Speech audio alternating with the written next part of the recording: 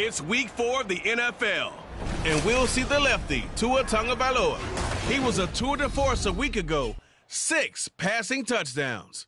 It's the Dolphins and the Bills. All that and more coming up next.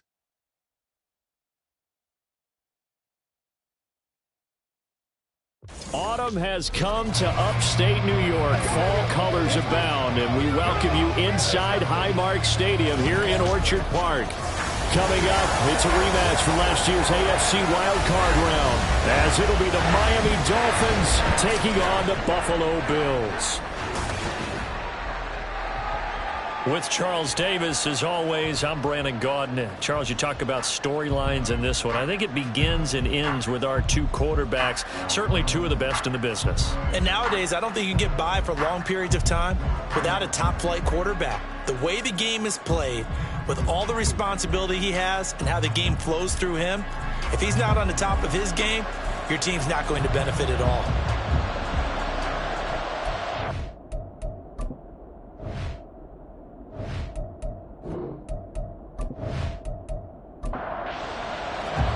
Seems like we were just starting training camp, but here we are in October, and off we go on EA Sports. And he will make it to the 20-yard line and no further. And we see the Bills offense take the field here at quarterback, Josh Allen. And it just feels like Allen has the Bills on the cusp of something great. Another 13-win season last year, and they're officially perennial favorites in the AFC. Behind that effort, continued excellence from one of the best quarterbacks in the NFL. 1st and 10, and kind of tipping their hand at running the ball. 3 tight ends are out there. Allen going to look to throw on the first play. Pulled in by Kincaid. And he'll go down at the 26, following a gain of 6. This defense for the Dolphins, they were terrific last week in the win over Denver. Yeah, and what stood out to me on tape, the way they were flying to the football. So that tells me that they've got all their assignments down, and they're playing with extreme confidence. And Davis will have a Bills first down as the tackle made up around the 33-yard line. They run for the first time with James Cook. And bulldozing his way through. And he's taken down right at the 45-yard line. That good for 22 and a first down. A strong player from last year's second-round pick who didn't get a lot of carries as a rookie with the Bills, only 89. But he made the most of them, though. A 5.7-yard average, good enough to lead all running backs had he qualified. This is a young man who's proved he's worthy of a more featured role in the Buffalo offense. They run again on first down, Cook. And this time the yards won't come so easy as they'll, in fact, tackle him behind the line. Bradley Chubb came in and got him. Now they contend with a 2nd and 12 after the loss. Allen going to throw. He's got it complete to Stephon Diggs. And he's got another first down as he's brought down at the Dolphins' 28. 19 yards to pick up there. Move the chains. Throwing on first down is Allen. That pass complete to Deontay Hardy. And he'll be out of bounds as he gets this down about the 21 or 22. 2 yards to go, 2nd down. Back to the ground, Cook. And he'll fight forward maybe to the line of scrimmage, but that's all. He got maybe a half yard at most, but officially they'll be left with a 3rd and 2. They're trying to keep the drive going. This will be play number 8. It's 3rd and 2. They'll run it. Here's Cook. And this time he's going backwards. So after the no gain on the last attempt, here they get him behind the line. The defense stiffens to force 4th down following that first down gain of 8. A great job there by this defense. They give up the long drive, but in the end, it looks like they'll force a field goal attempt. So on 4th down, off goes Allen. On comes Tyler Bass for the Buffalo field goal. The kick by Bass is good. And the Bills' opening drive yields 3. Well, they started the drive backed up pretty deep in a nice effort to overcome the field position, get into field goal range on the game's opening possession. And Brandon, I think from where they started, the initial thought was, can we get 1 or 2 first downs and help out our defense after we pump the ball away with field position? But as that drive went on, I think their sights got set a little bit higher. They were thinking touchdown, ended up settling in between and coming away with a field goal. Now Tua Tagovailoa gets set to lead this Dolphins offense for the first time. And what a performance he is coming off of. I know that this is a different era of football where we're throwing it around a heck of a lot more, but still, over 500 yards passing. 500. That's phenomenal, incredible. Let's see if he can take last week's game and carry it forward and have another similar performance. Simply not much more you can ask out of your running back. Over 100 yards and the 3 touchdowns. And for an old coot like me, I loved it because he did it on the ground. A running back taking control of the game. That's what I like to see. Hold on. An old coot? Coot, C-O-O-T. All right, I'll look that up later. Toward the sideline, and look at that catch. Dragging the toes, and that's going to be a first down. Well done.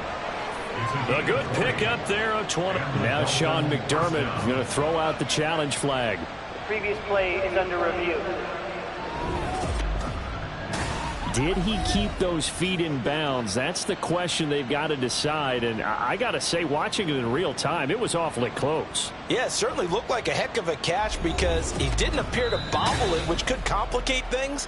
But even with the benefit of replay, that's pretty tight. Well, here's the call. So the challenge there does not go their way. This will indeed remain a completed pass. And a missed tackle there as he pushes forward for a gain of 4. The Dolphins hit 3-0 here in the month of September. And they've got to be pleased with the start of this season, obviously. Yeah, and you're talking about 3 good quality wins. It's got people in the locker room excited. Not overly so, but that quiet confidence is starting to build. They're starting to believe that this could be their year if they stay on track. A gain of 28 yards there and give them a first down. And we're going to see the ball in the air quite a bit here. This is a top 5 passing offense in the NFL. And they certainly like to get everybody involved. So this defense, they're going to have to be able to counterpunch somehow. They couldn't there, and it's an opening drive, first down. Now Achane on 1st and 10. And he'll get about 5 here as he'll take this down inside the 20-yard line. This running game's so important for them, and they know that. It helped lead them to a victory last week when he was over 100 yards. Let's face it, it's their identity, and that's what they want to play to. They want to be that team that runs the ball really well each and every week. And right now, we're seeing a pretty good pattern of that happening. Now play number 7 of the drive as they're looking at a 3rd and 10. Tua going to throw. And he'll take this beyond the line of scrimmage as he slides to a hole. He'll wind up getting 4 yards there on his own, but it also brings up 4th down. Like any team playing, they're looking for touchdowns to try and help their cause. But in this case, he does get them a little closer at least if they think a field goal turns out to be the better call here.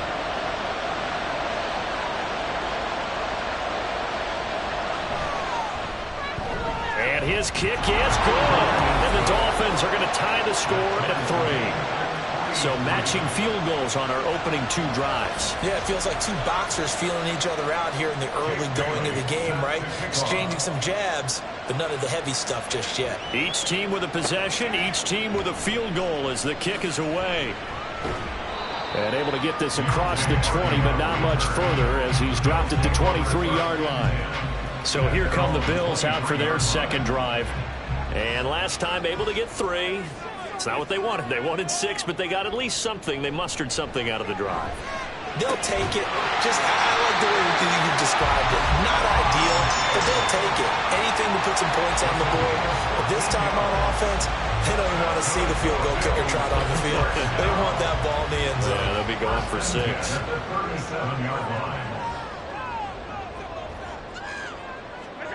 Allen now on first down. Got it complete to Khalil Shakir. And he'll be taken down, but not before he gets into enemy territory. Call it a gain of 14 for the second play in a row. And CD, defensively, you're going against a hot quarterback coming off a 3-touchdown game in their victory a week ago. But what's the big key for them to try to slow him down? You ask all the tough questions, don't you, partner? Because with this guy, if you blitz him, he takes advantage of that man coverage and burns you. But if you bring on those extra DBs, he sits back there and does what he wants. To me, it's going to be those DBs. When they catch the ball, big-time tackles really put it on those receivers. Working out of the shotgun. Here's Allen. Now a quick throw there, but it's going to be incomplete.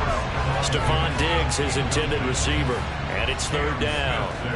They'll come to the line here needing 9 yards to pick up the first. You talk about this Miami defense. This unit, here's a diving catch right side. Already he's top 50 receiving yards in this first quarter. And he's got a first down. When I played in the yard as a kid, I used to imitate the spectacular catches that I would see on TV. I don't think I ever imitated one quite that well. Come on, give yourself some credit. No, I know better. What we just saw there, that was pretty special.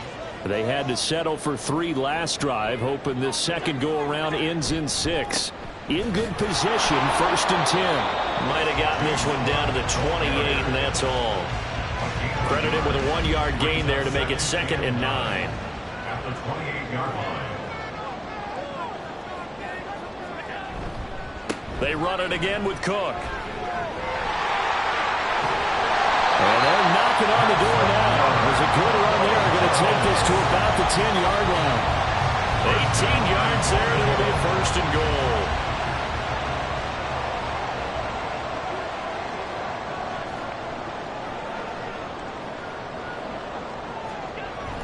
On play action, Allen. He will find Diggs in the end zone. Touchdown, Buffalo. Stephon Diggs, his 2nd touchdown on the season. And the Bills have taken the lead.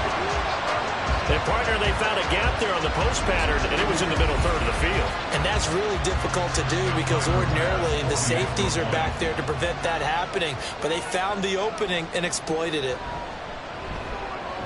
Extra point by Bass, up and good.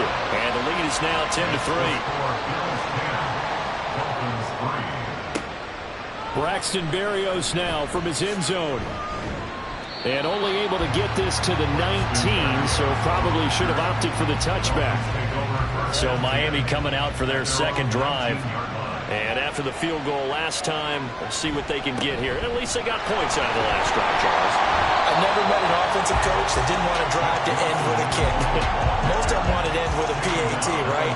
In this case, a field goal, they'll take it. Way better than the alternative, which is a punt. Yeah, but you met fan bases that wanted that, that weren't happy with that field goal. I haven't met a fan base yet that wants to drive to end with a kick, other than the extra point. That's it. Third down and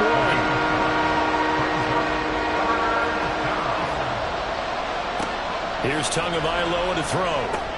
Work in the middle of the field, and he's got a man complete. And he is going to have the Dolphins first down as they're able to get the third down conversion. Got to say, I was a little surprised to see him, Charles, come out in the shotgun on third and less than a yard. Yeah, but the way the NFL is nowadays, we hardly ever see anyone really run for it on short yardage. So they're going to throw the football more times than not. That was a nice, easy rhythm throw right there, and they pick up the first down. Looks like he's going to get a couple here on this first down carry, and that'll make it 2nd and 8. 2 yards on the pickup. It's 2nd and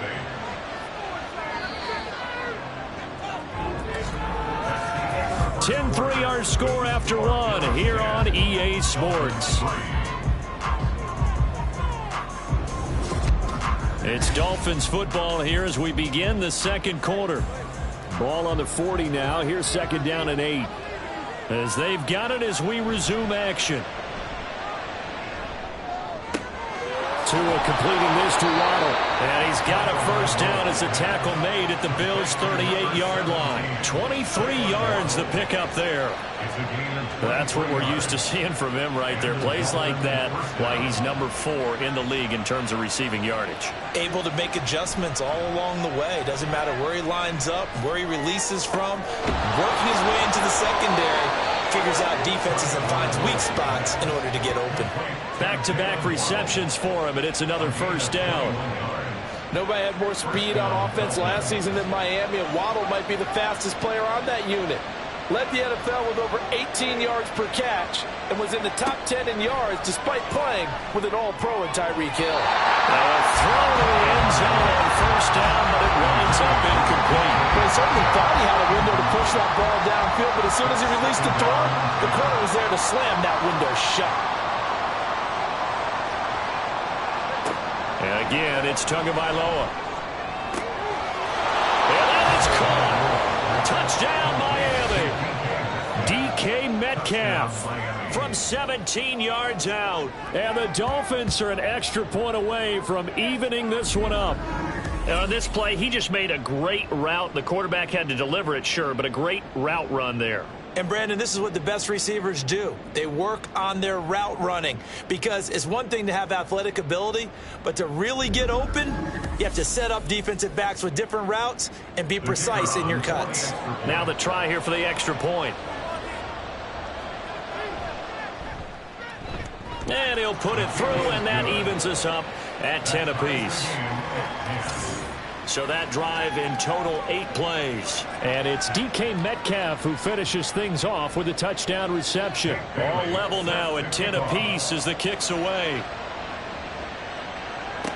On the return, Deontay Hardy. And he had no room to run as he's tackled down inside the 20. The football back to the Bills and Stephon Diggs. Previous series, definitely a focal point. 3 catches, the touchdown grab. As a DB, you're a former DB, is there a number of catches on a drive you're like, oh, he got the best of us? I'm not sure there's a number, but there's a great feel. And what he did on the last drive, yeah. Especially with the touchdown. Yes, you're never happy. You're exactly right. The way he capped it off, so you feel that at the sideline, and now you're looking at your buddies and saying, okay, what are we going to do to take things away from him? Because I'm not sure the other guys can make those sort of plays, so let's make sure that we don't let him get going again. They do get a couple, but they'll be left staring at a 3rd and 8 coming up. Exit 3rd and 8. So the shotgun snap to Allen. Pass taken in by his big tight end.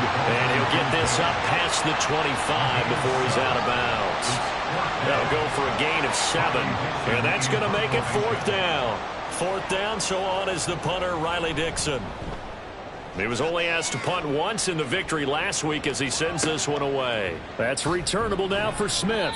It's a 45-yard punt, 6 yards on the return, and it'll be Dolphin football. Miami's offense set and ready to go. And they'll just simply be looking to build off the confidence of the last time out where they scored a touchdown. Then confidence is powerful, isn't it? When you've scored once, you feel like you can go back out there and get it done again. Doesn't matter what the defense throws at them.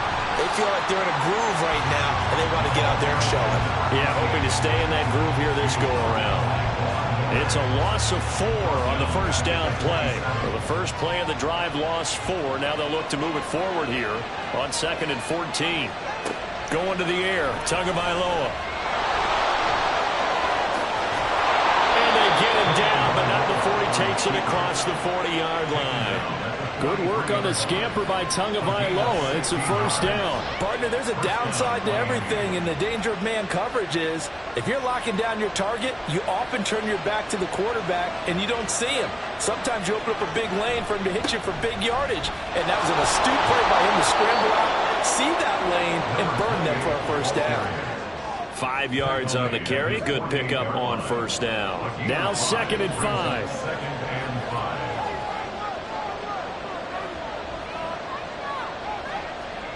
Now they'll throw with Tagovailoa. They complete it to Hill. And he's got a first down as the tackle made at the Bills' 41-yard line. It's a gain of 11 yards that time, and it produces a new set of downs. A run straight ahead with Achane. And a good job of finding the open space to run as he's down close to the 30 here.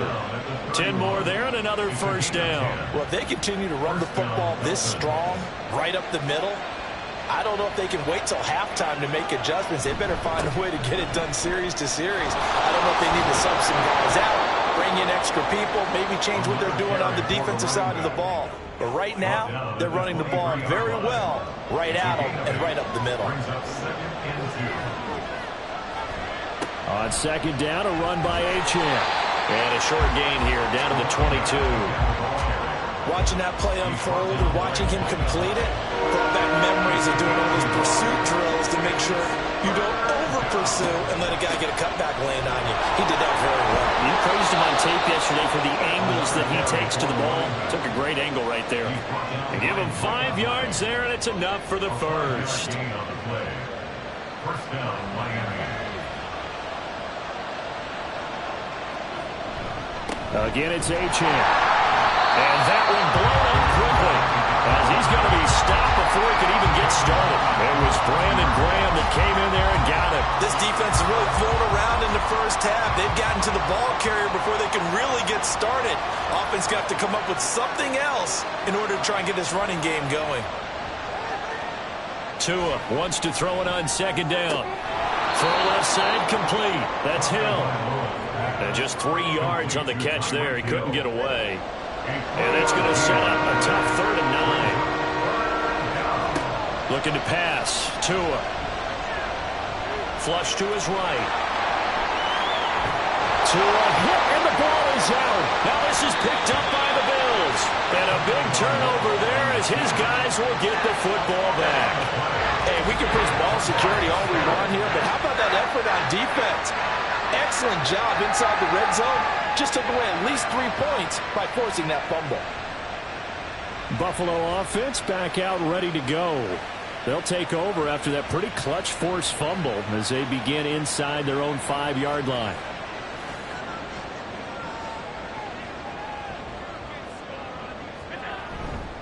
The veteran who spent last season in Denver, it's Latavius Murray. And he'll get this only up to about the 3-yard line. They work now on 2nd and 9. Up the middle, Murray. And he's going to take this up past the 10 to about the 11. Call it an 8-yard gain. Much better shape now on 3rd and just a yard. Brings up 3rd and 1. Up the middle, it's Cook. And he'll have the first down as he's up to about the 18. 47 yards on the ground for him now on 9 carries. So after the defense gets you the ball on a takeaway and a fumble recovery of their own, you've got to reward them, don't you? You've got to stay out on the field, give them a chance to rest, and how about doing it the way they did it, running the football and picking it up on 3rd down. They would not have wanted to go 3 and out. They avoid that right there. Yeah, they avoided the glares as they went back to the bench, didn't they? 2nd and 7.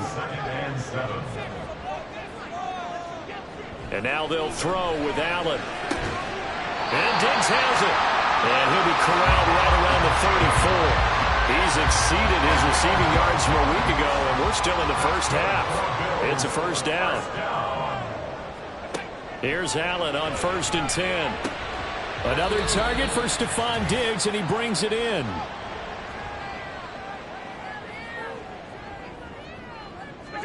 Allen looks to throw on 2nd down. A short throw pulled in by Kincaid.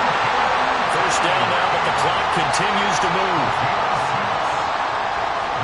From midfield, here's Allen. He's got the hook up with Diggs. And they're going to be set up down around the 15-yard line.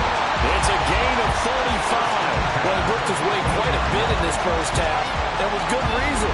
You can see it there. He is such a handful defensively. Just too hard to keep him under wraps. He delivers a big play here for this offense. So after the big play, look at this. All the way down at the 15 now on 1st and 10. to the air. Allen. And he's going to have to eat this one as down he goes. Big Raekwon Davis, the man fighting in for that sack. I know there'll be a little bit of criticism there because they went right back to the air after the huge pickup and ended up getting sacked.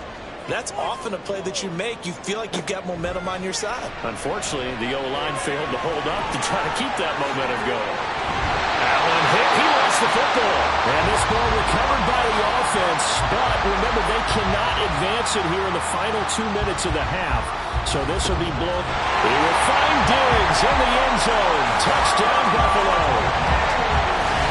Stephon Diggs as the first half is winding down.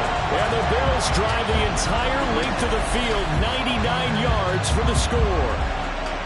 And that touchdown gives them a touchdown lead before they attempt the extra point.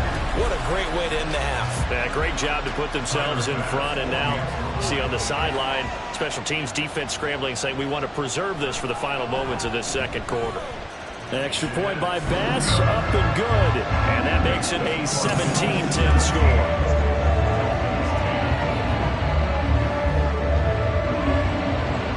So not much time to speak of remaining in this first half as the kick's away. And he won't quite make it to the 25. The Dolphins at the line ready for their next drive. And with time quickly fading here in the second quarter, not sure how aggressively, offensively they want to play this. I think we'll find out just how much they trust their guys in this situation if they decide to take a shot.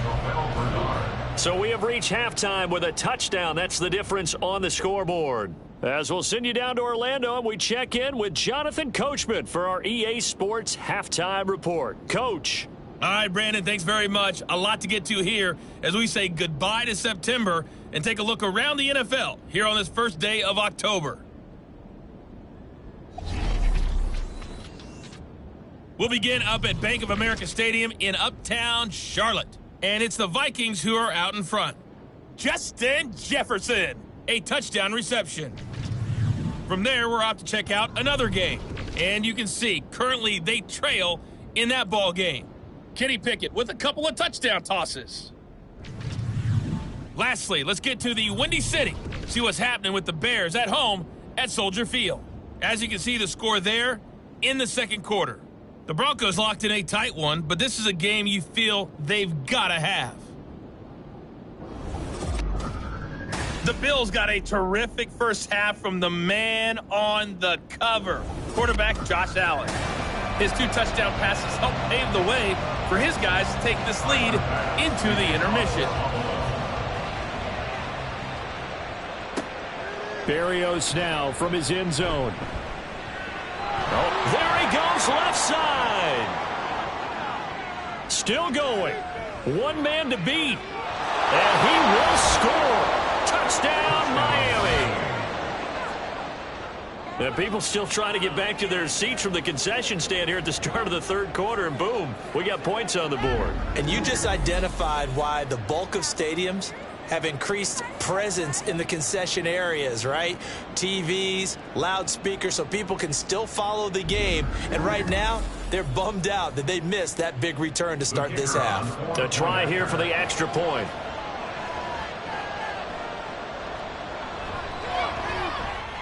And he gets it to go, and we're all even, 17 apiece. Personal foul, roughing the kicker, defense. And that flag accepted.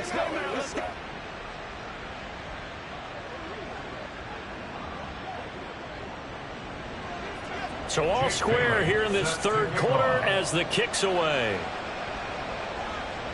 And that'll carry over the back line of the end zone for a touchback. So here's the Bills offense now. They get ready for their first possession of the second half. Allen and the Bills now with a 1st and 10 at their 25-yard line. Throwing to start the drive. Allen. That's complete to Davis. And he's taken down but able to slip across the 35. Line of scrimmage, the 37 on 1st and 10. To throw, it's Allen. And that It's Davis. And he takes this one down almost all the way to the 30. That'll go as a pickup of 32 on the catch and run. When you get into the second half of a tie ball game, you start realizing that every play takes out a bigger significance, and this is pretty significant right here. This is where you start putting the pressure on that secondary, and that's a job well done there. So the big play changes the complexion of things. Here's 1st and 10 just outside the 30. Allen off the play fake. Pass caught. It's Davis on the crossing route. And they move this all the way down to the 9. Last play went for over 30 yards. This one not quite as big, but still over 20. How about the way they're moving the ball down the field? They had a big play a moment ago. Followed it up with another nice one here. And before you know it, they're already looking at 1st and goal. And he'll take it into the end zone for a Buffalo touchdown. Josh Allen, his 3rd touchdown of the game, number 9 on the season. And the Bills have taken the lead. Well, no surprise to anyone who watches the NFL there. Remember, Josh Allen, 7 touchdowns on the ground last year, added 1 more in the playoffs. In fact, the active leader in touchdowns by a quarterback with 39 coming into 2023. The big horse rides again. The extra point by Bass, up and good. And they will take a 7-point lead. After the touchdown, Bass to kick it away. Berrios going to bring this out of the end zone. And he'll get it up past the 20 to about the 22. Miami set to take over.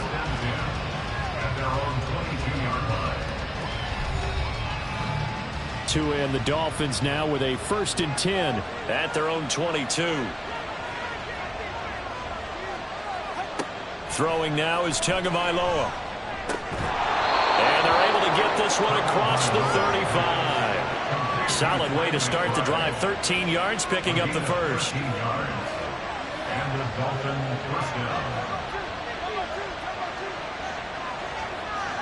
Setting to throw on 1st down is Tua. Open man is Hill. He's got it.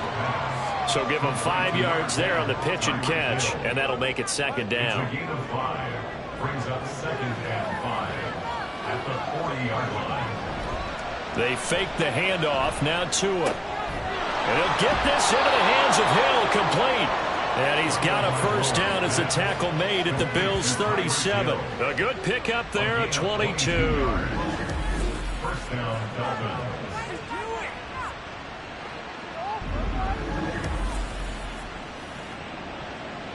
So 1st and 10 now in Buffalo territory at the 37-yard line.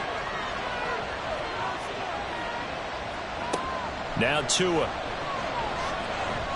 Escaping the pressure right. And this turns into a nice gain with a slide at the end. Good coverage downfield led to him taking off, picking up the 1st down on a 13-yard run.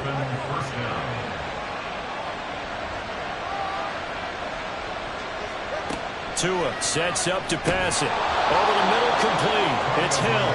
They get him to the ground right on the cusp of the red zone after a pickup of 5 or 6. From the 20, here's 2nd and 5. At the 20-yard line. Achane gets it from the gun. And he'll get this one down to about the 17. Still a couple yards short of the 1st as the 3-yard gain brings up a 3rd down.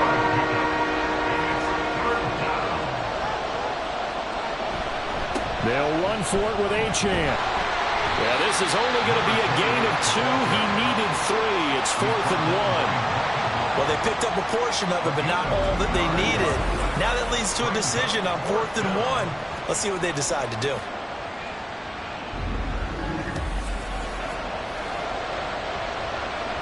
On now the Miami field goal unit. From the left hash, just a 32-yard attempt. And this one is right through.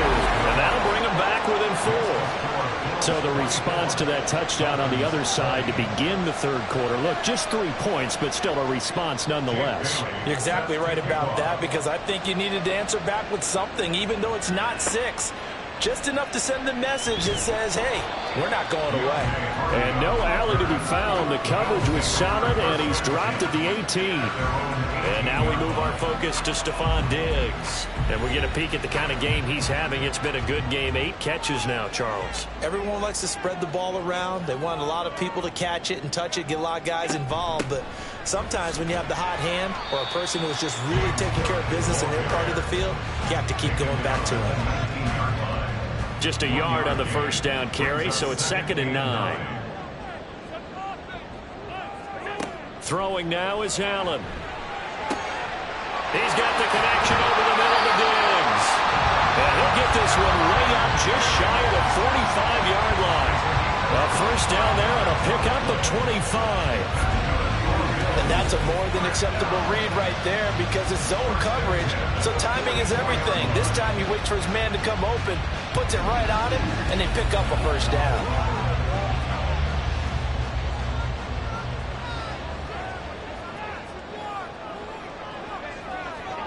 First down, and they're going to throw with Allen. That's caught by Kincaid, working the middle of the field.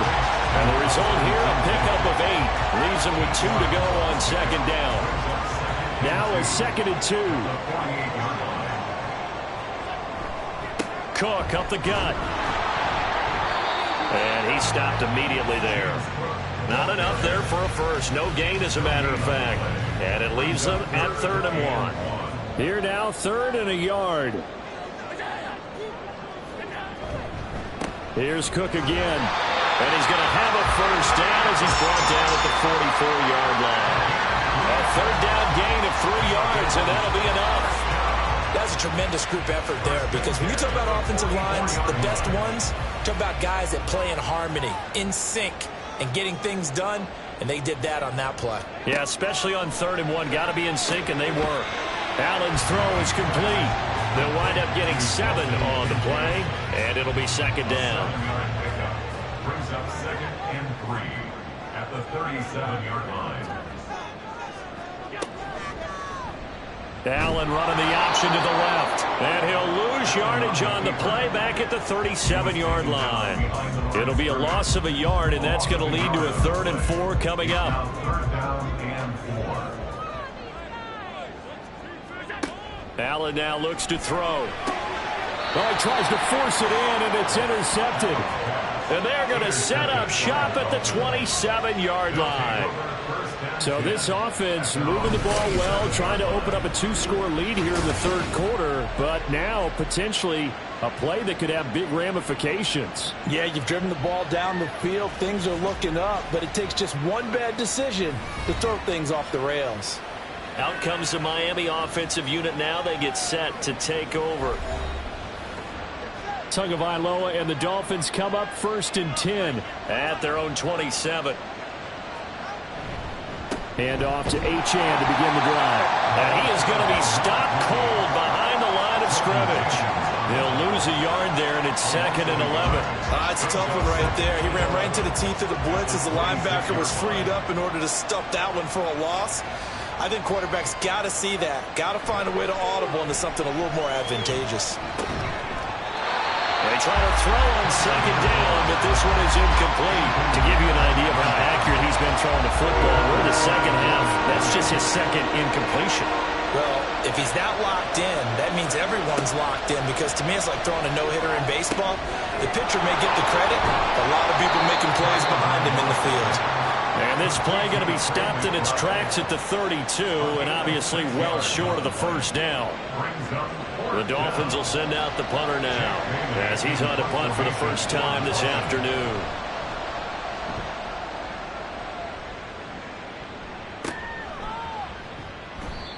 So possession goes over here on the punt, and the Bills will take over the football with a 1st and 10. So here are the Bills to take over. They got the victory last week. That was against Washington, and now they lead this ball game as well. Set to go here, 1st and 10. He'll find Gabriel Davis, and he slips up past the 45 before being tackled. An excellent way to start the drive there, 18 yards. As they began this drive, I was wondering how they were going to attack since they're playing with the lead. Would they continue to try and push the ball downfield? Well, after one play, it appears that the answer is yes.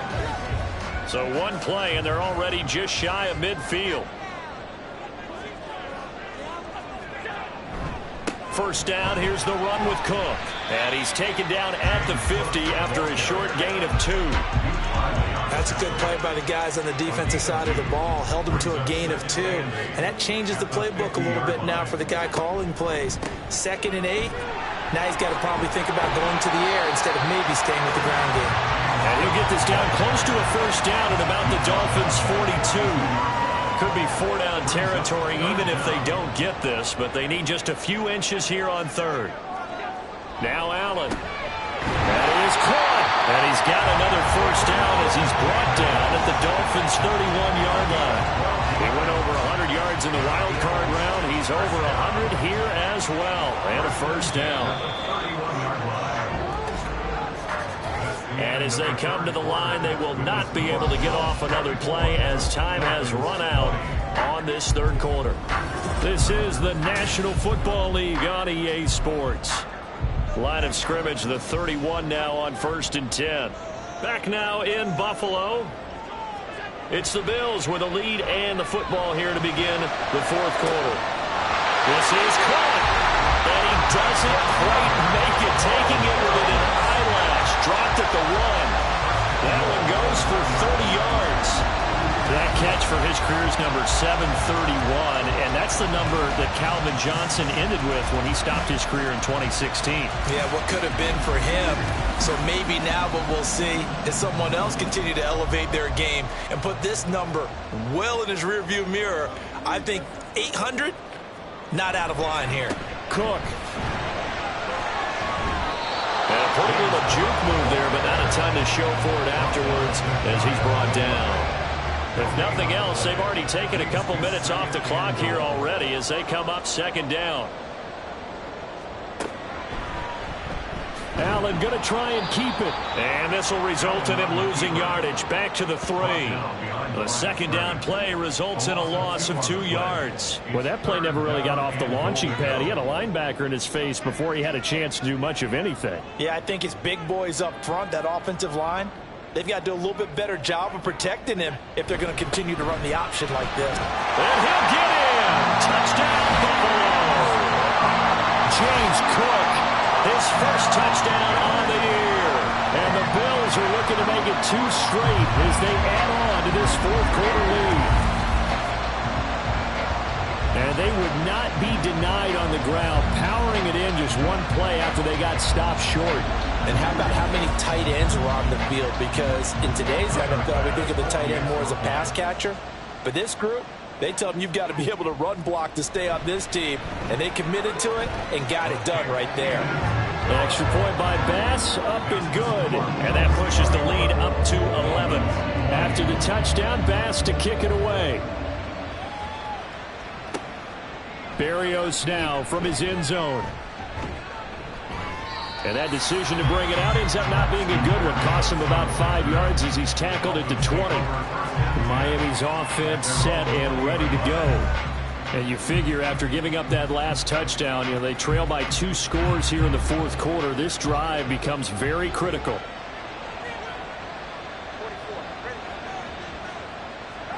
Here's Tagovailoa on 1st and 10. They complete it to Hill. And they're able to get this one across the 35. That's a good way to start the drive. 17 yards and a first down. This possession means so much for them. They've got to focus on this drive and find a way to make this a one-possession game. Yes. Got to get a score. Yeah, so good with a field goal. Don't necessarily need a touchdown. Meanwhile, Tua's throws taken in by Waddle. And he'll have it past midfield almost to the 40 before being taken down. It's another first down on what will be a gain of 21 yards. All right, this is the time of the game where they're down a couple scores, and they've really got to get some yards in chunks. And they know the defense doesn't want to give those up, but they've got to find a way to take them anyway. Now the question is, can they string a few of those together? Now a nice throw here right side. He hauls it in. He'll get this one down near the 20-yard line, just shy of the 20. They go right back to him for 20 and a first.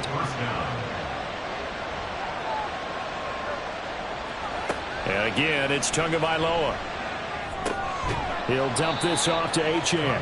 And he's taken down after a gain of 3 as they move it from the 22 to the 19. They'll come up 2nd and 7. At the 19-yard line. On play action, here's Tua. He's got it. Touchdown, Dolphins. Tyreek Hill with career touchdown number 75. And the Dolphins have made it a one-score game again here in the 4th. So how about that for an answer? They get the touchdown there, and it's back to a one-score game here in the 4th. And that's what these guys have done all game long because they've scratched and slashed their way to stay in this game. And by now, we should all realize they're not going away. Now the pressure again swings to their defense because they're going to need to find some way to get the ball back. And this is caught. They got it. And that could be an important 2 points that gets them back within a field goal. I guess the coach looked at the 2-point cheat sheet, said go for it, get it to a 3-point game, and they did it. Yeah, and sometimes you just throw out time of game. You don't worry about that. There's just a feel sometimes in making that call, and he felt good about what he had for a 2-point conversion, and now they're only down 3 and feeling great about themselves. Bailey now to kick it away after the touchdown.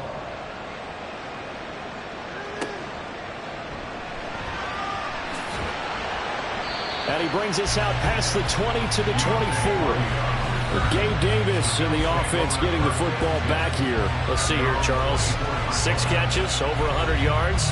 Call that a pretty good day at the office. And I love the accumulation, the catches, the yardage. That means he's having a pretty good impact on this ball game and really helping his team out in a big way. Means he wants the football again, right? And it's funny because some of these receivers are very vocal about how much they're getting it.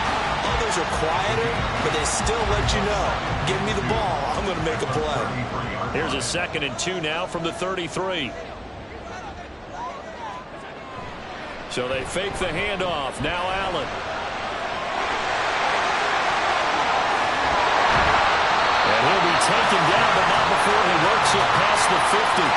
Josh Allen, very athletic at 6'5", showing the versatility, picking up the first on the scramble.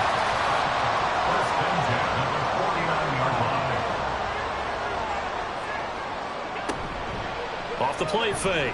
Allen, he'll take a shot for Davis to the end zone. And it's incomplete. Took a shot, couldn't connect. Just because you got the lead in the 4th, it doesn't mean you have to play it safe.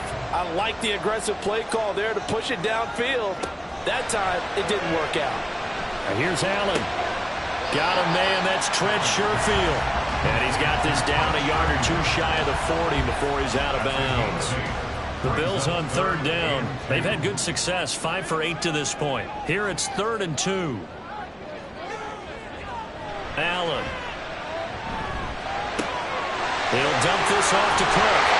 And he's going to get this inside the 30. 12 yards that time, and a Bills first down. And that certainly appears to be a critical conversion right there because not only do they keep the drive going, they take valuable time off the clock as well. They have to feel really good about that last completion.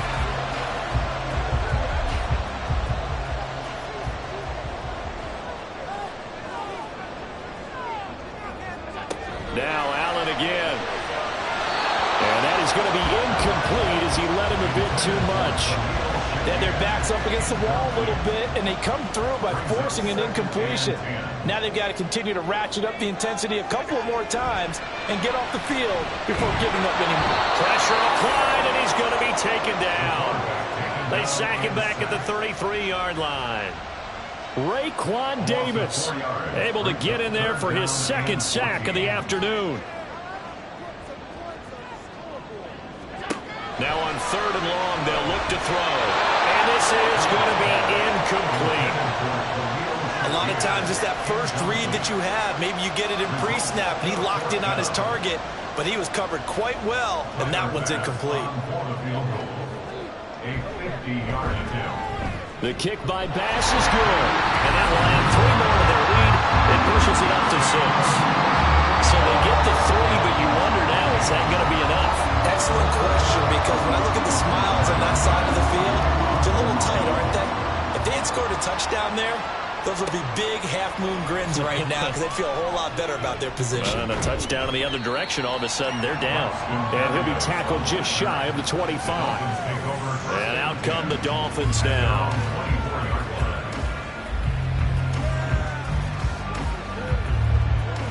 And the Dolphins now with a 1st and 10 at their own 24. Going to the air, Tagovailoa.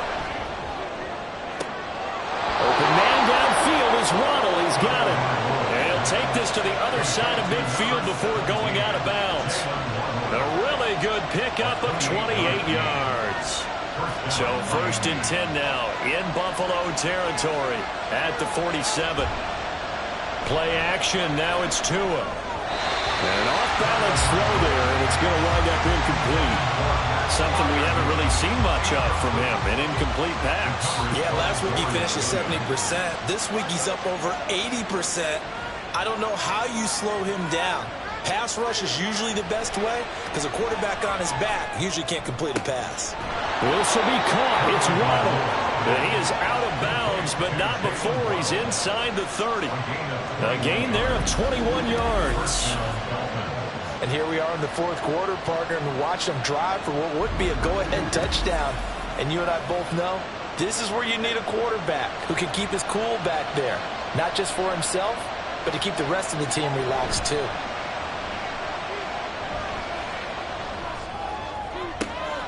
That's going to be caught. And he doesn't quite make it, taking it within an eyelash. Dropped at the 1.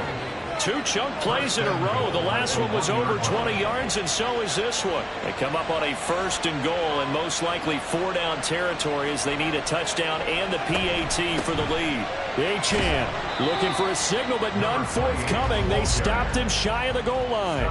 Only a yard that time, 2nd and goal. Brings up 2nd and goal. And they'll turn to the power game to try to get in.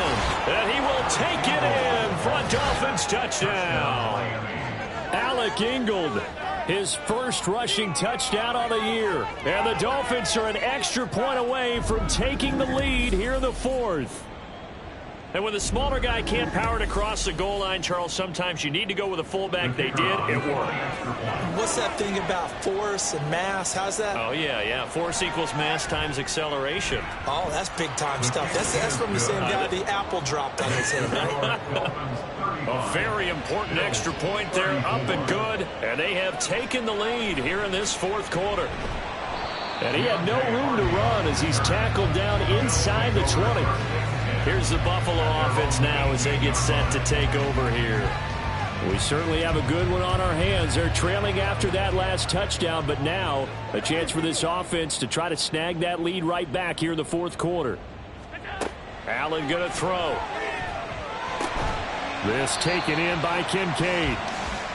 So 5 yards here, 5 on the play, and it's 2nd down. It's a gain of 5. Brings up 2nd and 5. At the 23-yard line. Here's Allen to throw it. Caught right side, Davis. And up to the 35 before they're able to knock him down. Ball up to the 35 now as they come up on 1st and 10. Here's Allen. That's to Cook out of the backfield. And he'll be out of bounds after getting this one across the 40. Just about every quarterback is trained to really look downfield first before you come back and make a nice, safe throw. And in this case, that's exactly what he did. Found his running back, let him create some space, and it turned out to be a nice play for the offense. Allen's throw complete to Shakir. And he stopped after a gain of 1. Not enough. Still a yard to go on 3rd down. 4th quarter, 2 minutes on the clock in a tight 1-point game. So it's Bills football here as we get you reset. A big play in this football game. 3rd down and 1. And that's complete to Davis. And he is going to have the Bears 1st down as they're able to convert by plenty there on 3rd and 1. Now you're right on the edge of field goal range. You still got time, but get up to the line of scrimmage and get set. Here's Allen. Another tote for the workhorse this afternoon. It's Cook. And he'll work this forward for about 3. It's second down. They'll come up now on second down. Now Allen. That is caught by Shakir. And he is tackled inside the 40, not quite to the 35. Throwing, Allen. Got his man complete over the middle. That's Cook. Now the Dolphins going to burn the first of their timeouts. That'll leave them with 2 remaining. We'll be back after this. To throw is Allen. A short throw pulled in by Kincaid. The Dolphins going to take their second timeout. That'll leave them with just 1 remaining in this 4th quarter of play. Allen able to find the open man. That's complete. Now the Dolphins will use the last of their timeouts. That'll be their 3rd and final stoppage here as we step aside. A run there with Cook not going to accomplish much. Call it no gain. Second down coming up. Now the Bills are going to use the first of their timeouts as the clock stops here with 46 seconds left to play. Ball resting on the 20. This is 2nd and 10. Again, it's Cook. And he's only going to get a yard from the 20 to the 19. I know they got a little yardage there, but I'm not sure their investment is right. They're still running the football, and I'm not sure there's enough time to continue to do that. Now Allen. And brought down, but not before they get it inside the 10 to the 7. Now the Bills will use the second of their timeouts. That'll leave them with just 1 remaining in this 4th quarter of play. Now here's a timeout as they will indeed call it with 5 seconds to go and a chance with a field goal to win the game. So all eyes now on Tyler Bass. 2 for 2 on the afternoon, and a 3rd would win it. And his kick is indeed good, and it's celebration time on that sideline as they have taken the lead in the final seconds. He hasn't missed a kick all year. Why would he start now? That's a great question, isn't it? Well, maybe because that was the most nerve-wracking kick he had to attempt all year, but he knocked it through just like it was an easy chip shot. Well, this one, partner, was fun down at the very end. They got the points late, right before the whistle. Then the ensuing kickoff. They were hoping for magic on the other side, but couldn't get that spark. Fun if you won, and fun for us, because we got to watch it and call it. That magic that you were talking about didn't occur at the end, but what a game all the way through. So for Buffalo, they're on a nice early roll as they move to 3-1 with a win here. And they'll get another home date next week as the Jaguars will come to town. Meanwhile, for Miami, they're going to fall to 3-1 as they suffer their first loss. And they'll get a chance to redeem themselves at home next week. So that'll do it for us. For my partner, Charles Davis, and all the hard-working men and women on our crew, I'm Brandon Gaudin. You've been watching the NFL right here on EA Sports. With that, we say so long from Buffalo.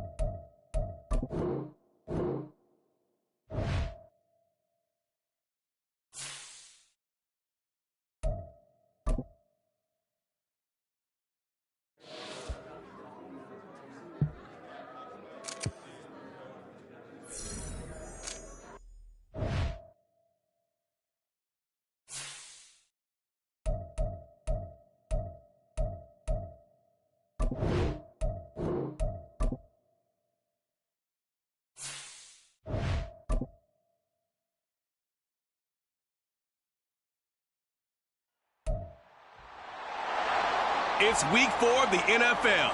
And coming up, we'll see the dynamic Alvin Kamara. He had a nice effort a week ago with a pair of touchdowns. It's the Saints and the Buccaneers, and it's coming right up on EA Sports.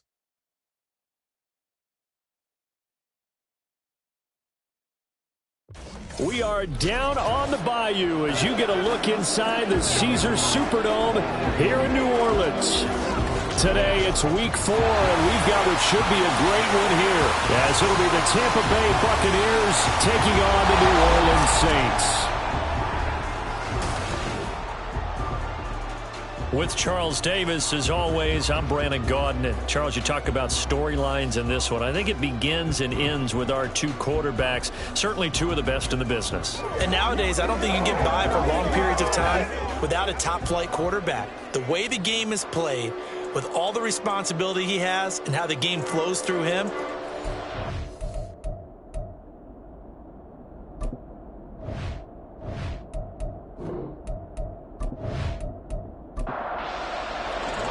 Seems like we were just starting training camp, but here we are in October, and off we go on EA Sports.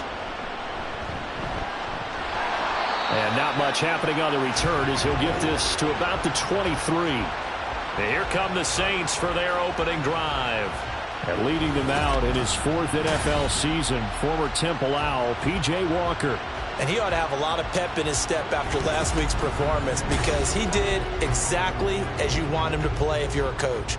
3 touchdown passes, 0 interceptions, which usually means you're making a lot of right decisions out there. And got him the win. And this intercepted on the first play of the game. Davis picks it, and he'll get this back to the 32-yard line.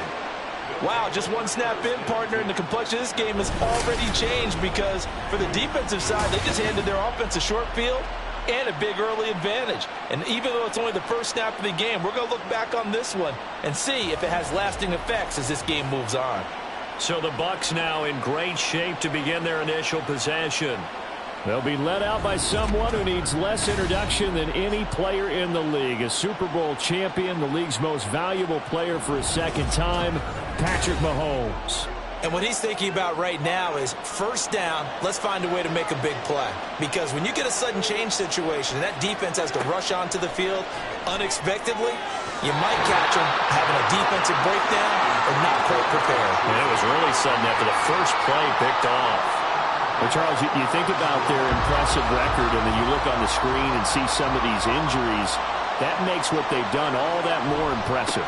And when one of their starters or one of their key guys can't play, they miss him, but they just say, get well. We'll hold the fort until you get back, and the next person steps up into that void. This team has done a nice job all year long. No excuses, just performance. Mahomes now on first down. This is caught. And the Bucs are going to be set up with a first and goal on a pass play that moves them all the way down to the 1. I think he has to be saying to himself, how did that not wind up a touchdown? Remember, you just need the tip of the ball to cross the plane. It's not going to get there, but they're going to be... And he'll take it into the end zone. Touchdown, Tampa Bay. His third rushing touchdown on the year and fourth overall. And the Buccaneers use the early turnover to get on the board first here in this one. Sometimes offenses can get too cute down near the goal line, but there's nothing fancy about this one. As Coach Lombardi would say, we get a seal here, and we get a seal here, and we run this play in the alley. And that's good work to hit the hole hard and finish in the end zone. Extra point by McLaughlin is up and good. And it's now a 7-0 game. So that drive, 4 plays. And it was Rachaad White who wrapped the drive up with a touchdown run. Following the touchdown, here's McLaughlin to kick off.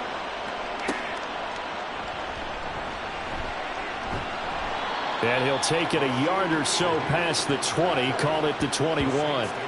New Orleans Saints, they get ready to set up shop for their second drive.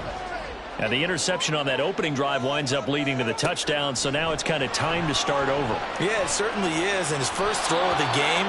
But I like the way his guys rallied around him. Oftentimes, the quarterback is the leader, right? He tells everyone what to do. In this case, I noticed his linemen around him kind of patting him, saying, let's go, big boy. You're still our leader. And he'll lose yardage here, back to the 15. They call that a loss of 6 yards. And it's third down now. Plays like we just saw there. That's why they're up right now. And the defense, they're doing their job. Yeah, it starts with the guys up front. So when you talk with GMs who are putting together a team, a lot of them say we're going to build from the inside out, because if you control the line of scrimmage, you control the rest of the ball game. And that's what we're seeing here. They're actually playing in the offense's backfield, not necessarily just playing at the line of scrimmage. It'll be a gain of 12, but it will also lead to fourth down. And that's a play that's not uncommon on third and long, because the offense is just hoping that somehow they can get a guy in space and follow some blockers downfield. Does a pretty nice job there getting a few yards, but he ends up getting stopped before he can get the first down. They'll score that a 36-yard punt, and the Bucs will get ready to go on offense. Tampa Bay, they're getting ready to set up shop here for their second drive. And they come in losers of 2 straight. And remember, they've got the open date on their calendar next weekend. But you think it's vitally important, Charles, that they focus on the task at hand here? Absolutely, because these players, they know what's coming up. And the difference between taking time off following a win versus doing so on a 3-game losing streak, that's absolutely huge, because they may come back if they lose this game to a facility, and there may be new faces in there and some teammates lost.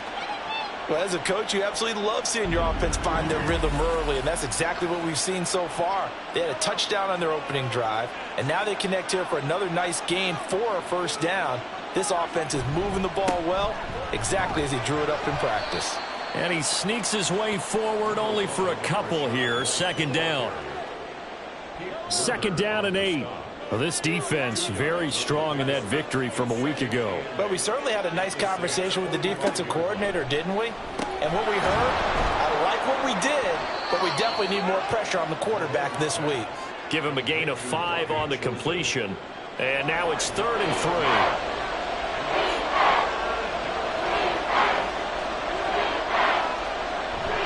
They'll try to pick this up on the ground with White. And he will be very close to a first down, but I see the closed fist of the referee, and that means fourth down. Defensively, we always know that he is tough in run support, and I think the way that he gets there is he understands what an offense is going to do before the ball's even snapped. A great job of scouting prior to the game, then reading, reacting, and taking the right path to the ball carrier. And this one is no good. He missed it, and this will remain a one-touchdown game. Yeah, 55 yards is anything but a gimme. You got to really concentrate on your leg swing and proper technique. This time, though, he's unable to convert. Out onto the field comes New Orleans. Not only are they in search of their first score, they're in search of their first down in this ball game as they come up 1st and 10. To throw is Walker. And incomplete on the deep ball. You look at this defense for Tampa Bay.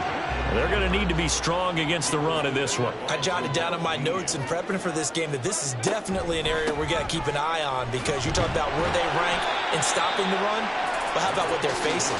This unit loves to run the football, and they rank highly in the league in getting it done. Yeah, power against power. Something's got to give. From the midfield stripe, they'll look to throw.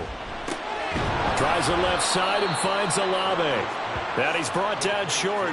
2 yards there, needed 4. Well, we hear so often how tackling has become almost a lost art in the NFL game, but it's so important to tackle well on these receivers, especially in a play like this one. 3rd down, they gave him the underneath stuff. You got to go up and make the tackle right away. Now on 4th down, on is the punt team sending this one away. No returning this one. It sails out of bounds, and they'll spot it right at the 20. So here are the Bucs to take over on offense. They'd lost 2 straight coming in, but good news for them right now. They've got the lead and the football.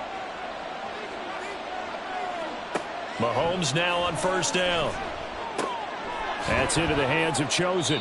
And he gets this up just shy of the 30 to the 29 before he's out of bounds.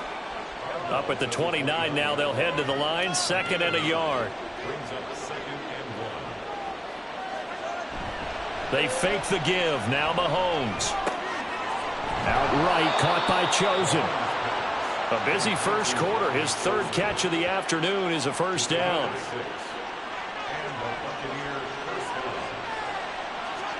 Now here's Mahomes.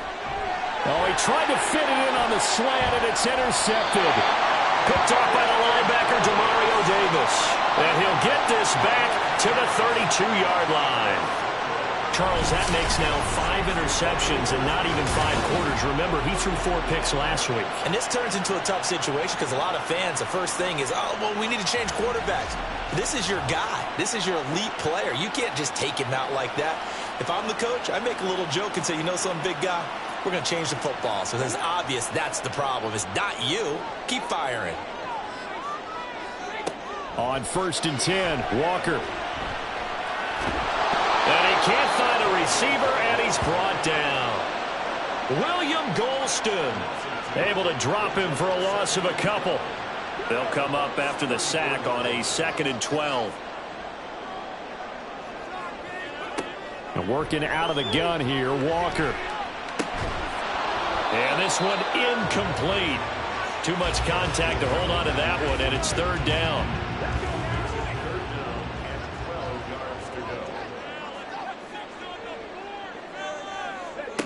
From the shotgun, it's Walker. He's got his target. That's complete. Touchdown, Saints. Chris Olave, his 4th touchdown on the year. And the Saints are within an extra point of tying up this ball game. The catch and the touchdown, they were the end result of a terrific route run by the receiver.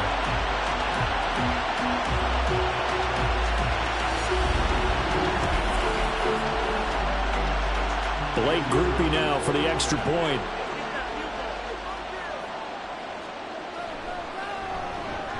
It's up and good. So these teams match touchdowns here in the first quarter, and we're tied 7-7. So all even at 7 now as they kick it away. From the end zone, here's Devin Tompkins. And he returns this to the 22. Now the Buccaneer offense set to take over again. They had the interception last drive, led to the tying touchdown. So 7-7 the score as they begin 1st and 10. They go back to the air here after the INT on the last drive. And it's incomplete. Boy, he doesn't drop many like that one. 2nd down. 2nd and 10. They go play fake. Mahomes.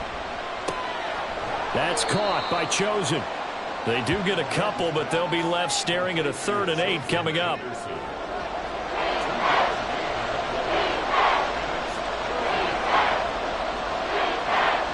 Throwing now is Mahomes. That is caught. And he is going to have a Bucs 1st down as they're able to get the 3rd down conversion. Obviously, slowing down Mahomes, going to be a tall order. He gets the completion there, but what do defenses need to try to do against him? Well, as we saw in the Super Bowl against Tampa Bay, their number one goal was to get him to 3rd down and long situations, not 3rd and manageable, meaning 3rd and 4 or less, but 3rd and 7 or more. There are plenty of those situations because now you can unleash your pass rushers. And if you can get that going, get him pressured in the pocket, get him on the move, use those 7 behind him to cover, that's how you can play Patrick Mahomes the best, I believe. They go play action. Now Mahomes. And the Saints pressure gets him. Brought down for a sack. They'll wind up losing 10 on the sack, and it'll lead to a 3rd and long. Now that was a passer's nightmare.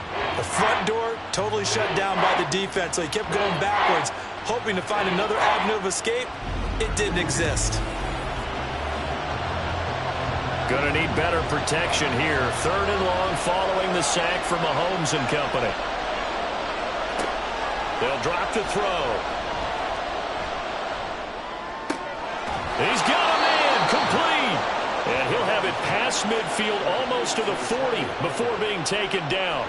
A real letdown defensively. That was 3rd and a bundle, but they allow the conversion. We spent a lot of time talking about what's going on the field. How about off the field with the evaluation? And they spent a lot of time saying, we've got to get a rookie in here who has big playability. And that's exactly what we're seeing here early in his career. Drafted him in the spring. Here he is early in the fall making an impact. And now a throw on 1st down there, but it's incomplete. When you look at the Saints defense, they find themselves just a couple of spots outside of the top 10 defending the pass, number 12 in the league. So I'm prepping for this game. I kept asking myself the question, what's keeping this group from being top 10 in the league against the pass? And? Too many mistakes, especially little mistakes. And those add up into big mistakes. Big mistakes add up into points against you.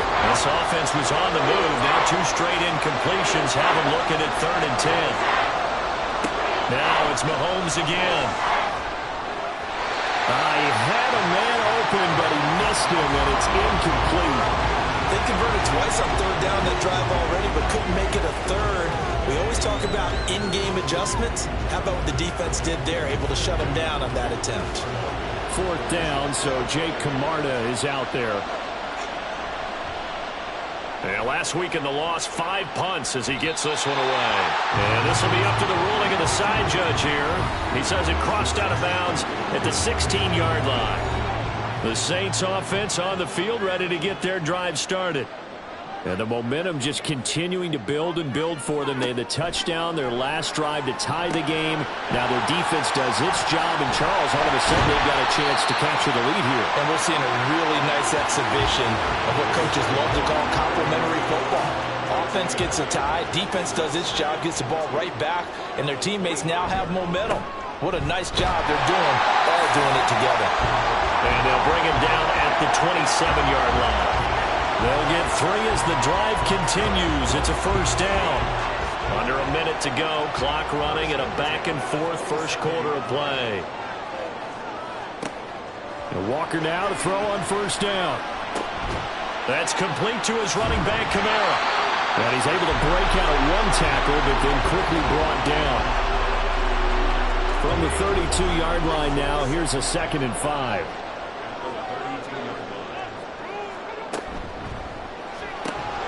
Finding Taysom Hill complete.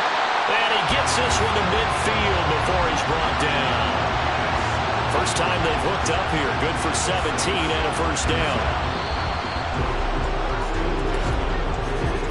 These two teams all tied after one. Ready for the second quarter from New Orleans. It's the Saints in possession as they've got it with a 1st and 10.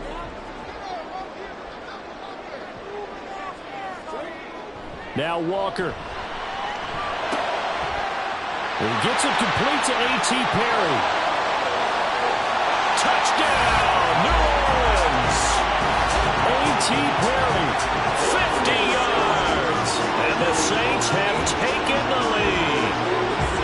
I think if you polled defensive backs, they would say the corner route, take that out, make it illegal, because that is so hard to recognize and so hard to adjust, because your first move is to not get beat in the middle of the field. And that's how they move you first before they break off to the corner. But then as a wide receiver, great job. It's tough to turn those upfield and go, but he did a great job with it there. Really good balance, really good body control, and how about the end result? A touchdown. The point after, good by Groupie. And that makes the score 14-7.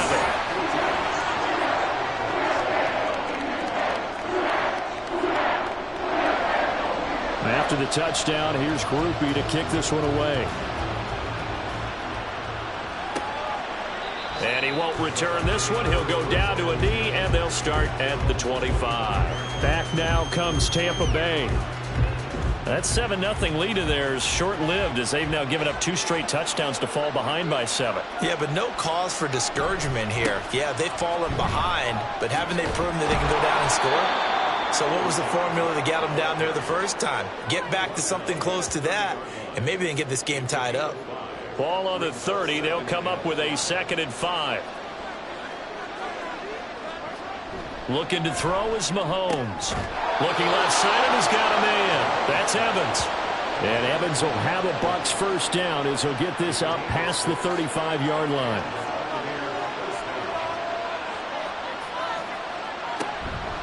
Now a give up the middle. This is White. And he edges forward, but only gets a pair of yards out of it. It's 2nd down. So if you've been playing defense in this one, there's a little bit of the good and some bad, because they did give up the touchdown run to him earlier, but shut him down otherwise. Outside of that, you're exactly right. I would say they've contained him very well. And he's going to get this down to the 35-yard line. 27 yards there, a first down. And with that last throw, a nice milestone for Patrick Mahomes. He goes over 25,000 yards passing for his career. Well, it seems like his rookie year was not that long ago, but he is steadily climbing that all-time leaderboard and figures to do so for many years to come. First down, here's White. And an excellent job of finding the opening as he's got this now all the way down to the 22. 40 yards rushing now on 8 carries for him so far. Throwing on first down is Mahomes. And he's got his man in stride, complete. Call it a gain of 6 on the play, and that'll bring up 2nd down.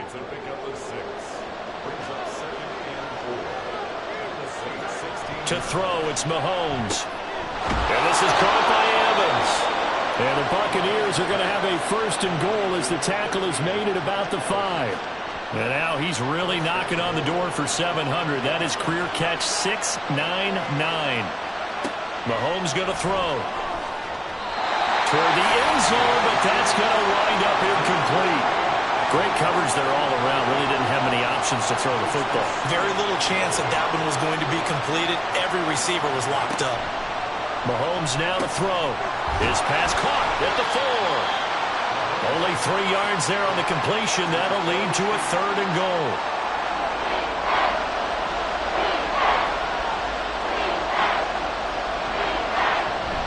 And they'll let the fullback try and take him home. And not going to be able to push this forward. He runs into a wall right at the line of scrimmage. No gain on the play. And what to do now on 4th and goal? Well, let's see what they do. They're knocking on the door here in the second quarter. And you know what you look at on your play sheet? your two-point conversion plays, because you've drawn up a number of them in today's football. You don't just have one or two for the game. And he's into the end zone for a Tampa Bay touchdown. Rachaad White with his 4th rushing touchdown on the year. And the Buccaneers' decision to go for it pays off with 6 points. This defense held out as long as they could, but ultimately the running game wears them down from the 1-yard line. And that gets set up throughout the entire drive, doesn't it? And when you put those big bodies and determination into that carry, the end result, touchdown. The extra point by McLaughlin is up and good. And we are tied at 14.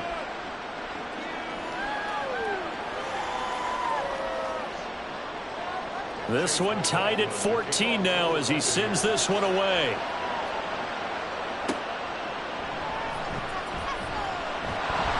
And makes it across the 20 as his guys will set up shop at the 23-yard line. The focus goes back to Chris Olave, the Saints offense. There's a lot of talk in training camp about him getting off to a hot start this year, saying that they needed that. Well, he's done it through the first month. It kind of reminds me of one of those great musical groups where one person has their name out front, then they have the backups, right?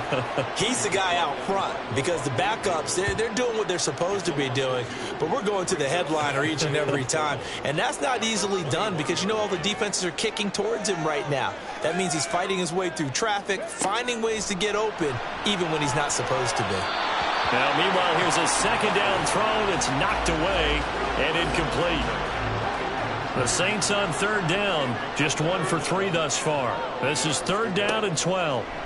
To throw is Walker. Work in the middle of the field, and he's got a man complete. Touchdown, New Orleans! A.T. Perry. 2 catches, 2 touchdowns here so far. And the Saints have moved out in front. Boy, Charles, this offense is just so explosive. They lead the league in scoring, and another example of just how good they are right there on that play.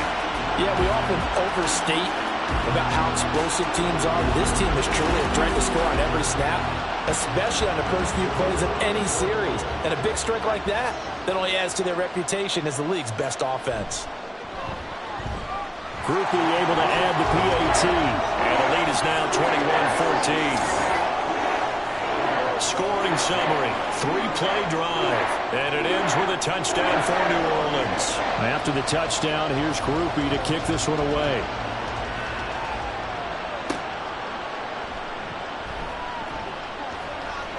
And he won't quite make it to the 25. Well, Rachaad White and the rest of this Tampa Bay offense going back to work now. Good returns on the last drive. He hit the end zone for the second time. Good returns in this first half, really. Yeah, good returns for his team. Really good returns for the guy. You know where I'm going. Darn right. Those fantasy guys who have him on their team, they're rejoicing right now, and they have a high expectation that what they've seen already will continue. More. You talk about fantasy a lot, but you don't. Why don't you just play? You know, I'm not good enough to play in a fantasy game. I enjoy watching you do it. You're an expert. I mean, you were a champ last year. Keep it up. 5th place. Okay. Well, that's a champ in my book. That's on the big guard, Gabe Jackson. A bad false start penalty there. Now 2nd and 6.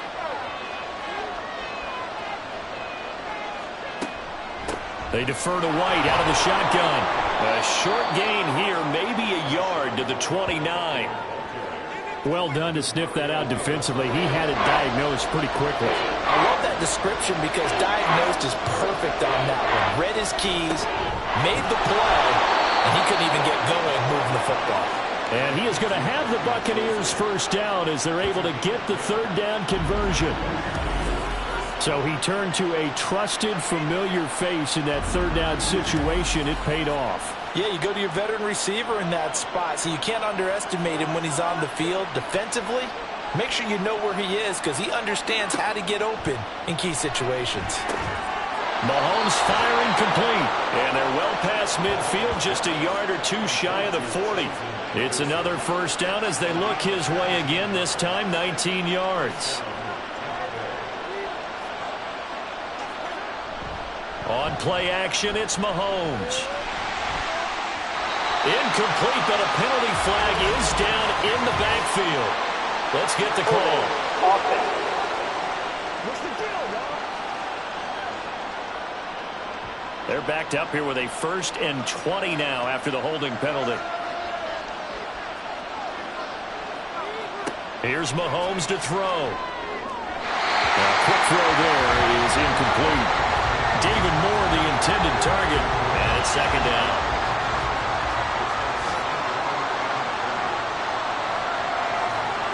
Mahomes to throw once more.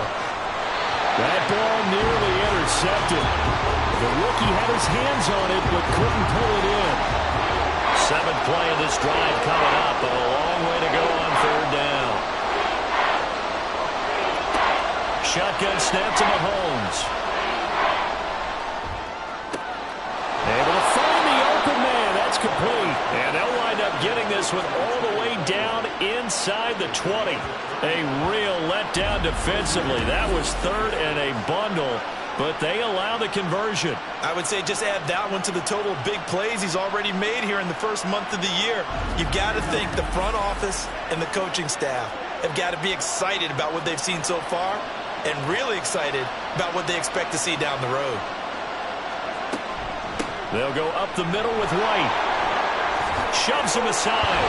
And all the way down inside the 5 to the 4. 55 yards rushing for him now with a couple of touchdown runs to boot. We use the word relentless a lot with guys who are aggressive on the field.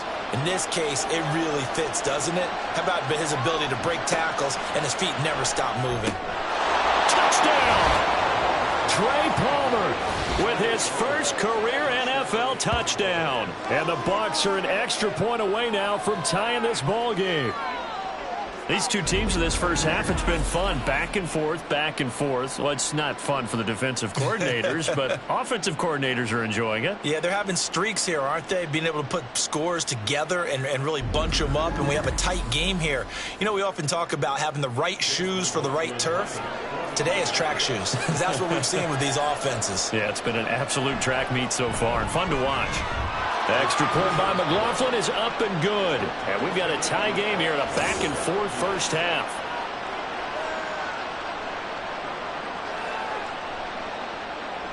A couple of teams locked into a good one here. 21 all the score as the kick's away. Taken at the goal line. And able to get this across the 20, but not much further as he's dropped at the 23-yard line. Alvin Kamara and the Saints set to start their next drive. First month of the season, those numbers pretty solid. Does he continue that? I think so, because when you come out of the gate this strong, that means that you have planned for it and you like the results that you're getting. So I wouldn't have any doubt that the head coach, offensive coordinator actually called him in and said, look, you're our guy, okay? We're going to continue to stick with this as long as we're winning games. You ready for the challenge? And then they presented it to the rest of the team. I think we'll see plenty of that as the season moves on. I'm sure he said challenge accepted. That'll leave them with a 3rd and 2 coming up. They got 8 yards there.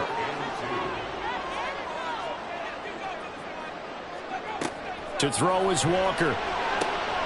He's got his target. That's complete. And he is going to have a Saints first down, and he's going to have it by plenty. Able to get 8 yards there on 3rd and 2.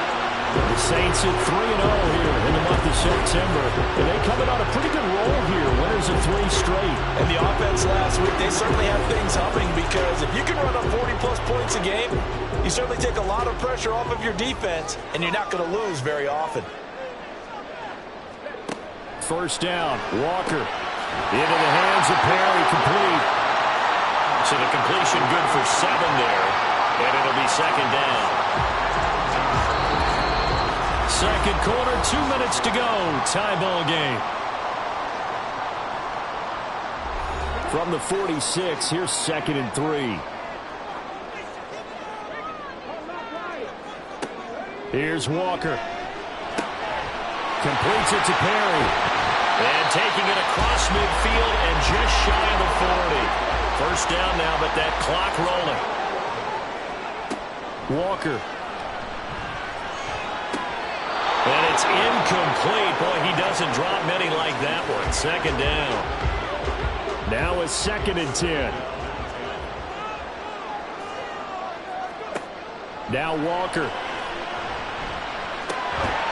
Over the middle and complete to Shaheed. They'll get to the line here, but remember, it's also third down. Play action now. Walker. Only able to get back a yard for his efforts, and that leads us to fourth down. And partner, I would guess that in his headset he was hearing from his coach, it's third down, don't take a sack. And in this case, he's able to avoid the pressure and get out of there. He doesn't get the first down, but he does turn a possible loss into positive yardage. Here's Lou Headley on now to punt the football. He's been a busy man here in this first half as he gets it away. Well, the Bucs going to take over now late in this first half. And they'll have a little bit of time to work with. 35 seconds until the break. 35 seconds, all that remains in the first half as they come up on first down. Now here's Mahomes. Airing this one out for Evans. That's caught inside the 20. Touchdown, Tampa Bay. Mike Evans, an 80-yard touchdown. And the Buccaneers will take the lead here in the final minute of the first half. One play, 80 yards. Pretty easy drive to recap. It certainly is, but not so easy to execute. Starting on your own 20, you want something to kickstart your drive and get it off to a nice start.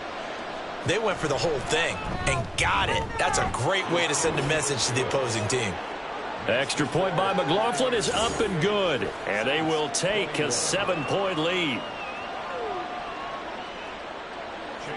Following the touchdown, here's McLaughlin to kick off. From a yard or two deep, here comes a return. And deep in his own territory, he coughs up the football. And one of the linebackers has got it. And they'll have great field position here as the ball will be at the 15-yard line. Line of scrimmage, the 15. It's 1st and 10. Working from the gun, Mahomes. And that will be incomplete with a clock showing 18 seconds now to go. Here's 2nd and 10. Now Mahomes. And he hauls it in for the Buccaneer touchdown. Robbie Chosen. As the first half is winding down. And the Buccaneers would extend their lead here just before halftime. And that's certainly an important score right there because they gave themselves a 2-score cushion heading towards halftime. Now you got to force the other team out of their comfort zone, and it changes the way you approach the second half as well. How you want to do things on offense, and your defense feels much better too, having that lead. Extra point by McLaughlin is up and good. And the lead now up to 14.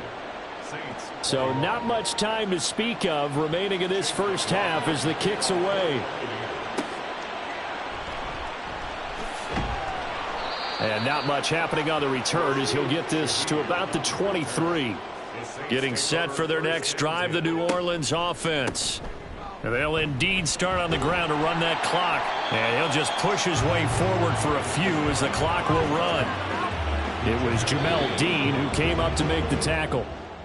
So we've reached halftime in a wild first half. We'll take a minute to catch our breath as we'll get you over to Orlando, where standing by is Jonathan Coachman. He has our EA Sports halftime report. All right, Brandon, thanks very much. A lot to get to here as we say goodbye to September and take a look around the NFL here on this first day of October.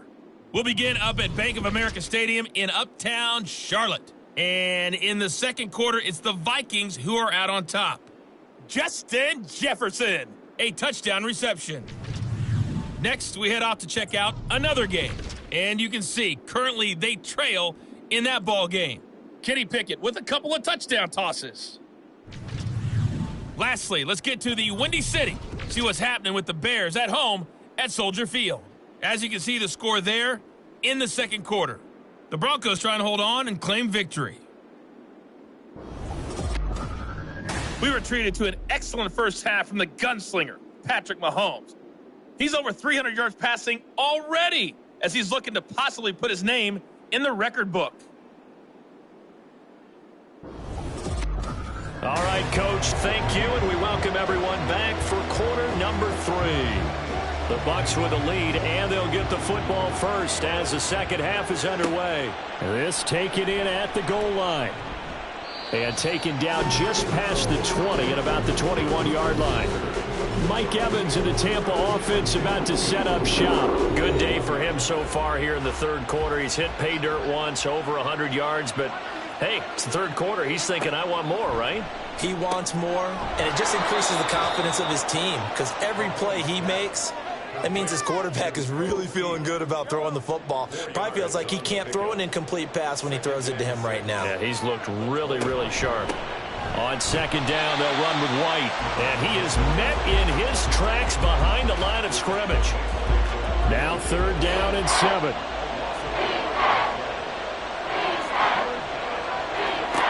Throwing now is Mahomes. And that's going to be incomplete. The coverage too good there. The contact popped the ball free, and it's fourth down. Well, it's too early to figure out what kind of adjustments this defense made at halftime, but that's a good start to the second half. They can now afford to give up more points and fall further behind, so well done to force the punting situation here. And it's fielded at the 34. And he's going to be out up around the 45-yard line. It'll be a 39-yard punt, give him a good 10 yards on the return. And the Saints will take over with a first down and 10. The Saints offense on the field, ready to get their drive started. They'll try to get the offense going with Kamara. And some solid footwork there as he'll take this down to about the 38. This drive starting off on the right foot, 18 yards. Sometimes it's hard to believe, but there are times this game is about patience, isn't it? Has had the game he expected, but that run there, that may get him going. I was just going to say, maybe that gives him a little juice, because you're right, he struggled, especially in that first half. Yeah, and I know the great ones always think to themselves, just hang in there, just one big carry away from busting this open. That's a good start for him. That goes for a gain of 31. There's no doubt in my mind that not many guys in his league have had the impact that he's had here in the first half of the season. He's been a big play guy from the word go and continues to be one with another one right there. Now a chance to make that big play really hurt. It's first and goal just outside the 5. Walker now. In trouble, and he'll go down back at the 12. Khalil Mack in there for sack number 85 of his great career, moving him past Hall of Famer Howie Long on the all-time list. On second down, Kamara shedding the tackle. A nice run there, 8 yards, moves him much closer to the goal line now for third down. Sometimes I get caught in hyperbole, but I think they desperately need to punch this one in. They're running out of time. Yeah, 2-score game, second half, you're down here. This is the time to put it in the end zone. Under pressure, down he goes. Sacked at the 10. Shaquille Barrett put that sack by his name in the stat sheet. Here's Blake Groupie now for the Saints field goal. From the left hash, a chip shot here. And his kick is right there. It's good. Well, I don't know if they would have gone for it on fourth and goal anyway, but the sack on third down pretty much made their mind up for it. You're exactly right about that. And this is a tough place on the field to take a sack because, as you just noted, it took the decision-making away from them. Now they have to go for a field goal instead of potentially going for it. And ultimately cannot get this out to the 25-yard line as he's dropped at the 23. And Tampa Bay trots out there now. They've got to right the ship. They had a great first half, but the lead has really gone down. Now, you know, you always talk about the adjustment to the adjustment. They've got to adjust right here. And I think a lot of it is just mentally. Get back to doing what you were doing well in the beginning of the game, but a lot of that is playing with that emotion and that sense of pride and fire that sometimes goes away a little bit when you build up a lead. You think you've got it going, and you also think, at any moment, I can go ahead and go back to the way it was before. You and I both know it's not that easy once you get off the gas a little. Yeah, they don't want to see this lead diminish anymore. Here's second and 10 now from the 35. They'll set up a throw. And he'll slide to a halt here, still a little shy of the first down marker. The improv act there, good for 9, and now they'll be looking at a 3rd and short, 3rd and 1. And they'll let their fullback try and push the pile. And he will have the first down as he's brought down up near midfield. Give him the 3rd down conversion, 5 yards on the play. 2 first downs have him up near midfield now on 1st and 10. From the gun, it's Mahomes. This is caught by Evans. And he is out of bounds, but not before he's inside the 30. A well-executed 22-yard gain. And now we get into the psychology of the whole thing, because a lot of teams with a 2-score lead in the 3rd quarter, they almost become defensive with their offense, just playing not to lose. I think with this team, you got to figure at this point, this is a great spot for them to go into attack mode, really try and put the hammer down and finish this one off.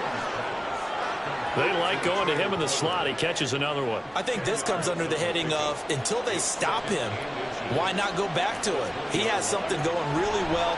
Great working relationship with the guy throwing the ball, and they keep making the connection. And the Bucs are going to have a 1st and goal as he'll be taken down at the 7-yard line.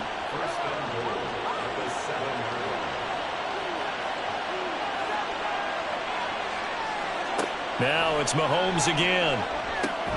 And it's caught. That's good for a gain of 6, 2nd and goal. Caught that look from you there, partner. I think we're on the same page on that one. Just his first catch, I think we both thought he'd be a little more active in the passing game. Let's see if that's the start. And he's got it.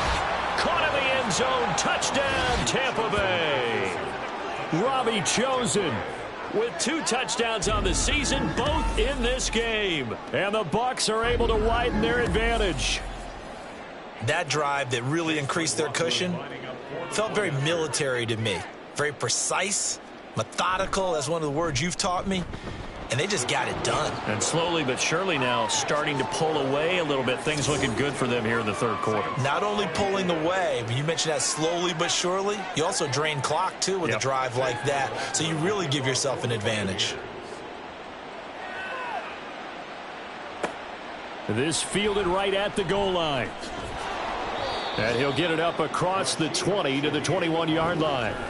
The New Orleans offense set to take over. And last time they got 3 points, but it was a chip shot field goal. And when you go to the sideline after a chip shot field goal, maybe the offense not too happy. It's a balancing act, isn't it? Because you're exactly right. They're none too pleased that they didn't punch it in for 6 points. But they also have to remember they did put points on the board. 3 points is 3 points. And in this league, you take points when you can get them. Not easily done. So after the incompletion on 1st, now 2nd and 10. And they go play action. Here's Walker. Throwing the out route, incomplete. It's Perry.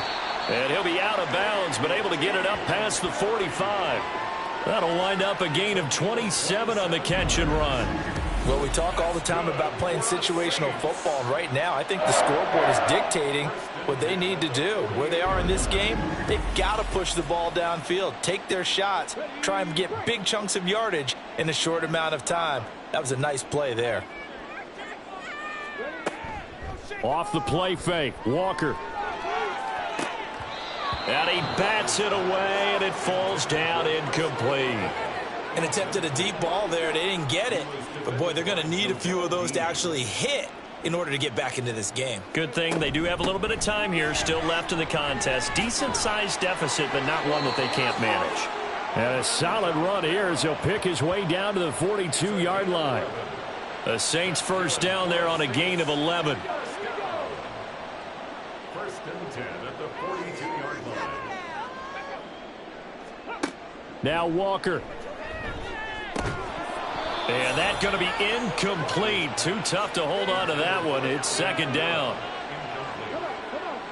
Brings up 2nd and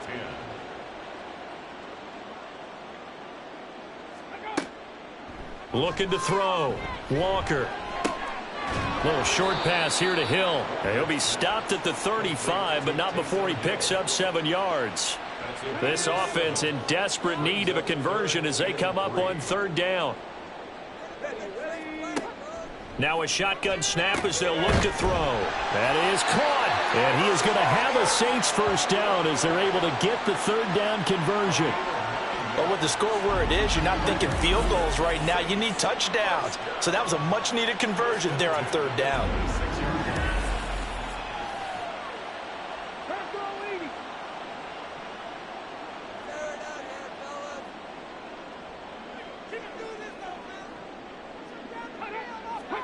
And Walker now to throw on first down.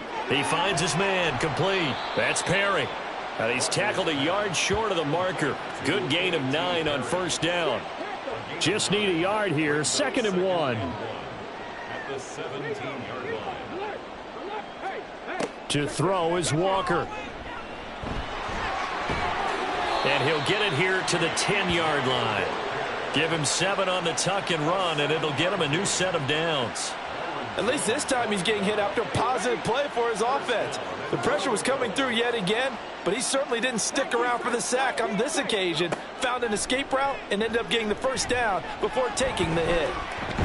And he'll take it into the end zone for the Saints touchdown. P.J. Walker, A 10-yard touchdown run. and the Saints get a bit closer. Hey, you're down on the scoreboard, but now your offense is in close, and this is where, as a quarterback, you say, I've got to make a play here. Doesn't matter whether it's a pinpoint throw or a scramble like this one. He takes matters into his own hands and delivers a touchdown run. A point after, good by Groupie. And that'll make this now an 11-point deficit. After the touchdown, here's Groupie to kick this one away. Taken at the goal line. And a good effort on the return there. Gets him across the 30, up to the 33. And Tampa Bay trots out there now. Their lead down to 2 scores after the touchdown a moment ago as they start with a 1st and 10.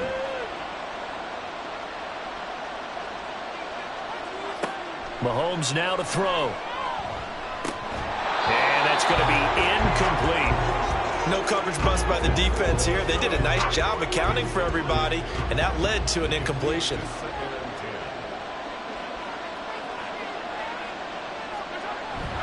They run straight ahead here with White.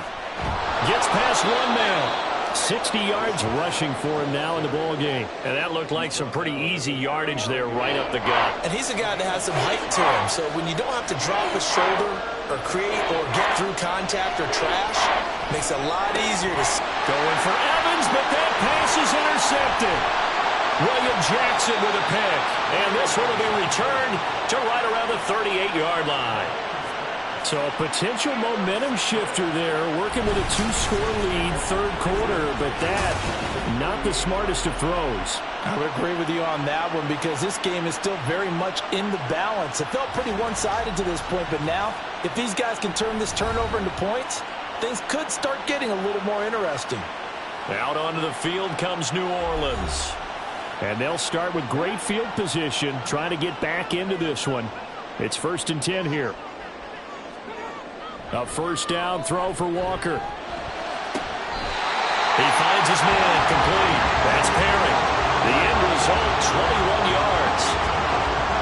And passing yardage-wise, now up over 350 in this game. Pretty nice performance. Definitely that, which usually means you're putting a lot of pressure on guys trying to cover. If you're a defensive back and they put over 350 yards on you, you've had a long day. Oh, the turnover fest continues. Here's another interception. Picked off by Levante David. And the Bucs are going to have it here at their own 15.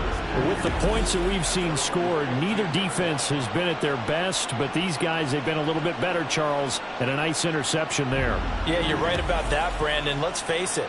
It's not always how you start, it's how you finish, right? So maybe you have a rough game all the way along, but if you make a big play like that at the right time, it can make everything turn out just okay. Now a quick slant as the throw's complete.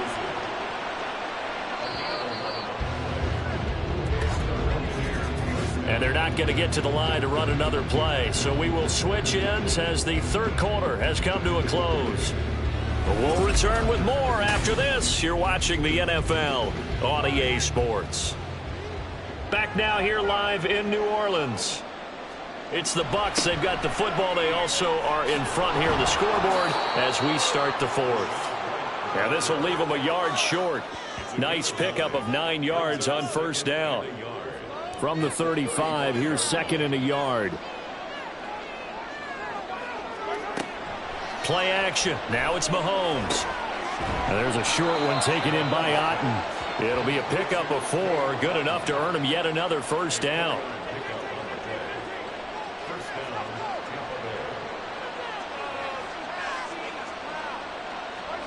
Mahomes going to throw. He gets it over the middle to Palmer. And he's free going down the left side. It's a foot race. And in for the Buccaneers touchdown. Trey Palmer, his 2nd touchdown of the afternoon. And the Bucs look like they're going to get back in the win column as they extend their lead here in this fourth quarter. He's got them out now to a 3-score lead here in the fourth quarter after that one, CD. And well, he looked right off the line like he knew that ball was coming his way, and he secured it for 6 points.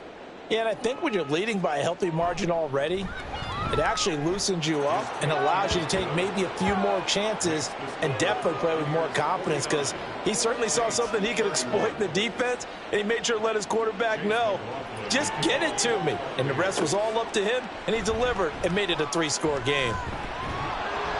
And tackled at the 21-yard line, so a net negative there of 4 yards. And now the Saints get set to trot out there. Remember, they have won 3 straight, but getting to 4 straight does not appear to be in the cards as they are in a big fourth quarter hole. They go back to the air here after the INT on the last drive. There's a short one to the tight end, Johnson. And he's brought down at the 24 after a gain of 4. You got the big lead defensively. Willing to give him that underneath stuff, right? And this is why you work on your tackling. Tackle them after the catch, inbounds, keep the clock running. Just go ahead and bleed the game out that way. The throw over the middle taken in. 2nd catch for him today, and it'll wind up a first down. That's good for the Saints. First down. First and 10. To throw is Walker. Oh, the Buccaneer pressure too much. Down he goes. Devin White defeating the offensive line and getting to the quarterback. Guys with his talent in the pocket aren't supposed to be getting hit like this, and you know an intense conversation with the offensive line is going to occur after this one. Might not be from him, but the offensive line coach will have plenty to say about this game. Well, they're in some hot water now. After that sack, it's 2nd and 21.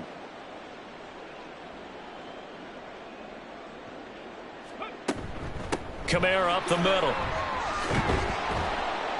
And he'll be brought down right at the 30 here.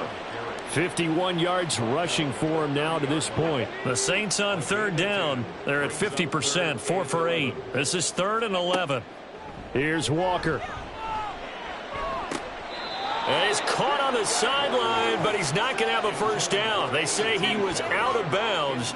So a big call there that brings up 4th. And they're indeed going to go for it here on 4th down.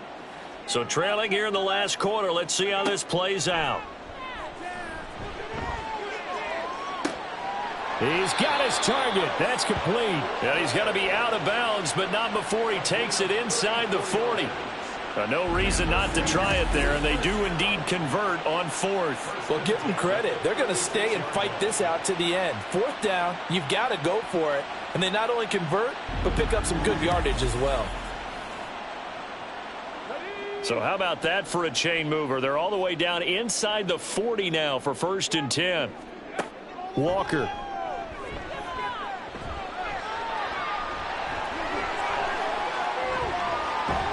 And he gets this one inside the 15, just a yard or 2 shy of the 10. Big yardage there on the scramble. It gets him a first down.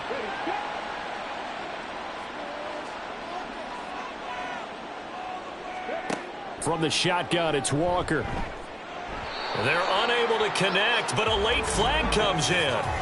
And the contact may have come too early.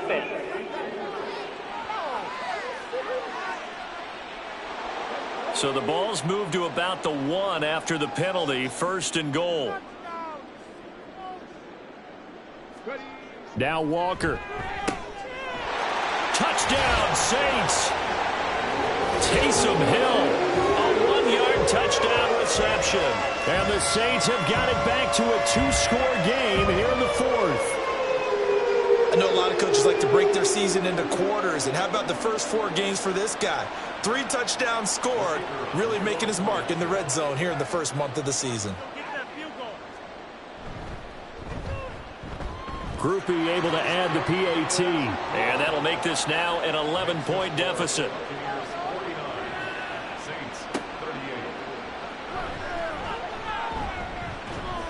And he's up past the 20 to the 22-yard line. So out come the Bucs now. Well, there are 2 scores on the plus side. Still time here in this 4th quarter, but maybe you start thinking about playing keep away? Yeah, I think here's the situation. You're not thinking touchdowns anymore. You're just thinking first downs. To keep up with your theme there, playing keep away, first downs, they can't touch the ball. Taken down by Pete Werner. From the 23, here's 2nd and 9. Brings up 2nd and 9.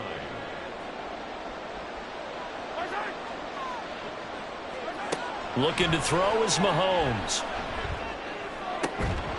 And that'll be incomplete. Took a pretty good shot as he tried to pull that one in. Couldn't hang on. 3rd down.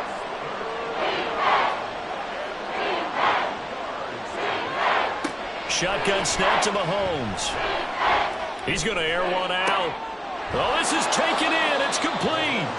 A big play that time for Tampa Bay. 42 yards. And this is seemingly how it's been all game long. This defense has been just a step too slow. And here they're burned again. Another big play.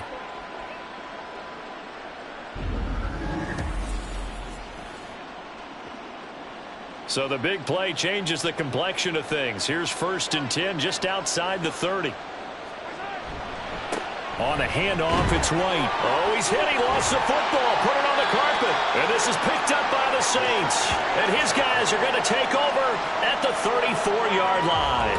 Partner, that one looked like it was over. I mean, they had control, had the football, and the defense had to make a play in order to keep them in the game. That's exactly what they did. And now that door ajar, 2-score game, so hold on here. Not done in the 4th. The Saints offense now, they get ready to head back onto the field. They trail by 2 scores in the 4th, and their defense did its job getting the fumble recovery. Time to see what this offense has left in the tank. Throwing on 1st down, but this one lines up to be incomplete. After the incomplete pass, here now is 2nd and 10. Back to throw. Walker. He'll get this one underneath to Kamara. And able to break 1 tackle, but then quickly brought down. But a nice little gain.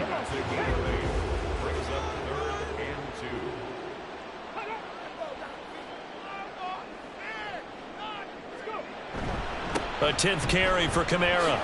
Oh, he shifts past him. And he'll be taken down, but not before he gets into enemy territory. 10 yards, good for his Saints, 1st down. Now, yes, a 2-possession game, but a good chunk of time on the clock, so they have the ability still there to run it on 2nd and short, but maybe they need to pick it up a bit. You're right, they did pick up the 1st down there, but they, as you mentioned it. And he can't find anywhere to go with it, and he goes down. 2nd down, here's Walker. Olave holds it in. That's good. The completion there for 7 yards. And now we've got a 3rd and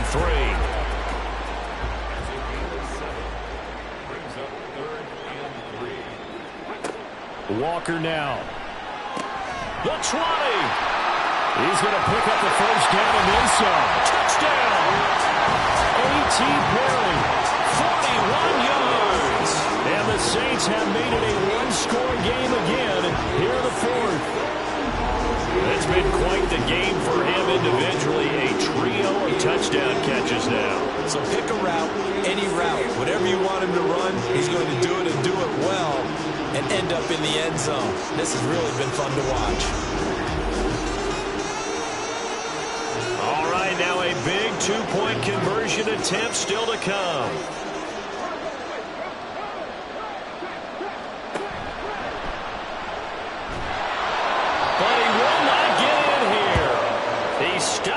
short of the goal line, and this will remain a 5-point game. I feel like we're going to see more and more of this continue to flow into the NFL game, and that is the quarterback run game.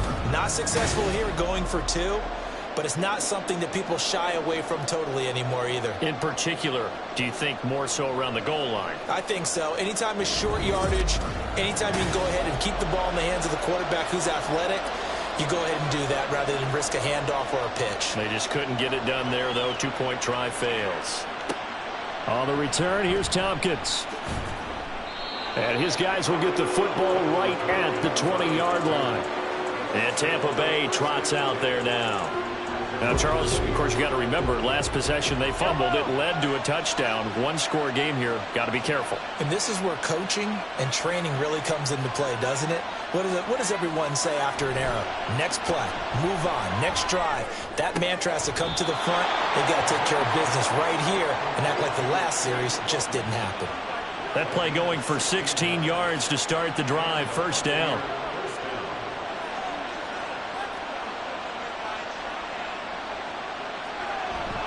They fake the give. Now Mahomes. They'll try and lay this out for Chosen. And that is incomplete. That was for the lead right there. They know they're in a position where fortune favors the brave. So they took their shot, but couldn't connect. Now a give to White. Able to push his way through. 9 yards, and that leaves him just short, so it'll be third and less than a yard. Well, with the fumble he had earlier, we know how key keeping the football is here. That fumble earlier probably at the forefront of his mind. Just hold on to this thing. It's also at the forefront of the mind of the guys who are trying to get the ball from him. And since they've seen him drop it on the ground before, they're doing everything possible to have him do it again. They need that turnover. Got what he needed for the first down with a gain of 2.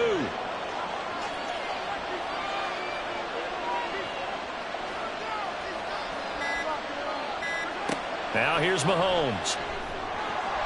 And a flag comes in as that one falls incomplete. Well, let's see who this is on. Holding, offense.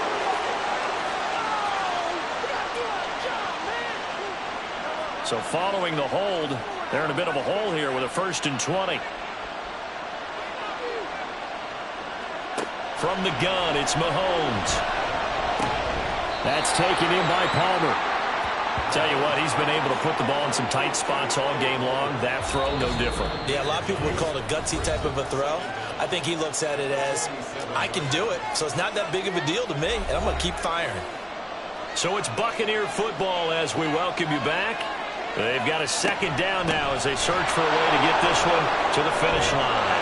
Well, the determined run there as he's going to take this all the way down near the 40. And now right out of the 2-minute break, we'll get a timeout used defensively with 1:56 to go. A first down run, not going to get them a whole lot. Maybe a yard. And it looks like just 1 yard there. So that'll bring up 2nd and 9. They stay on the ground with White. And he is going to have a Bucs first down. All smiles on that sideline. That should be the one to do it. And they take a knee.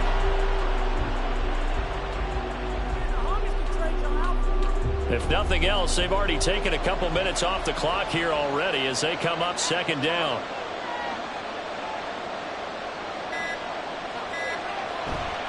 They go with White on the counter. And he'll be tackled at the 23 after a gain of 3. I like it. I like the call. Still an opportunity to run the football and chew up a little more time off the clock.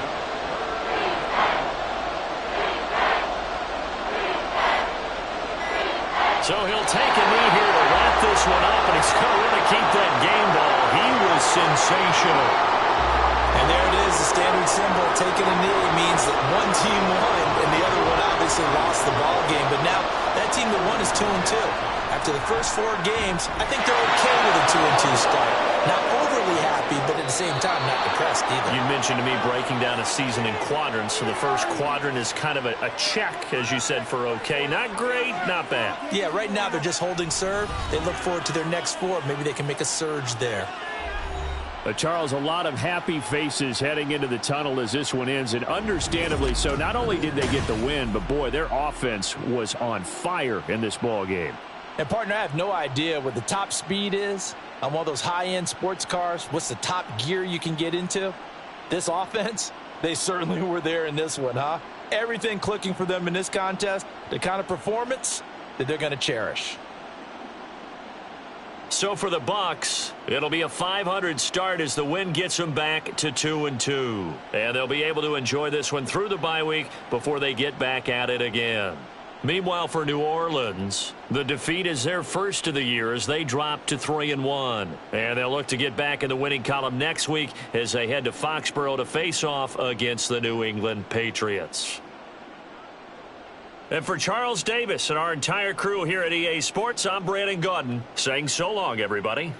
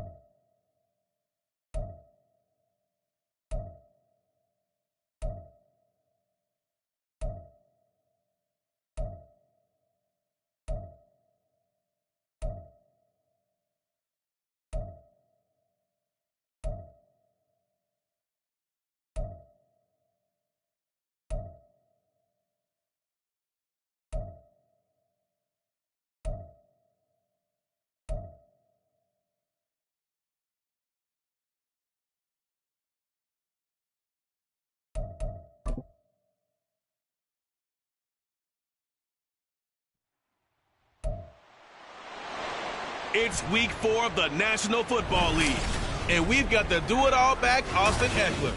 He was an unstoppable force last week with well over 200 yards. It's the Chargers and the Raiders, and it comes your way next on Madden Football. EA Sports coverage of the NFL brings us to the City of Angels, Los Angeles, California.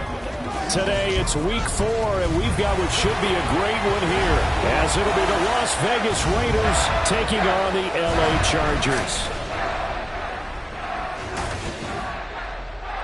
Hi, everybody. Brandon Gaudin alongside Charles Davis. And, Charles, we take a look at this Charger club entering play here. They come in feeling good after back-to-back victories. And the offense, my goodness, over 50 points in the win last weekend. When you do that, you're not going to lose very many games, maybe not any games. On the other side of the field for the visiting Raiders, we're in October now, so everybody should be coming into form, shouldn't they? They really should. And what you...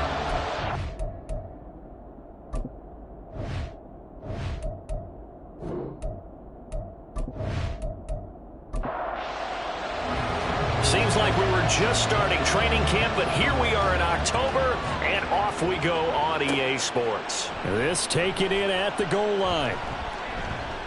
And he brings us out past the 20 to the 24. The Raiders offense heading out with their new man under center for 2023, the former Patriot, former 49er, Jimmy Garoppolo. Would you say that last week's performance by him, workmanlike in terms of numbers? 1 touchdown, 1 pick, but obviously a loss. Yeah, that's the bottom line for him. All he cares about is how do we find a way to win the game. Maybe leans on a few other parts of the offense, and hopefully springs a receiver or two free. The drive there is incomplete. Jacoby Myers, the intended receiver, and that'll bring up second down.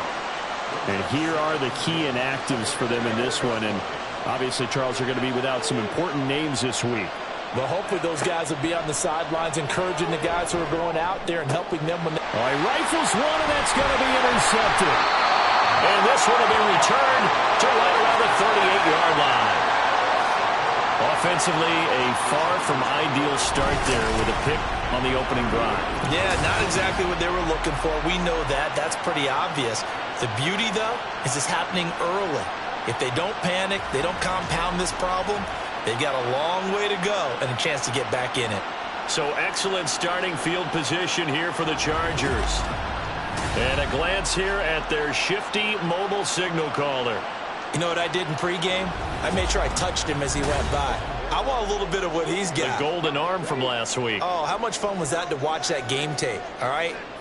The number of touchdowns, what was that, 5 last week? Yeah. But 0 interceptions. So you think he's due to throw a pick? But I'm betting that he continues to streak in this game. We take a look at his numbers on the ground last week. There was no answer for him defensively. Over 200 yards, 2 touchdowns to boot. And that was a fun film to watch because a few of those runs, it was apparent he was just not going to be denied. And his team is hoping that that carries over to this week as well. Now this one over the middle into the hands of his tight end, complete. That one a first down pickup of 8.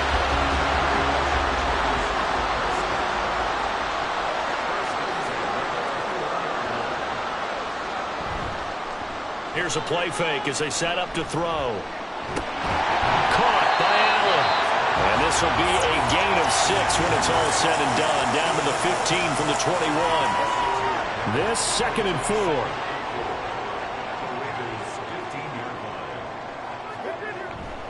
Eckler now between the tackles. And tackled down after a gain of 3. Leaves him with 1 yard to go on 3rd down. So they just need 1 yard here to pick up the first down. They'll look to throw for it on 3rd and 1. And that is incomplete. The Raider defense strong on that one in coverage. And now it's 4th. Well, anytime he reads man coverage, I don't think it's going to be the only time he'll try and hit that route to the outside in this game. He'll test the perimeter. But that time, they were up to the challenge. And his kick is good. And the Chargers grab themselves a 3-0 lead. Well, it's not the touchdown that they wanted, CD, but still, they got to be pretty happy here. You steal the ball away from them on their opening possession, and you turn that into the early 3-0 lead. Yeah, you painted the picture perfectly there, all the things that have gone on. And the important thing, other than the lead, of course, is as you described, both sides of the ball now have some momentum. Second drive of the game coming up for this Las Vegas offense. They threw an interception the first time they had the football, only gave up 3 points off of that, so it shouldn't be a difficult hole to overcome. It really shouldn't, as long as they're not listening to the chatter coming from the other side, because when you throw a pick, look, I know defensive backs, they have a tendency to be a little bit loud after they take one away, but they also have a tendency to gamble a little bit more, thinking they'll get a second one. Maybe they can take advantage of that with some double moves. With that last effort, he topples the 5,000-yard mark for his career. And that doesn't place you among the absolute greats that have ever played the game, but it's a significant achievement and a very, very solid career. Meanwhile, Garoppolo's, and this throw brought in here by Mayer. And he'll be brought down, losing yardage back at the 40. That one unable to develop, never got going. A loss of a couple, and it's 2nd down.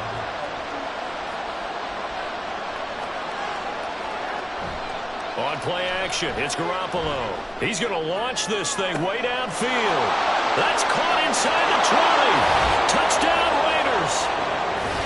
Jacoby Myers, his second touchdown on the season. And the Raiders have answered that early field goal to take a first-quarter lead.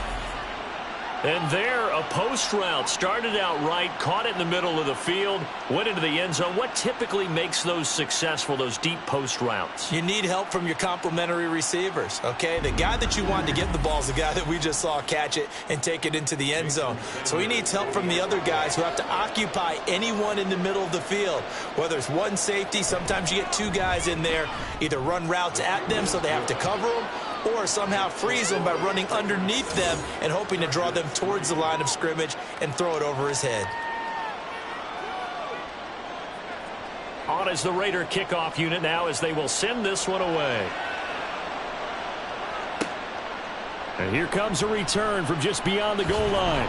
And he'll get it up past the 20 to about the 22. The Chargers get set to go here for their second drive. And they entered play on a 2-game win streak, and then they've got the open date on their schedule next week. So this is a group that's really looking to hit the break on a high note. And this will obviously be a tough game for them, but go ahead and play this out with me, partner. If they win here and make it 3 in a row, they get to heal up after that. You got to think that's an ideal setup and a worthy goal to play for in this one. Just like that, a pickup of 20 on their first play from scrimmage. One play has them up past the 40 already, and another 1st and 10. They'll set up to throw. And that is incomplete. Oh, the coverage a little too good there, and it's second down.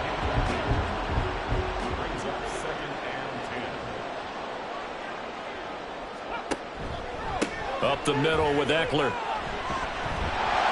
And some nifty running here as he'll take this across midfield and down to the 47. It's a gain of 11 and a first down, L.A.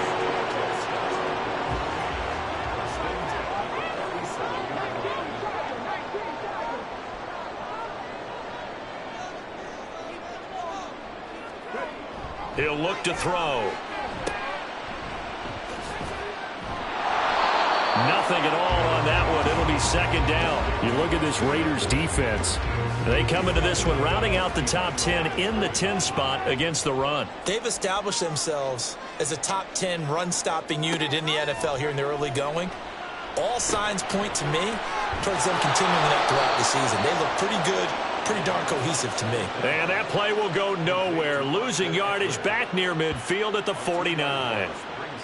They need 12 here. It's third down. They'll set up a throw.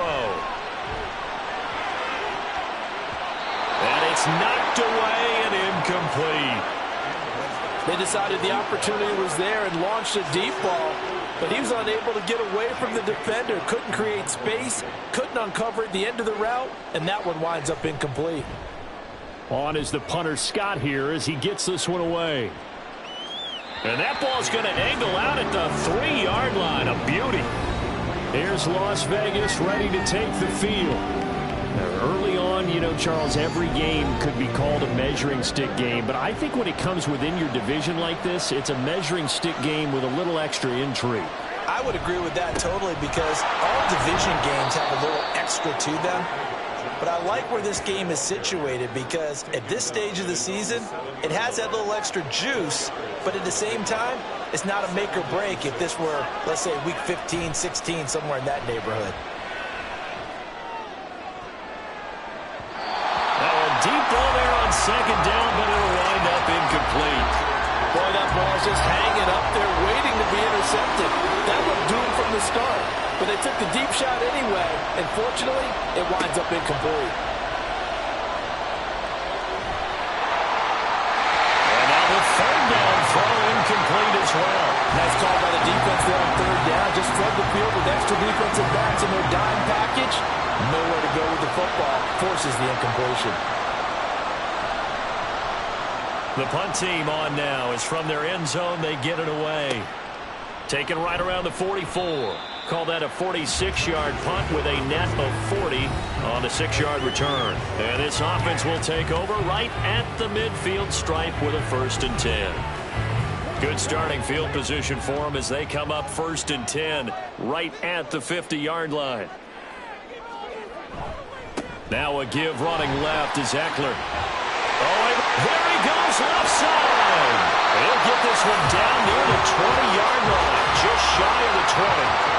51 yards rushing for him now, and he's carried the ball just 5 times. Well, they came into this game saying it was important that they set the tone and show that they can run the football.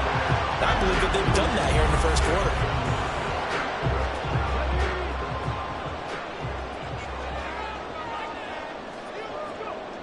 On first down, he'll drop to throw. That's complete to the tight end, Everett. The result, only 4 yards there on the play. And it'll be second down.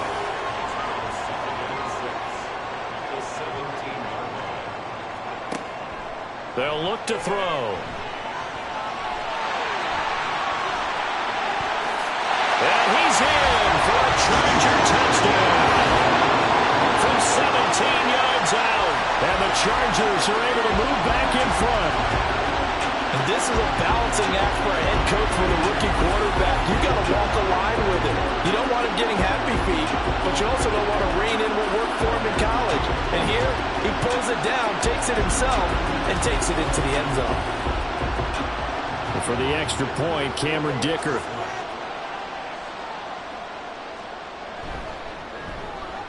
And it's through, and that makes the lead 10-7. So they only needed 3 plays on that drive. And it was all finished off by the 17-yard touchdown run. And he returns this to the 22. The Raiders offense now making their way back out onto the field. These guys definitely hoping for a better showing than their last appearance. They couldn't really even move the football much beyond the shadows of their own goalpost, Charles. We'll see if they can get a better, more sustained drive going here. Yeah, and every team that we ever talk to says the exact same thing. When you start a drive from that deep in your own territory, the goal is a minimum of at least 2 first downs, because even if you have to punt then, you change the field position, right? You flip the field a little bit. They didn't get that done. This time they want to string together a nice drive and help themselves out. They will run the draw with Jacobs. Takes this one up past the 20 after he's able to make a man miss. Well, this defense for the Chargers, they were very good a week ago in that win over Minnesota. And what I saw on film was a nearly unstoppable pass rush. 5 sacks last week, plenty of hurries given up. So now what do you do on offense? You just max protect, keep everyone in and run the ball? Or maybe just 1 or 2 receiver routes in order to try and keep your quarterback upright? Here's 3rd and 6. They fake the give. Now Garoppolo looks to throw. And he goes out of bounds just shy of the 45. He had the touchdown earlier. This one's going to get him a first down. So the completion there, Charles, looking at this defense, certainly in for a tough task here this afternoon. What are some of the keys for them if they want to come out on top? Well, the first thing. And now following that last play, I do believe we're going to get a review here. Yes, indeed, the red flag is out. Did he keep those feet in bounds? That's the question they've got to decide. And I got to say, watching it in real time, it was awfully close. Yeah, it certainly looked like a heck of a catch because he didn't appear to bobble it, which could complicate things. But even with the benefit of replay, that's pretty tight. Well, here's the call. So an early challenge, and you know that those coaches hate to use those red flags too early, but this one turns out to be successful. Very good return that time. 18 yards. And it'll be Charger football here as they take over. So here are the Chargers to take over. They've won 2 straight, and they lead this one as well as they come up on 1st and 10.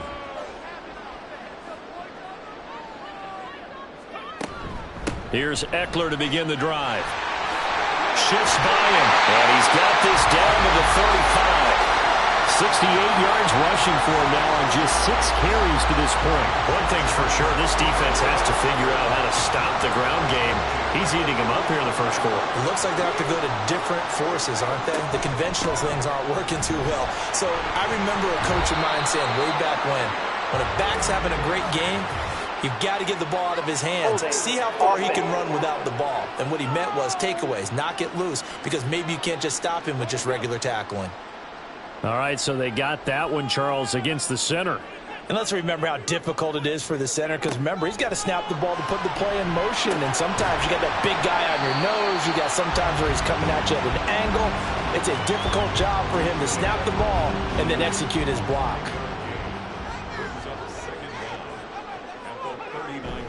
On second down, Eckler. 3 yards is the pickup, but it leaves him still needing 11 here on third down. You look at this Raiders defense. And they come into top 10 unit against the pass, currently 8th in the NFL. This secondary has really developed into one of the strengths of this team. They diagnose, they cover, they win, they hit. Great in this team. And down he goes, taking it inside the 10, just shy of the 5 at the 6.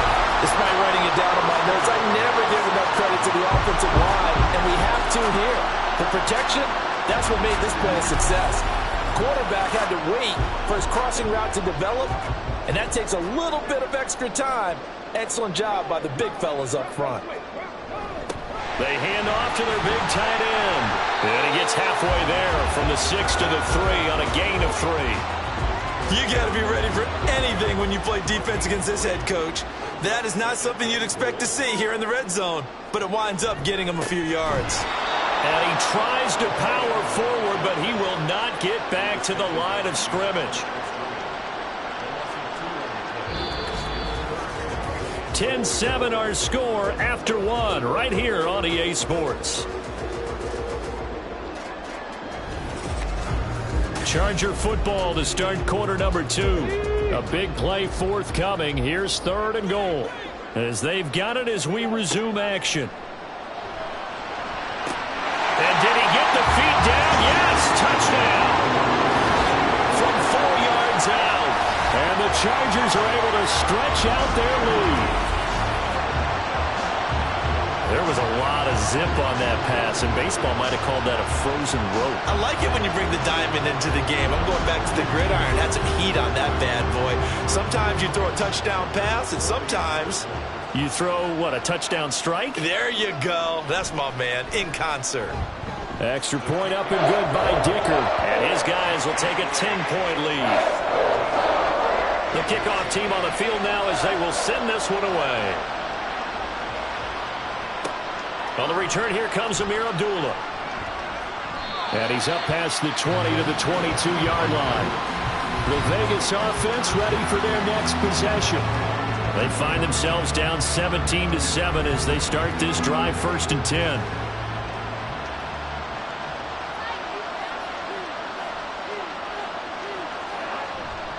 On the ground, it's Jacobs to start the drive. And he's brought down, getting this one up to about the 35. Give him 13 yards on the opening play of the drive and also give him a 1st down. Defensively, they were in the 3-4, and that O-line just dominated the D-line there. Let's go with a verbal telestrator here, because that D-line has a nose over the center, and it has the 2 defensive ends over the offensive tackles. That means the guards don't have anyone over the top of them. That creates a natural bubble inside where they sprint upfield, take on the inside linebackers, and if the back hits it fast enough, there should be space to run. On 2nd down, Jacobs. And he's free going down the left side. It's a foot race. And he'll go down, but not before getting this inside the 30. 84 yards rushing for him as he has been tough to stop here this first half. Yeah, they really needed to get something going, didn't they? They had punted on the last 2 possessions. The running game starting to come to the front for them, providing a nice pickup there to keep this drive going.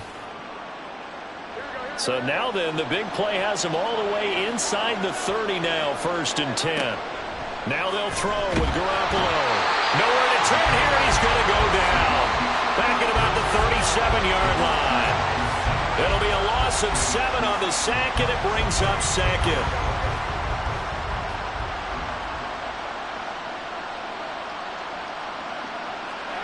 From the gun, it's Garoppolo. Catch is made by Hunter Renfrow. Touchdown! Hunter Renfrow, his first touchdown on the year. And the Raiders have cut it back within a score. And a nice job by him to catch the slant and then navigate and break free. And receivers love slant routes because it gets the ball in their hands so quickly and oftentimes on the move. when they're on the move like that, then they get to use their best asset, which is usually their speed. And their speed sometimes, like this instance, can take them into the end zone. Sanders on for the extra point. And this is up and good to make it a 17-14 game. So that drive spanned 5 plays. And it was Hunter Renfrow who capped things off with a touchdown reception. Out is the kickoff unit as they run up and send this one away. This taken in right around the goal line. And he'll take it up past the 25 to the 26-yard line. The offense heading back out as we take a closer look at Austin Eckler. And he's well on his way to a 100-yard game. He's already more than halfway there. We're only in the second quarter. And what I've always loved about running backs is they'll tell you, I had no idea how many yards I had. Right. Those guys have an innate sense of where they are in a ball game and how many yards they've accumulated, because you know they're always working towards 100. He's been working well towards 100 here. The drive starting play, a good one. Give him 19. The big play to start him out. Has him at the 45 already.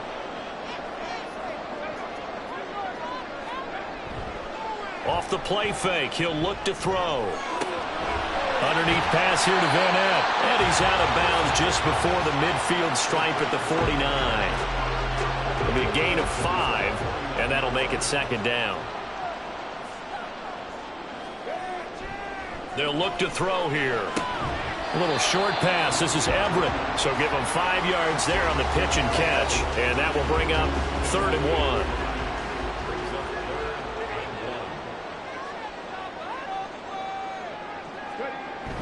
1. They'll try to pick up the first with Eckler. And he'll be taken down at the 44-yard line. They only get 2 there, but on 3rd and 1, that's all they needed to keep the drive alive.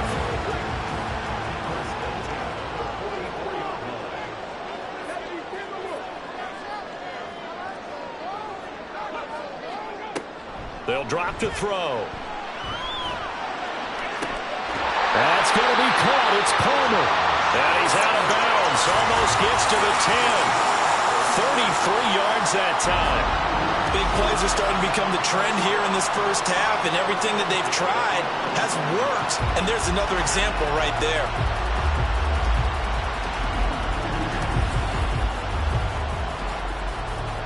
So how about this for field position after the big play? Inside the 15 now as they come up on 1st and 10. Looking to throw. Whipping one into Allen. That's complete. And the result here, a pickup of 8. Leaves him with 2 to go on 2nd down. 2 yards to go, 2nd down. A carry here for the big tight end. And he takes it in for a Charger touchdown. Nick Vanette, his first rushing touchdown of the year, as his guys are able to extend their lead. Certainly there are good things about quick strike offenses that score fast, but a long drive can also work to your advantage as well. In so many ways, Brandon, because number one, you get them tired, but the big one is mentally. They can't figure out how to slow you down, how to get off the field, how to get the ball back. They go to the bench wondering, what are we going to do next time in order to stop those guys? Extra point up and good by Dicker. And his guys will take a 10-point lead. And beyond the 20, but not by much. In fact, just a yard pass there to the 21. Here comes the offense again, and let's focus on Josh Jacobs for a moment. Now, he's having himself a little bit of a banner game. His team right now, though, losing. Needs a little bit of help, and I kind of equate it to a basketball game where you have the big score, and sometimes your strategy is, okay, he can go and have all of his points. Let's hold down everyone else, and that's the way you win the game. And right now, he needs everyone else to start scoring, quote-unquote, as he's been. Yeah, and he's hoping to keep it close so maybe they can keep it on the ground, not start to go through the air as much. And this is incomplete. Oh, it looked like he had a pretty good line on that one. That would have been a big play, but he could not pull it in. Throwing is Garoppolo on 3rd down. Now the pressure comes and he goes down. Just inside the 10, back at the 9. brought down by multiple defenders, and it's a loss of 12. So this has been a lot like a tennis match, hasn't it? Back and forth. Both of these offenses having their way so far. So maybe the question isn't who's going to score the most points in this game. Maybe it's who's going to get some stops. Absolutely, and that sack finally a first step in the right direction for a stop. Here's A.J. Cole now as the drive goes backwards, so he's on to punt it away. And a fair catch taken here right at about the 40-yard line. So a change of possession here on the punt. And out will come the offense as they take over. The Charger drive about to get going. Well, partner, fast forward with me for a second. Remember, next week they have the open week, so they're going to get some extended rest. Does that change how they manage the rest of this one? I think it does a little bit, but not by too much, because you're right. You get the extra rest, you get a chance to heal up and kind of, do a little bit of a reset for this team. But it's also 7 extra days to think back to the last time you were on the field.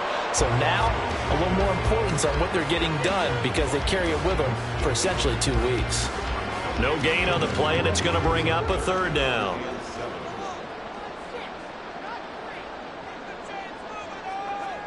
He'll look to throw. That is caught. And he gets us to the other side of midfield across the 45 before going out. He's exceeded his receiving yards from a week ago, and we're still in the first half. It's a first down. And defensively, they were in zone coverage there. Do you have to be a little careful? You're losing, playing against a good quarterback like he is, to not play too much zone? Yeah, you have to be careful about how much time you're giving up. I think it's a good point you just brought up. So maybe if you still want to play zone, you go to zone blitz. There he goes, left side. He'll get this one down near the 20-yard line, just shy of the 20. 95 yards on the ground for Eckler here. That's a first down.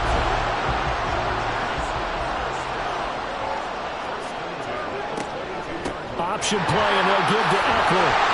And he'll keep it moving down to the 15-yard line. It's a 7-yard carry to set them up with a 2nd and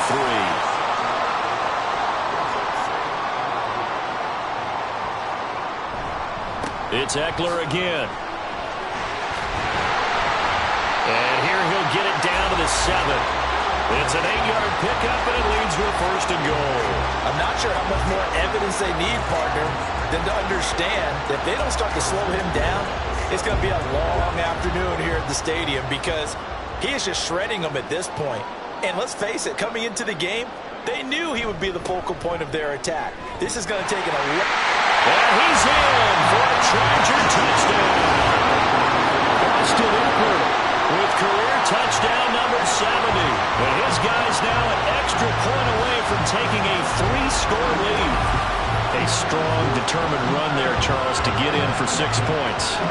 This is why it's such a team game, isn't it? And I know it sounds really generic and it sounds almost trite, but the blocks were made up front, offensive line, collective victory at the line of scrimmage and downfield. And how about the finish to the run all the way into the end zone? Extra point up and good by Dicker. And that'll make this a 3-score game now. The lead moves to 17. Set now to kick this one away, and off it goes. This fielded right at the goal line. And he'll get it up past the 20 to about the 22. Time again to see Josh Jacobs and this Vegas offense operate. They're behind in the first half here, CD, but it's not through any fault of their running back. He's had a strong start to this one. And you're right about that, partner, because watching him play, you would think that his team is in the lead. He has been a lot of fun in this contest. Now let's see if they can actually make something happen and put more points on the board behind his efforts. Yeah, I'm curious to see, Charles, if they can play complementary football and get that passing game going as well. Now a play fake. Garoppolo. He gets it left side of Johnson. Good, sure hands there from a guy not accustomed to catching a whole lot of passes. But how about the way he was able to pull that one in and pick up good yardage? Try to run for it with Jacobs. He's going to be a yard short. Needed 2, but only got 1. 4th down. It's a gain of a yard, and it takes us to the 2-minute warning. On 4th down, A.J. Cole comes on to punt.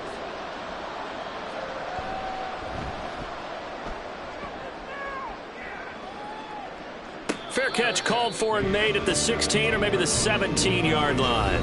So possession goes over here on the punt. And they will take over 1st and 10. The Charger drive about to get going. Well, everything right now that they touch on this side of the football, it seems to turn to gold. They've scored on 3 straight possessions. That lead continues to grow. And, I mean, if they can get points here, Charles, might almost be an insurmountable comeback for the other side. Oh, he tries to force it in, and it's intercepted. Picked off by Trayvon Merrick. And they're going to take over right there at the 22-yard line. They've got a pretty comfortable lead right now, but maybe a little too careless with the football that time for the rookie. I think the key word there is comfortable. And there's 2 schools of thought on it. With that type of a lead, maybe you can take a few more chances because you have a cushion. Others will tell you, don't eat up the cushion with careless play. He'll learn to ride that line as he moves on in his career.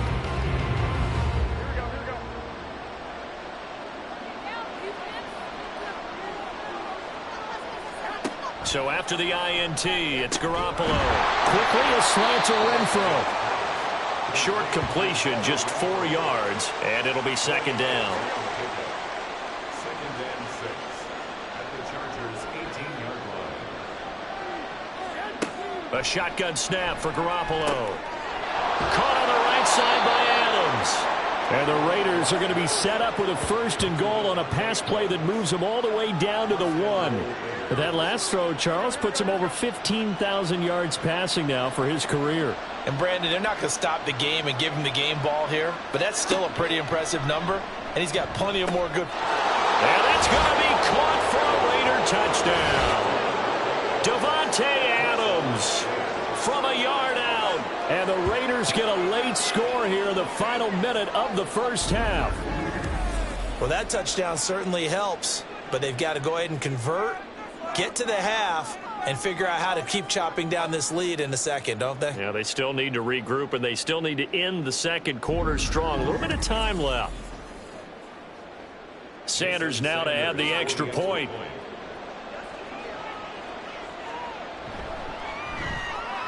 And the lead is trimmed down to 10. The drive there only spanning 3 plays. And Davante Adams able to finish things with a touchdown reception. From a couple yards deep, he'll bring it out of the end zone. And ultimately cannot get this out to the 25-yard line as he's dropped at the 23. Austin Eckler and the Charger offense reclaim center stage. He's already cruised past the 100-yard mark. We haven't even gone away for halftime yet. He might not want halftime. All right, why cool off? Keep everybody here. Let's stay out on the field and keep going. But all that being said, everything is really working well for them. The play calling's been excellent. The blocking's been terrific. And obviously his vision and legs have hurdled him to this big number so far. We could be seeing something really special here. And we'll see how much they give him the ball here. And they get him down, but not before he takes it across the 40-yard line. So we've reached halftime in a wild 1st half. We'll take a minute to catch our breath as we'll send you eastward to Orlando. Standing by with that EA Sports halftime report now is Jonathan Coachman. Take it away, Coach. All right, Brandon, thanks very much. A lot to get to here as we say goodbye to September and take a look around the NFL here on this first day of October. We'll get our tour started out at venerable Soldier Field in Chicago, where it was the Bears who pick up the victory at home. Tony Pollard, a touchdown run in the victory. From Chicago, we head north to the home of their rivals as we check on the Packers at home in Lambeau. And they were winners in that game over the visiting Detroit Lions. Dak Prescott, excellent in the victory as his guys moved to 3-1 after 4 games. Lastly, let's get you to Charlotte, North Carolina. Check on the Panthers at home at Bank of America Stadium. And they were winners in that one over the visiting Minnesota Vikings. Bryce Young leading the way with a couple of touchdown passes in the victory.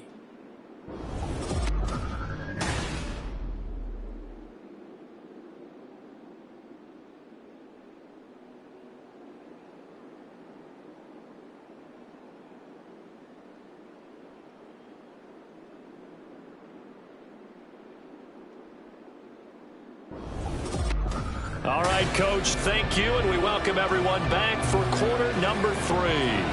So the Chargers will start the second half with the lead and the football as we're underway in the third quarter. From a yard or two deep, here comes a return. And he returns this to the 22. Out comes the Chargers as they'll go on offense now to start this third quarter. But Charles, for them, pretty good first half on the ground. They had some success running the ball in quarters 1 and 2, and they've got the lead. Now a chance to expand upon that lead here with their first drive in the third quarter. Yeah, and believe it or not, you and I have noticed that this great game of football has shifted towards pass first, run second. So for me, it's really nice to see some of these teams keeping the ground game as a big component of their offense, and it's working pretty well for them now. And let's face it, they can continue to do damage with it. And in addition, it sets up the pass game really well for them, too. Eluding the pressure right. Shedding the tackle, and it gives him some room. And he's able to take this one up to the 35-yard line. Give him 7 on the tuck and run, and it'll give him a new set of downs. Ball up to the 35 now as they come up on 1st and 10. Out of the gun, Eckler running it. Robert Spillane, ex of the Steelers, is there on the stop. That's a really good gain right there. They pick up 5 yards halfway to a first down. The only problem now in the huddle, everyone's going to want to touch the football. Be a lot of chattering now because they've seen that they can move the line of scrimmage. 2nd and 5. And he's going to have to eat this one as down he goes. Tyree Wilson in there to record the 2nd sack of his young NFL career. 3rd and 8.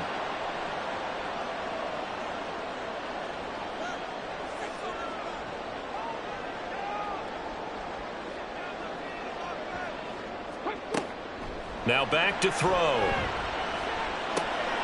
Over the middle, and it's caught. Keenan Allen.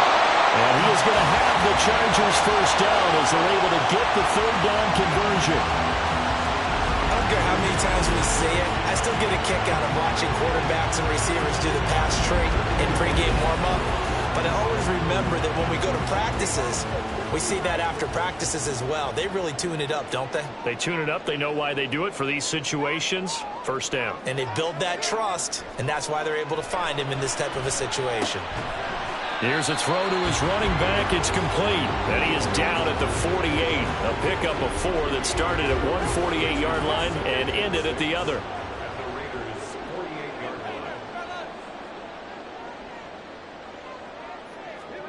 Second and 6. And to the right side here, it's Allen. And Allen's going to have a Chargers first down as a tackle made at the 42.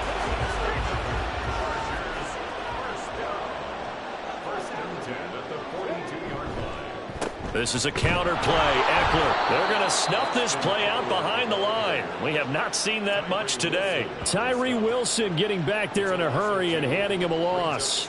A small bit of adversity here on what's been a strong drive as they come up 2nd and 12.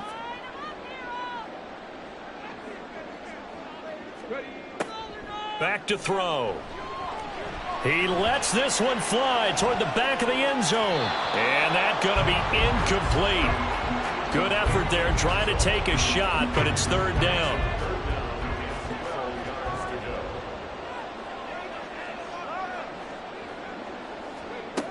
He'll drop to throw. On the screen, this is Eckler. And he can only manage to take the football to the 40, and that is well shy of the first down marker. 3 yards, all they could muster there, and it'll bring up 4th down. Here's J.K. Scott now as he'll kick it away for the 2nd time.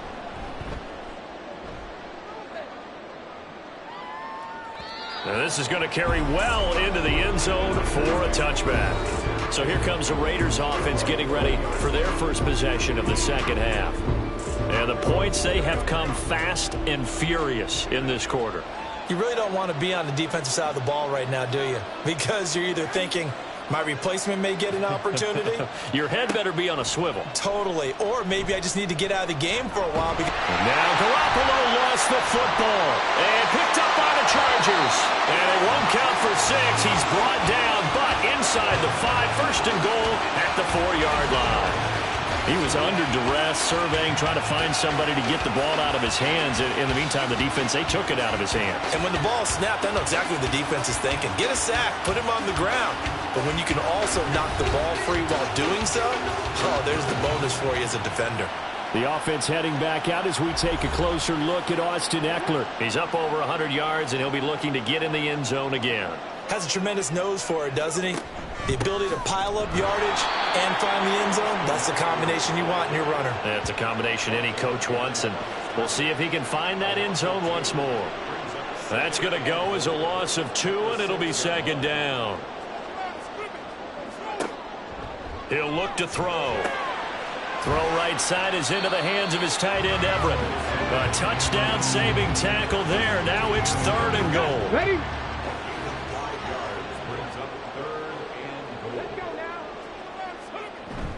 They give it off here to the tight end. And he'll get nothing out of that one. No gain on the play. And what to do now on 4th and goal. Well, if this defense can hold them to a field goal here, what a win that would be. Not just a win on the possession, but psychologically take over the ball game. But this started with 1st and goal, so they were in 4-down territory right from the beginning. I say you finish it off and go for the touchdown. They'll run for it with Eckler. And this is going to come up well short as they stop him on 4th down. They stop him up short on 4th and goal from the 1. And the Raiders hang tough down near the goal line. Well, they knew who to turn to on 4th down. Their horse, they needed the short yardage. He just couldn't get it. And that's a surprise because normally that's bread and butter for them, right? Hand it to the big guy, let him go, pick up the 1st down. Didn't get it there. All credit to the defense. Usually, even if they know he's coming, he can't be stopped, and they got it done on that play. And they're going to stop him right at the line of scrimmage. Just no cutback lane to be found whatsoever. 2nd and 10.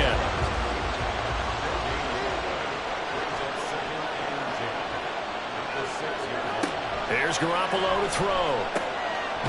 The slant connects with Devontae Adams. And they'll get him down up past the 15, just shy of the 20. So a much rosier picture now after that last play. Here's 1st and 10 at the 19-yard line. Running straight ahead is Jacobs. And he is going to be stopped cold behind the line of scrimmage. Officially, it's a 1-yard loss. That's going to bring up 2nd and 11. To throw is Garoppolo. He'll swing that out wide to Jacobs. It'll go as a gain of 4. And now 3rd down and 6 to go.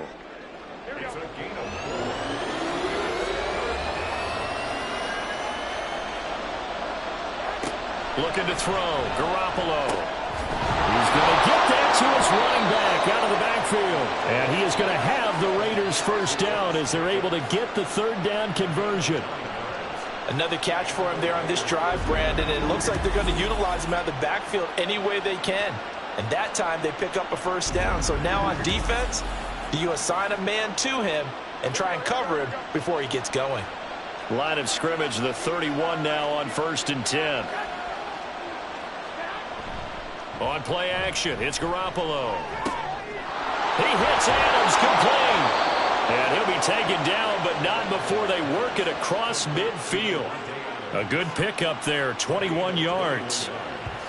Las Vegas paid a steep price to acquire Adams from Green Bay last offseason, and yet they got their money's worth from him in 2022.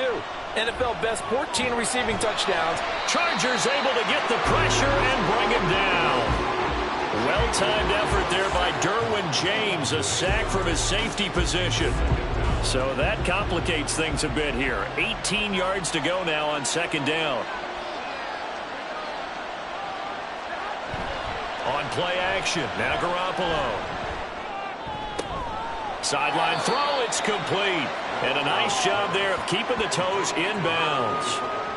This offense in desperate need of a conversion as they come up on 3rd down. From the gun, it's Garoppolo. That is incomplete. Looks like another empty uninterrupted possession offensively, and you're at that point in the game where you can't afford too many more of these. So this is going to require some heavy thinking on the sideline to figure out what they can do to crack this defense. This is away, but boy, headed straight for the sidelines.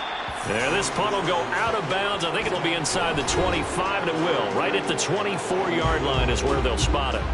Austin Eckler and the Charger offense reclaim center stage. He's had a good performance, moved the ball effectively on the ground. Of course, he has the one touchdown.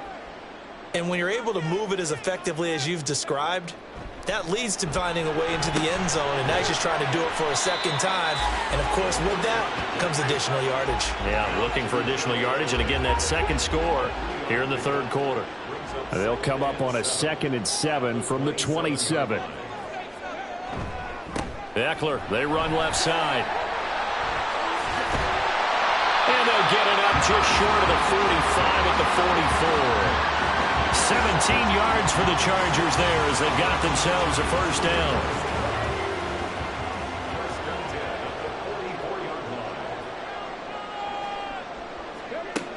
They're going to look to throw. A little short pass. This is Everett, and he'll go down, and that will do it for the third quarter of action. 3 quarters in the books. We'll return with more after this break.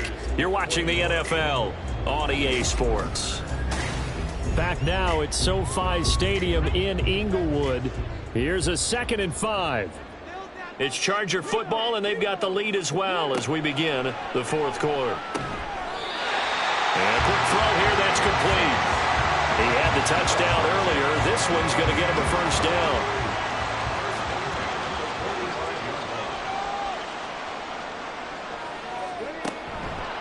On play action, they'll throw.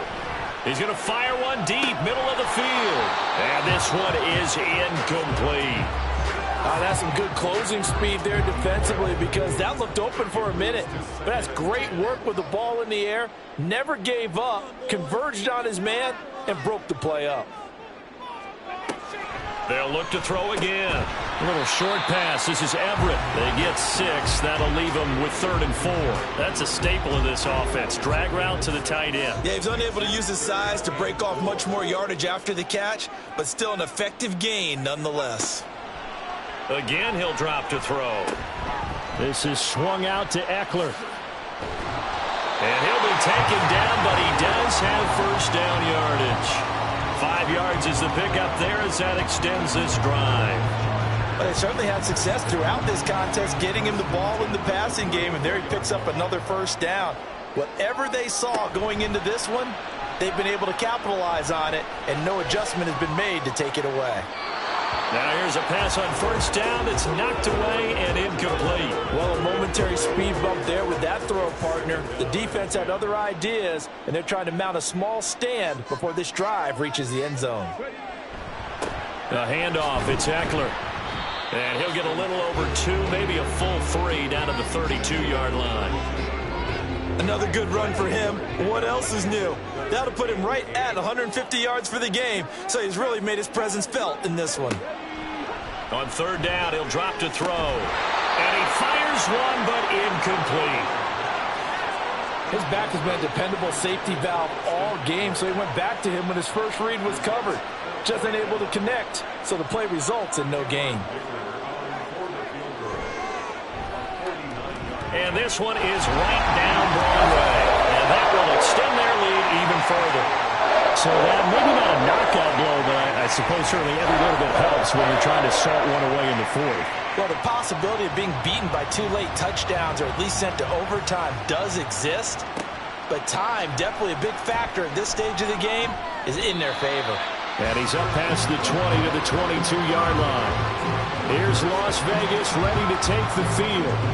See if they can put this drive in the end zone, Charles, because it's been a little bit of a rough go at times. They've had to punt the football a ton in this ball game because of stalled-out drives. So are you saying that you're kind of tired of seeing the punter run out there and do his thing during this game? Is that what you're trying to say? Yeah, well, I mean, I'm okay with it. I have a feeling that this offense, they don't want to see the punter again. And frankly, the punter doesn't want to run out there anymore himself. He would love to see his offense put together a drive and give his leg a rest. On 1st down, they go with Jacobs again.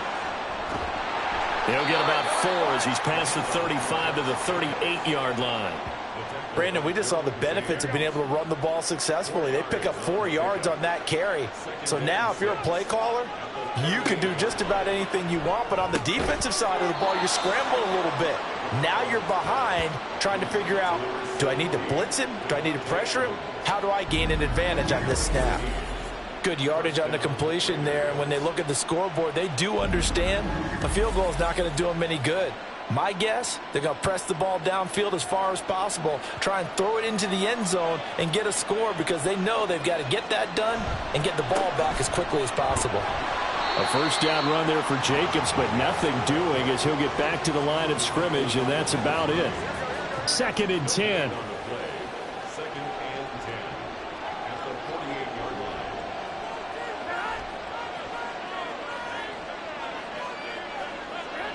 Garoppolo now.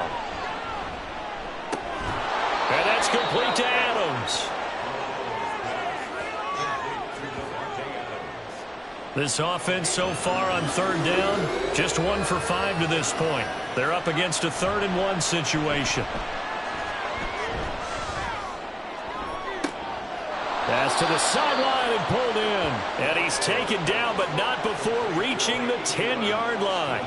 But forget the run on 3rd and 1. They shock the D and rip off a pretty big play. And in a 2-score game, obviously, every play, every 3rd down, like we saw there, magnified, big pickup. It was a huge pickup.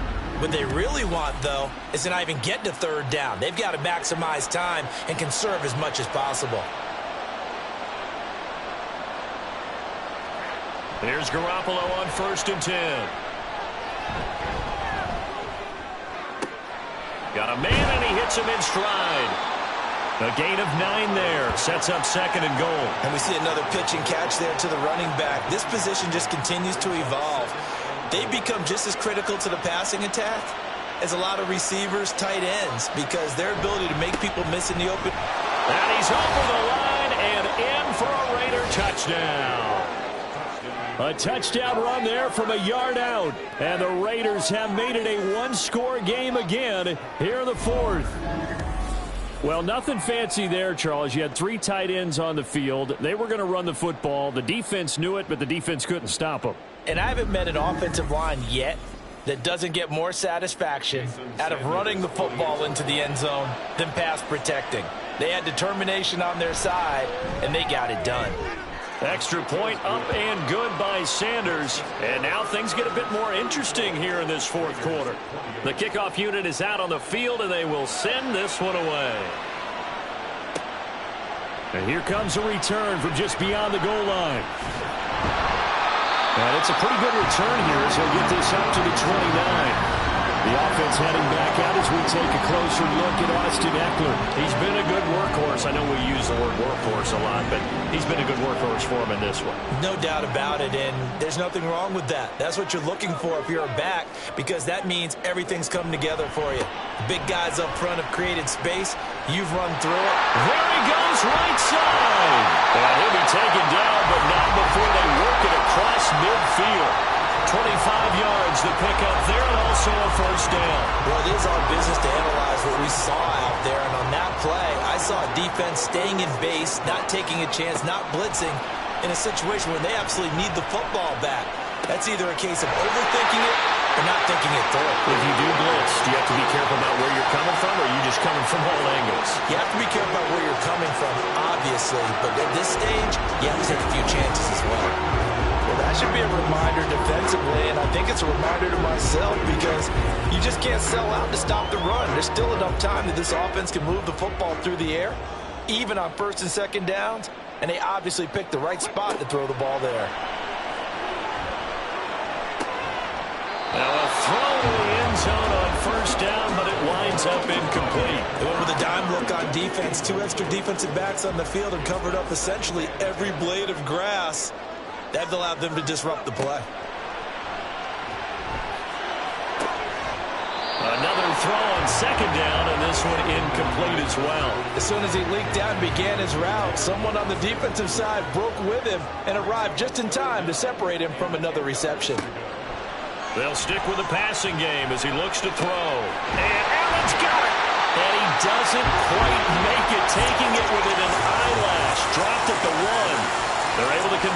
third down, and that sets up a first and goal. Big hook up there, forced to throw it on third down. The connection's going to keep the drive alive and also keep the clock moving. Yeah, and from a defensive perspective, didn't get a sack, didn't knock the ball free, didn't break up the pass. The clock keeps running on you. You're in a dire situation now. Kelly will take this into the end zone for a Charger touchdown.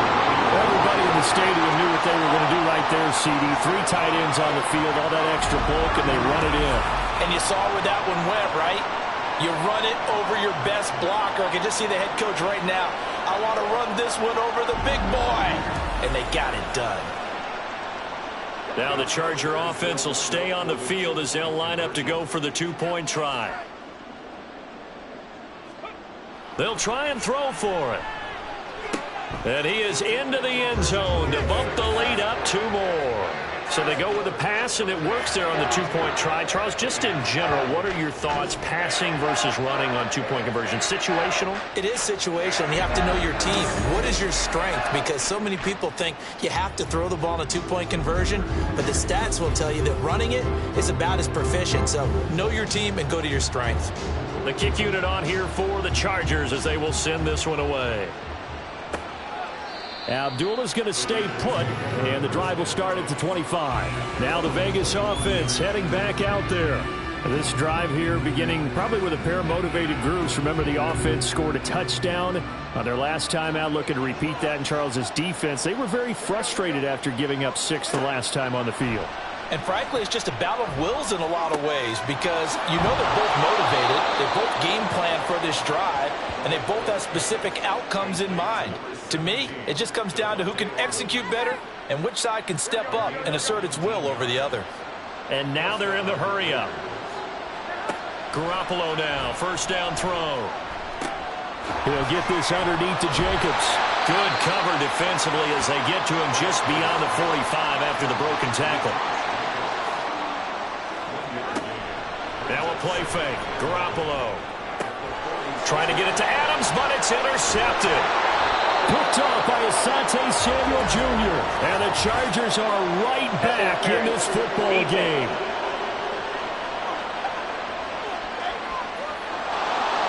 So the yellow flag came out, and that leads to a new set of downs for this offense. 1st and 10. To throw, it's Garoppolo. And the Chargers rush is going to get there. Down he goes. That huge loss on the sack makes this job much more difficult. It's now 2nd down and 22 yards to go. A throw there, but that's going to wind up incomplete. Well, partner, guaranteed they approach this play with the idea of making up ground to make 3rd down manageable. Unfortunately, with that incompletion, right back where they started on the last snap. Now they need a big 3rd down play. Now Garoppolo lost the football and picked up by the Chargers. And they have possession, and they have it at the 38-yard line. Brandon, I don't want to violate any of our broadcasting rules by declaring a game over before it's over. But that one, that puts them in real jeopardy there. Absolutely. It was a 2-possession game. It is a 2-possession game at this stage in the 4th. They needed points out of that drive. And obviously now, no chance at all to get those points that they so desperately needed. The Chargers offense gets set. They head back onto the field. And they sit in a good spot, having the ball back after the fumble recovery and up 2 scores in the 4th quarter. Running on first down, Eckler. Bilal Nichols there on the stop. Got to figure now, after getting that turnover, they're just going to be happy to keep the ball on the ground, right? This is where covering the football, taking care of the ball, all the ball security terms that have ever been used, they come into play for the guys on offense right now. Just take care of it, and they've got a good chance of ending up winning this game. And a decent game there as that takes us to the 2-minute warning. Give him 6 yards on the carry. It's going to be 3rd and 3 now. So it's Charger football as we welcome you back from the 2-minute warning. They've got a 3rd down now as they look for one more first down to help salt this one away. And now we'll see a timeout used on defense as they stop it right out of the break with 1:57 to go in the ball game. Here's a play fake as they set up to throw.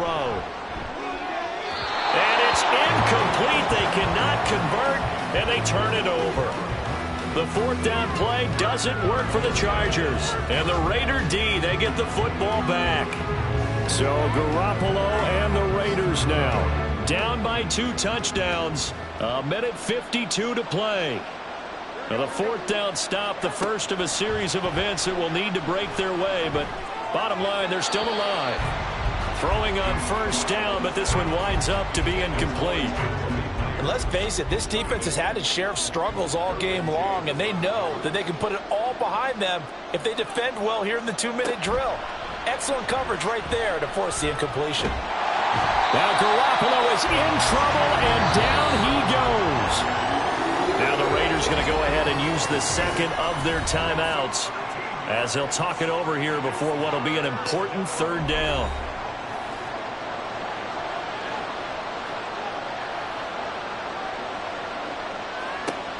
Throwing now is Garoppolo. He gets this to Myers. And he'll get this one way up just shy of the 45-yard line.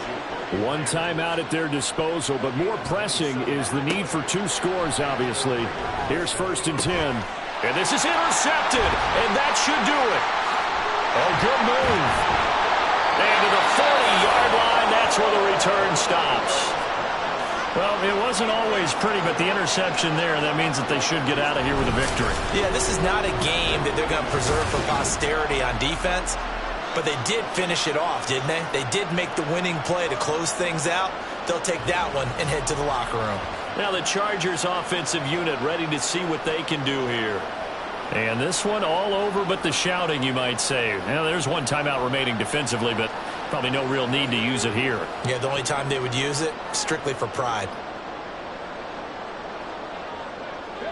The D can only stop it one more time as they take the knee. Now the Raiders going to burn their 3rd and final timeout as they stop it here with 1:07 remaining.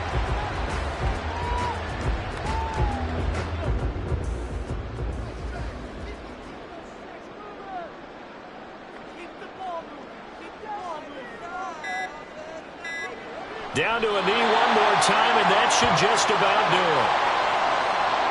And with that kneel down at the end of the game, partner, they now get to 3-1. This is a good football team we saw in this game. It is indeed getting to 2 games above 500, and I know early on, while they said they wanted to win every game, they thought they would be solid with a 3-1 start, and here they are. Yeah, you break your schedule up almost into quarters. Every 4 games in a sense. 3-1. Any team would take that.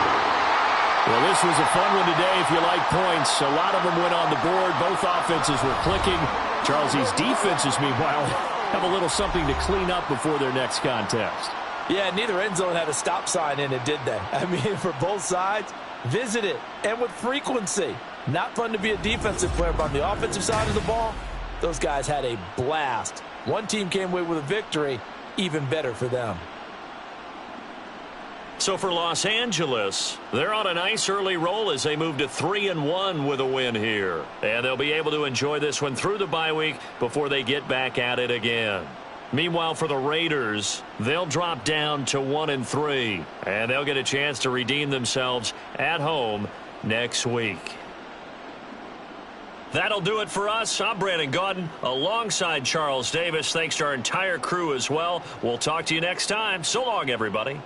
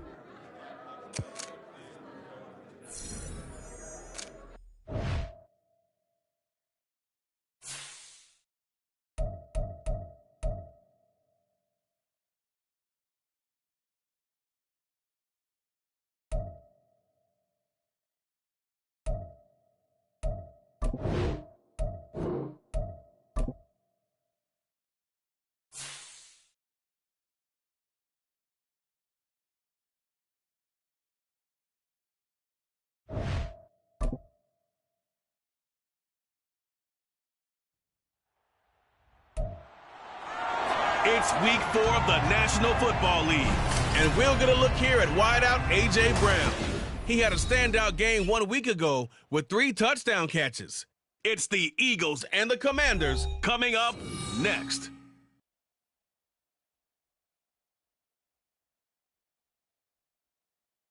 The city of Philadelphia is one of rich history and passion, and you can always count on the ladder when you step inside Lincoln Financial Field. Today it's week 4, and we've got what should be a great one here, as it'll be the Washington Commanders taking on the Philadelphia Eagles. With Charles Davis, I'm Brandon Gaudin, and Charles, you look at this Eagles team as they interplay here. They come in on a pretty good roll here, winners of 3 straight. And the offense last week, they had things humming. If you're a defensive player, you may get overshadowed a little bit, but you're really buoyed by what your offense is doing. But meanwhile, for the visiting Commanders, they were losers their last time out. They're going to try to get back in the win column, but obviously they're going to have to do that in a hostile environment. And sometimes it actually works to your advantage. Now,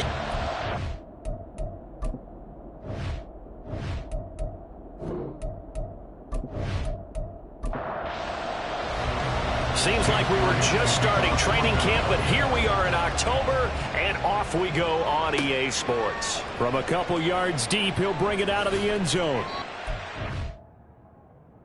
Past the 20 to about the 22. The Commanders set to go to work on offense, and they've handed the controls to this man in his second NFL season, former Tar Heel Sam Howell. And there was a positive in last week's loss. No interceptions thrown by him. But he only threw 1 touchdown pass, and you know he wants that to improve. He might even consider that as part of the reason that they couldn't take the win last time out. I believe we'll see a more aggressive version of him this week whenever they're nearing the end zone. And he'll be brought down here at the 28. The numbers in last week's bowl game for Robinson: 15 carries, 68 yards. It's a pretty mediocre week for him on the ground. Certainly a boon to his offense if he can get a little more output on his touches this week. He should get some more early carries as his team tries to get him into a rhythm. Oh, his first throw of the game going to be intercepted. Picked up by Denzel Ward. And the return comes to a halt right at the 44-yard line. So the pass interference call on the offense obviously declined, and this will remain a turnover. They'll get that one out quickly to Brown. And he's going to get a solid gain of 9 before being brought down. Second and right at a yard. The numbers there for Brown from a week ago. He was pretty prophetic. He said before that game, I want to get in the end zone often. He got there 3 times. yeah, it's one thing to catch a lot of footballs. That is important, but it's what you do after the catch that can make you great. And he had a great game last week. Give him 4 yards as he does it himself, and it's a first down. So that was all you're looking for on a play like that. Get the first down and keep the drive moving. Yeah, it just looked to me like he just said to himself, I've got this. I'll take it. I'll pick it up, and let's keep moving. Get the first down, get a new set, and let's start over. Now a throw on first down there, but it's incomplete. Still very early in the season, obviously, CD, but already key injuries that they've had to deal with. And what's really difficult for a team is to try and maintain their focus when they feel like they've been a little bit snake-bitten. It feels like every time they turn around, another injury pops up. How do they manage to hang together, get guys to play a little bit above their heads, and make sure that they're still afloat when their starters make it back? Hurts. A little jerk. And they move this all the way down to the 9. 23 yards on the tuck and run. Oh, man. Just when the D thought they had the answer for him, he went and changed the question. Surprises him by taking off himself. He's able to set up his offense pretty with a 1st and goal.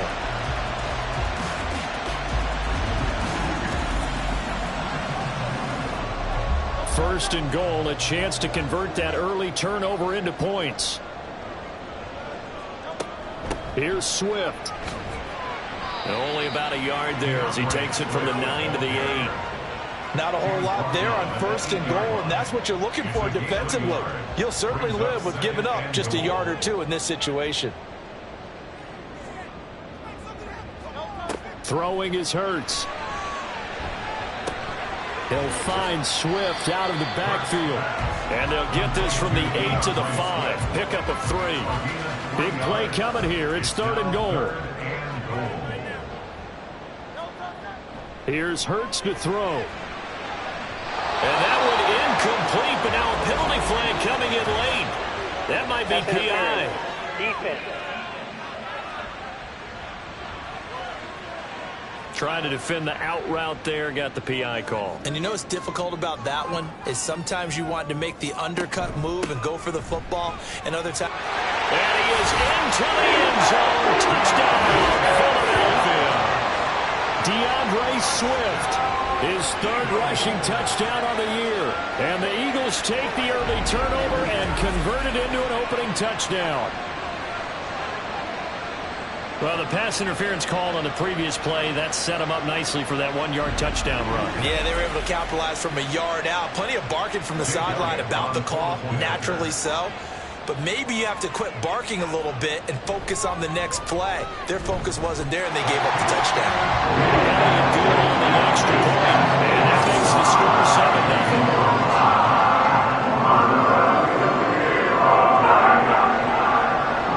The touchdown. Here's Elliott on to kick it away. And he won't return this one. He'll go down to a knee, and they'll start at the 25. The Commander's going to retake the field for drive number 2. And the interception on that opening drive winds up leading to the touchdown, so now it's kind of time to start over. Yeah, it certainly is, and his first throw of the game. But I like the way his guys rallied around him. Oftentimes, the quarterback is the leader, right? He tells everyone what to do. In this case, I noticed his linemen around him kind of patting him, saying, let's go, big boy. You're still our leader. Ball on the 30. They'll come up with a 2nd and 5. And Howe will throw it. Eagle pressure. Too much this time. Down he goes. Well, Fletcher Cox, he's been doing this for a lot of years, and another sack to his ledger there.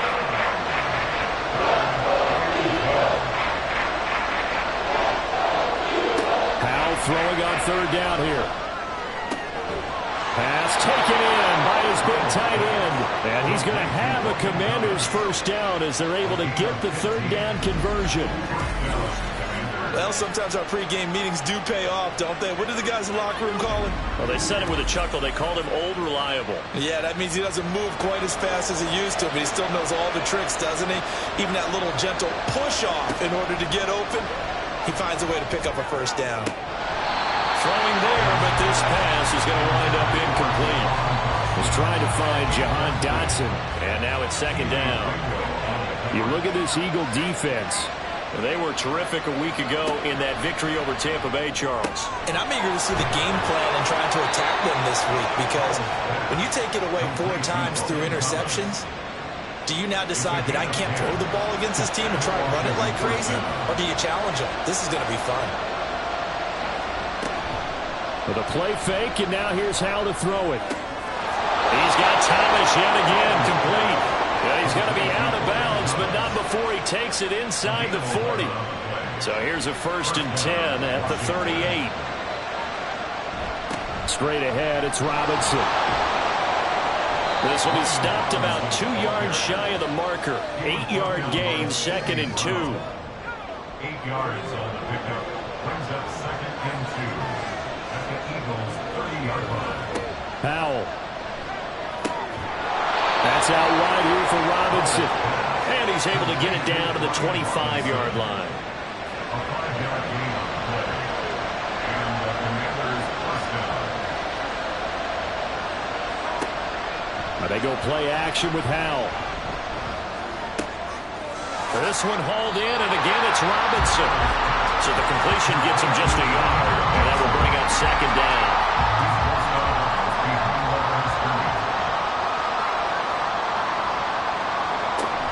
Back to the ground with Robinson. A gain of 2 there on the heels of a 1-yard pickup on 1st. Now this defense for the Eagles, they were terrific a week ago in that victory over Tampa Bay, Charles. And I'm eager to see the game plan and try to attack them this week, because when you take it away 4 times through interceptions, under pressure, and he'll go down. Sacked back at the 31. Gregory Rousseau getting in there to bring him down. So not only do you not get the first down, but you've also made things a lot more difficult on your field goal kicker. Yeah, they're still in range, but you're exactly right because you know the kicker's over there saying, thanks a lot, you just made my job a little tougher because when he kicks it now, he'll kick it lower because he's got to get more distance. That means there's more jeopardy for the ball to get tipped or blocked. Sly able to put this one through. And they are on the board, but still trailing. It's 7-3. So as it turns out, that sack doesn't wind up costing them, Charles. They at least get points, get 3 of them. Yeah, that's where your kicker can really come to your rescue because you know after the sack there was a little consternation there. Are we out of field goal range? Are we going to be able to get 3? In this case, he stepped right up and gave them exactly what they needed. And a nice return sets them up pretty good here right at the 30-yard line. So back onto the field, here come the Eagles for their second drive. And they'll just simply be looking to build off the confidence of the last time out where they scored a touchdown. And confidence is powerful, isn't it? When you've scored once, you feel like you can go back out there and get it done again. Doesn't matter what the defense throws at them. They feel like they're in a groove right now, and they want to get out there and show it. Yeah, hoping to stay in that groove here this go-around. Brings up 2nd and 5. Right back to Swift again on 2nd down. And he's dropped just before the line to gain. 4-yard pickup leaves him with 3rd and 1. 39-yard line. That's a gain of 4. Brings up 3rd and 1. Throwing from the gun, it's Hurts. And he can't find a receiver, and he's brought down. Javon Hargrave in there to get him for a loss of 3, and it will be 4th down. Out now is the punter, Braden Mann. Back deep here, Jamison Crowder. He was only asked to punt once in the victory last week as he sends this one away. It's a 47-yard punt, return of 6. And the Commanders will take over with a 1st and 10. Now we get another look at Washington on offense. And after the field goal last time, we'll see what they can get here. At least they got points out of the last drive, Charles. I never met an offensive coach that didn't want to drive to end with a kick. Most of them wanted to end with a PAT, right? In this case, a field goal, they'll take it way better than the alternative, which is a punt. Yeah, but you met fan bases that wanted that. They weren't happy with that field goal. I haven't met a fan base yet that wants to drive to end with a kick, other than the extra point. That's it. Howell from the gun. Over the middle, complete. It's Robinson. And they'll get 8 out of this before being stopped at the 28. 3rd and 2.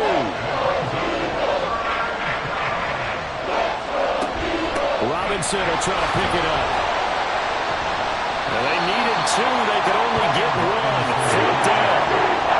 4th and short, partner. I mean, this would be a really risky call. Here we are in the first quarter. On your own side of the field. Side of the field.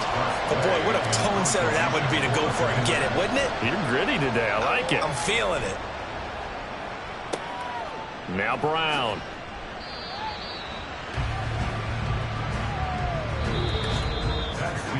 After 1, 7-3 the score on EA Sports. Now second quarter action from Philadelphia, and it's the Eagles in possession. The Eagles offense set to begin their next drive.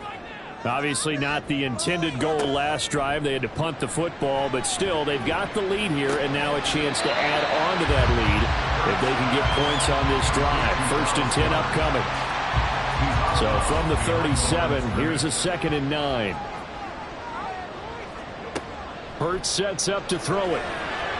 That ball nearly intercepted. The rookie had his hands on it, but couldn't pull it in. After an incomplete pass on 2nd down, that'll leave him trying to convert on 3rd and 9. Off the play fake, here's Hurts. He had him. He was open, but he couldn't get it to him. It's incomplete.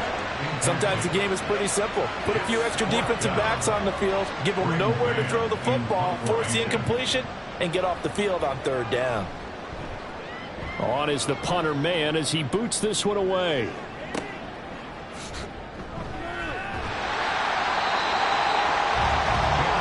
Washington going to come back out here to take over offensively. It's been very much a slow start for them. 3 drives and just the 3 points, CD. Yeah, if you're into the points per drive ratio, that answer is 1. And that's not going to get it done in a ball game. They've got to find a way to finish these drives in end zones, not having balls go through goalposts. And the running lane's non-existent in this first half as they'll stop him behind the line. 2 yards the loss, 2nd and 12. At the 20-yard line.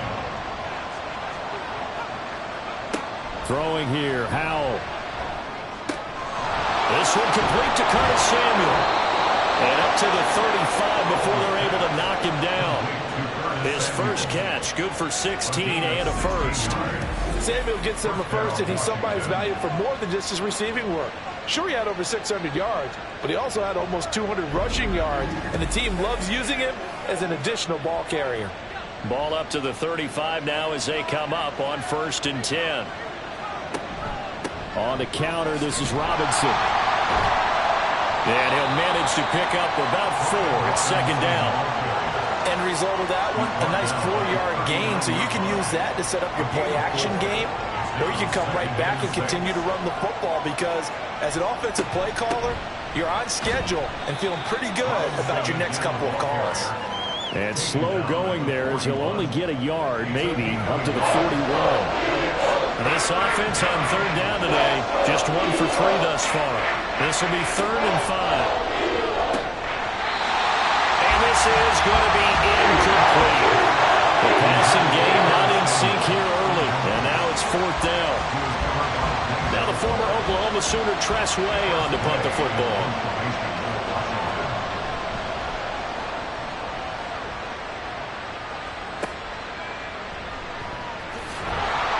It's a 40-yard punt, 6 yards on the return. And the Eagles will have it, taking over 1st and 10. Well, let's shine the spotlight on the former Georgia Bulldog, DeAndre Swift, who's set to begin this next drive. It's the 2nd quarter. His team has the lead, but I think he's hoping for a little bit more production out of himself. And we often talk about preaching patience to a runner when things are a little bumpy in the early going. But we have to do the same thing with the offensive line. They can't wait to halftime to make the adjustments. They have to do it from series to series. So those surface tablets come into play.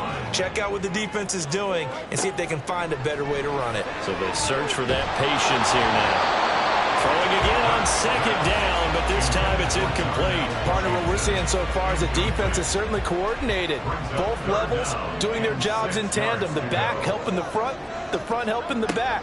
The pressure got home on that last play and forced him to try and throw through contact and short of the sticks. And he is going to have an Eagles first down as they're able to get the 3rd down conversion. That's a play that will likely be forgotten when you talk about big moments in this game. But plays like this are critical to keep drives going. And points result, we'll call this play significant.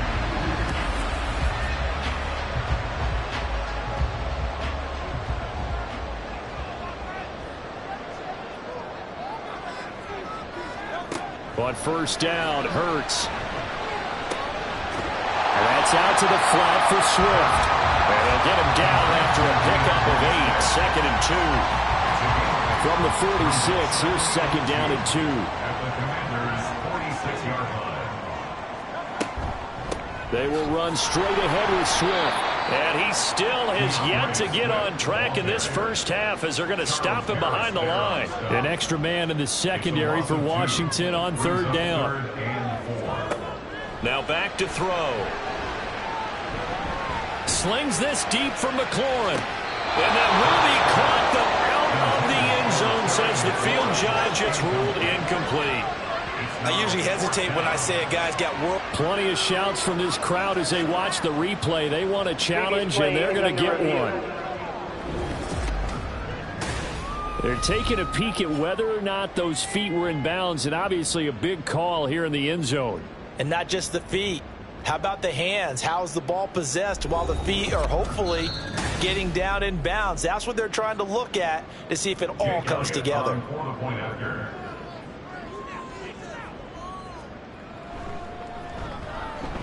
Elliott good with a PAT, and that pushes the lead up to 11.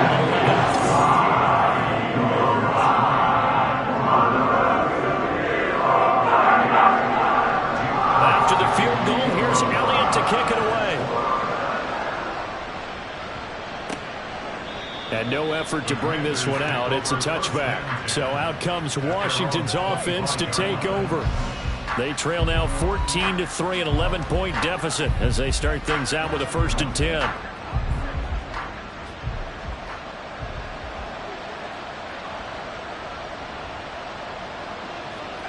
Out of the gun, it's Howell. Over the middle, brought in by Dotson.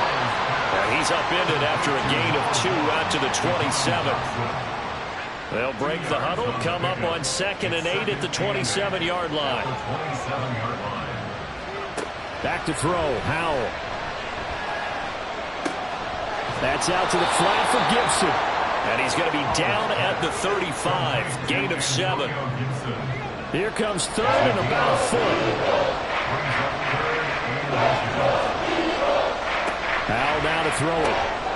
Work in the middle of the field, and he's got a man complete. And he's going to have a Commander's 1st down, and he'll have it by plenty as they're able to keep the drive alive on 3rd and inches. Many different ways to create space, but on that play, he did it with that big, wide body of his. Didn't get a whole lot of yardage on the play, but it did what it was supposed to. Pick up a 1st down.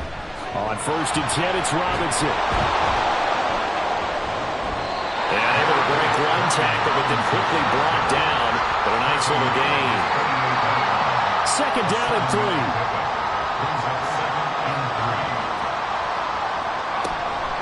Robinson with another carry. And forget about finding a lane. He barely had time to look up before he was planted in the backfield. It'll be a loss of a full 3 yards there, and it also brings up 3rd down.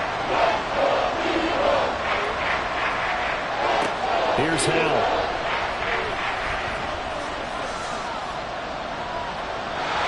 And that is incomplete. The passing game not in sync here early. And now it's 4th down. Well, this 1st half has not gone according to plan so far, offensively or even defensively for that matter. They could use a big-time spark somewhere, but it's not going to come on this drive as they have to punt this one away. It'll be a 39-yard punt, no return, and the Eagles will be backed up deep to get the drive started as they take over 1st and 10. Already at the line, this Philly offense set to go. They'll start on the ground with Swift. And he is met in his tracks behind the line of scrimmage. 2 yards the loss, 2nd and 12. The running lanes have definitely not been there for him here in the 1st half, and I don't think it's all been his fault. His offensive line hasn't given him much space. A loss results there. Right back to Swift again on 2nd down. And this one also slow in developing as he's maybe getting back here to the line of scrimmage, but not much more than that. Backed up here, tough spot, needing 11 yards to pick up the 1st. That is caught. And he'll be corralled well upfield right around the 40-yard line. Give him 30 yards there. This offense is looking very comfortable here in this 1st half. Very relaxed, very smooth, very efficient. No wasted motions. Things are definitely going their way, and they continue to move the ball downfield. Now the big play pushes him all the way out to the 40 now for 1st down. Hurts. Throw to the right here, taken in by McLaurin.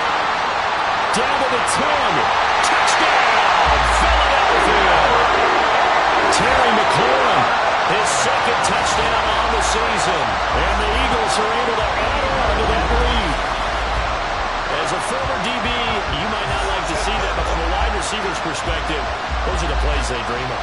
Correct on both counts, all right? Because once he took off, I mean, let's face it, that should have been done in Big Sky Country. Aren't any speed limits out there? And off he went. Glad I wasn't the one trying to chase him. Elliott good on the extra point, and the lead is up to 18 now. Just a 4-play drive that time. And it's finished off by a Terry McLaurin touchdown. Washington ready to try again on offense. And this, let's face it, an important drive if they're going to get back into this ballgame. Think about going into the locker room down 21-10 as opposed to 21-3. 21-10, a little more optimism, a little more bounce around the locker room, a little more discussion about how they're going to finish this thing off. 21-3, I think discouragement clouds that locker room. Yeah, and I think a touchdown much bigger than a field goal on this drive just to get into the end zone and get that momentum. So often when we're watching a football game, we see one with a lot of ebbs and flows, and this one is no different. And sometimes you just need a big play to wake you up a bit. And they get one right there. That shot of caffeine this offense was looking for. They'll go play action. Howell. Crowder's got it over the middle. And some room to run now. And they're able to get this one past the 30 to the 25-yard line. 18 more yards there and another first down. 2 minutes remaining in this first half of football. This offense finding its legs now. Here's another 1st and 10. Howell out of the shotgun. A throw out wide going to be incomplete. Well, they've been back on their heels a little bit here on this drive, but a chance to exhale just a little bit there with incompletion on first down. Now they have to gear up, try and get 2 more stops, and escape this drive. Howell's throw complete to Dotson. And he has another first down as they'll get the ball down to the Eagles' 15-yard line. It's a gain of 10. And the Commanders' first down. Howell, he'll look to throw it. To the right side and complete to Thomas. And he's able to get this down to the 5-yard line before he's out of bounds. This is 1st and goal and a golden chance to get a score back here before halftime. And Howell will throw it. Dotson has it. Touchdown, Commanders. A 5-yard touchdown catch. And the Commanders are able to cut into that deficit. A nice throw there by the second-year quarterback. And I don't believe that was the kind of play he would have made as a rookie, because usually your rookie season is a continuation of your college days. A lot of one read, and if you don't have it, you just take off and go. Now he's settled in the pocket a little bit more, reading the field and getting to a second and sometimes third progression. That was a nice play. The extra point by Sly is up and good. And it makes the score 21-10.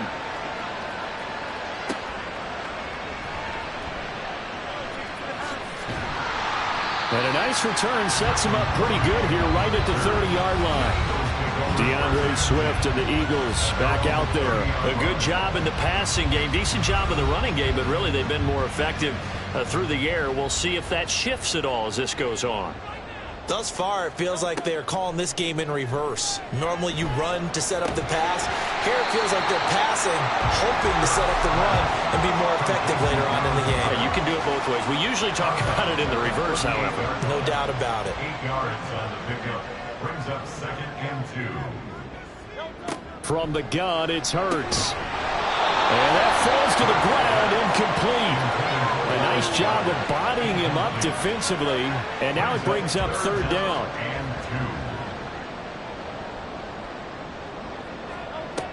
Throwing is Hurts. Pass taken in by his big tight end. And he is going to have an Eagles first down as this defense unable to hold. It's a 7-yard gain there on 3rd and 2. Well, a timeout called for by the offense as they'll stop it with just over a minute to go before halftime.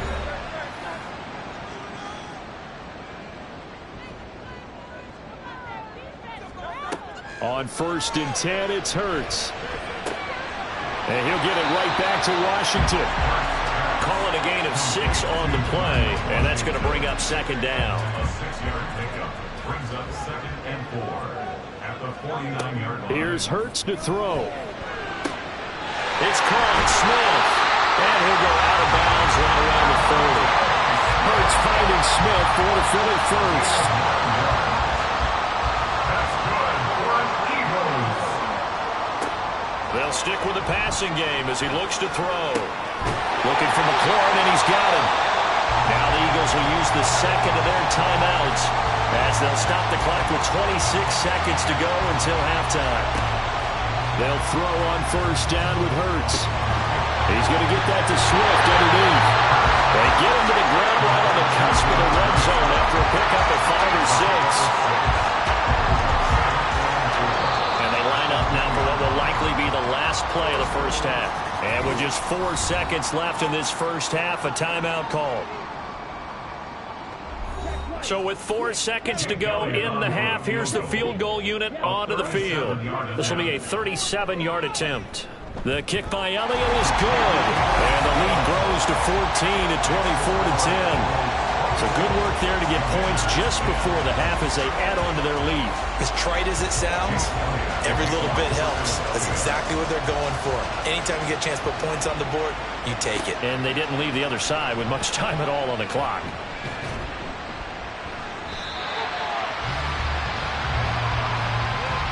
So we have come to halftime in what's already a 2-touchdown game. As we'll get you down the coast to Orlando for Jonathan Coachman at our EA Sports Halftime Report. Coach. All right, Brandon, thanks very much. A lot to get to here as we say goodbye to September and take a look around the NFL here on this first day of October. We'll begin up at Bank of America Stadium in Uptown Charlotte. And this one has been all it was advertised. 24-17 the score at halftime. Alexander Mattison, a touchdown run in that first half. From there, let's head off and check out a second game. And you can see, currently they trail in that ball game. Kenny Pickett with a couple of touchdown tosses. Lastly, let's get to the Windy City. See what's happening with the Bears at home at Soldier Field. As you can see, the score there in the second quarter. The Broncos trying to gut this one out as it would be a good victory for them if they could get it. The Eagles got a solid first half from last year's MVP runner-up, Jalen Hurts. He's got a touchdown pass on the ledger as his guys were able to build a double-digit lead. All right, Coach, thank you, and we welcome everyone back for quarter number 3. Washington kick team back out there now as they will send this one away. And he'll just take a seat, and the drive will begin at the 25-yard line. So here are the Eagles to take over. They're on a 3-game winning streak, and right now looking good in this one as well.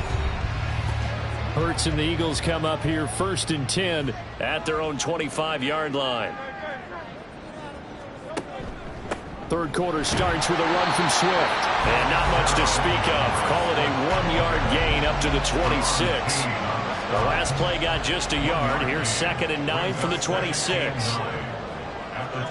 Hurts sets up to throw it. He completes this one to Terry McLaurin.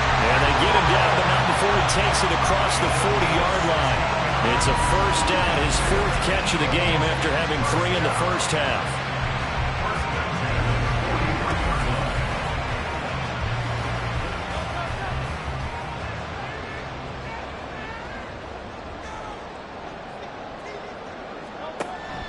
Play action. Here's Hurts. To the sideline and incomplete. They certainly thought he had an open look beyond the first down marker to his receiver, but they just couldn't connect, and that will send them back to the drawing board. 2nd down. Here's Jalen Hurts. Firing quickly, but it's incomplete. Now they face a 3rd and 10 after back-to-back incompletions. Throwing from the gun, it's Hurts. And he can't get rid of it. He's taken down. And that'll bring up 4th down on a big sack with a loss of 5. The Eagles send out their punter now as he'll come on to kick this one away. He's averaging just under 50 yards a punt as he gets this away. Fair catch signaled for and taken at about the 15-yard line. First possession of the second half now for Washington. And their defense did its job by forcing the punt to start things out. And now, Charles, can the offense get in gear? I think, partner, you can sense them saying, okay, the first half was theirs, but now let's get the momentum back on our side. We forced a punt. Now let's go downfield and score. If we do that, we'll be set up well for this second half. They take a shot downfield there, but it winds up falling incomplete. Here's 2nd and 10. Robinson gets the toss on the right side. And they're going to get this beyond the 40 before he's taken down. 49 yards rushing for him now as he's run it 11 times. First downs have not come easy, and neither have runs like this throughout this game. Absolutely not. He finally felt like, whoa, a sigh of relief. We got something going in the running game.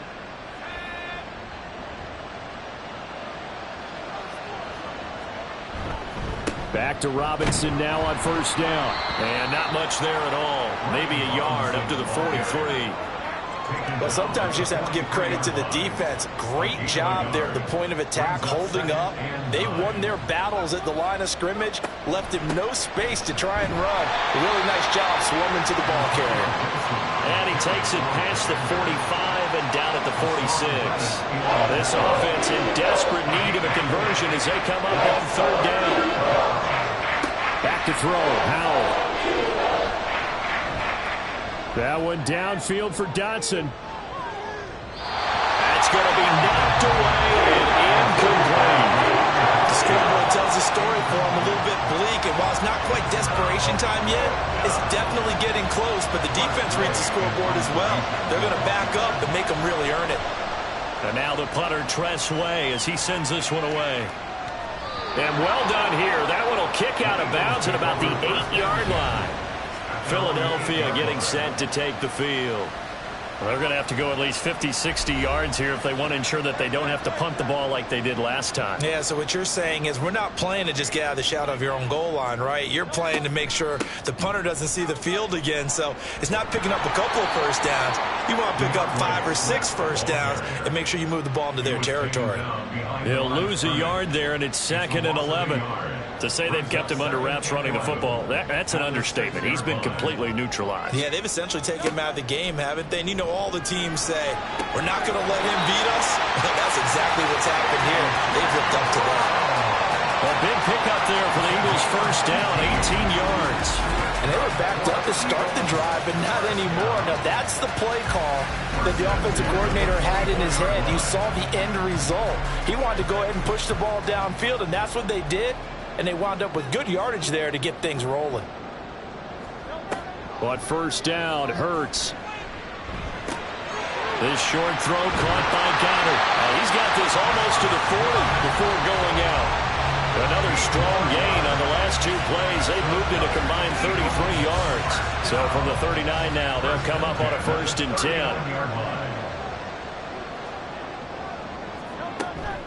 On the option to give to Swift here. And he gets forward up the middle, but only for a couple. It'll be 2nd down. I'd say they've got to find a way to get him going. He's such a big part of their offense. I wonder if they might throw it a little and come back to the run. Anything, because you're right. He's pretty much been completely neutralized. Hurts throw complete here to his receiver, Brown. And they're going to have another first down here as the tackle's made at Washington's 36. 23 yards the pickup there. That's another beautiful throw right there. It gets it to his man right in stride. And I think that throw kind of exemplifies what we've seen from this offense throughout this game. They've been in rhythm. They've been sharp. They've been on it. And they pick up another first down there. This will be caught once again by Brown.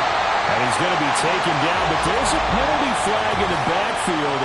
Is this a hold or did they rough the quarterback? After the penalty, a fresh set of downs. It's 1st and 10.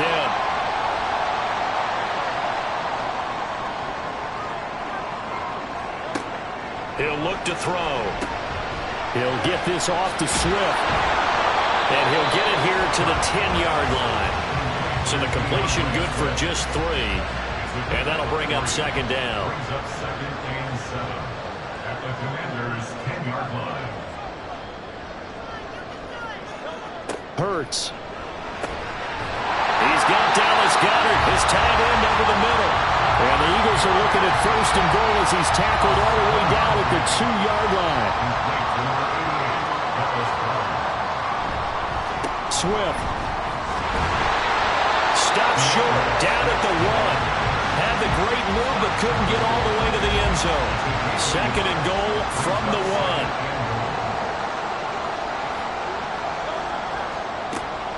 Swift again. And he'll take it into the end zone for an Eagles touchdown. DeAndre Swift his second touchdown of the afternoon. And the Eagles take a 3-touchdown lead. A 1-yard run on first down, another one on second. Tell you, it doesn't do much for the yards per carry average, but it gets them 6 points. And I just wonder in contract negotiations, do you show the 6 points scored, or do you show the yards per carry I'm first? showing the 6 points. No doubt about it. And his team benefits. They don't care about yards per carry. They just care about points up on the board. Elliott good with a PAT. And the lead now to 3 touchdowns at 21. Now after the touchdown, here's Elliott on to kick it away. Taken at the goal line. And he'll be tackled just shy of the 25. Another drive coming up for this Washington offense. I kind of feel like they've reached a do-or-die point in this game, Charles. If they're going to try to pull off an impressive comeback, it has to start right here, right now. Yeah, now they've got a final chance to get out of this situation, but they also understand they've got to move the ball and move it fast. In addition, they need to save as much time so they can get 2 more possessions. Throwing on first down, but this one winds up to be incomplete. Now a 2nd and 10. Here's Howell. Looking for Thomas, but that's intercepted. Picked up by Denzel Ward.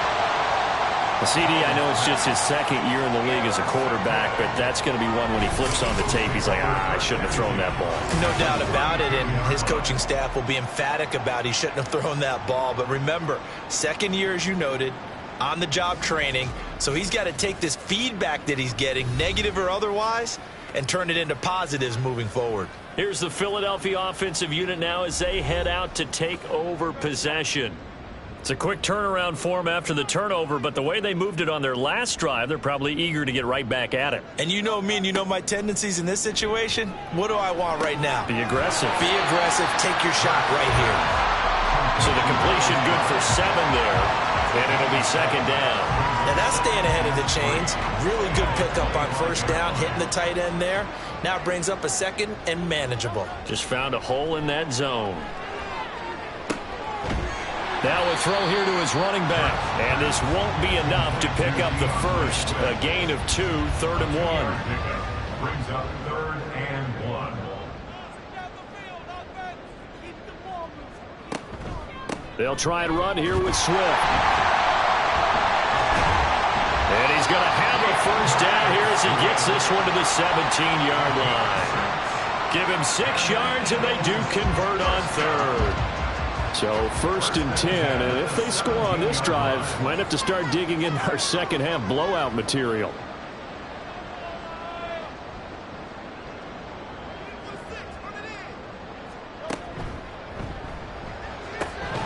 Out to the left there and complete to the tight end Goddard. He's tackled a yard short of the marker. Good gain of 9 on first down. Such a tough position to defend near the line, even when you add a 2nd defender, but the big man shrugged off the extra body and made the play call a success. On 2nd down, Swift. A 5-yard gain, and now they're set up 1st and goal. Well, they've certainly been successful throwing it around in this game. That's allowed them to move the ball on offense, but I've got to tell you, to watch them run the football and successfully, I'm not taking sides, but to see the ball in the running back's hands, oh, that's football for me. They'll go again from the 3 here on 2nd and goal. Leads to 2nd and goal at the 3-yard line. It'll be Hurts on the option. And he's in. Touchdown, Eagles. Jalen Hurts with his 14th touchdown of the year, 2nd of the game. And the Eagles will add on to their lead here in the final minute of the 3rd. So they're able to capitalize there on the short field, and that might prove to be the score that turns out the lights. The party's over. Oh, sorry about that. That's an old reference there, folks. But, yeah, they've been the better of the 2 teams by far, and that's great complimentary football right there.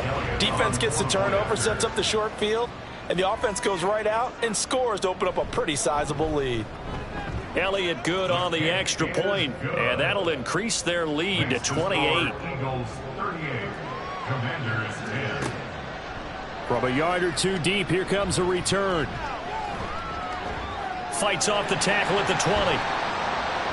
And all in all, a pretty solid return. Nearly got it to the 35. They'll mark him down officially at the 34. The Washington offense set to take over. Well, we haven't exactly been treated to a nail-biter in this one, CD. And if they cannot score here, this one's pretty much all but over. Are you saying that you feel like people are starting to think about getting out of here, maybe beating the traffic in order to get home or to their final destination? Yeah, I don't think there's a whole lot of reason to hang around, especially if they can't score here. Yeah, you're right about that, because it has been pretty clear who the better team has been in this one. And in a league that we talk about every game being a one-score game as we go into it, watching this blowout, let's just say it's been unusual.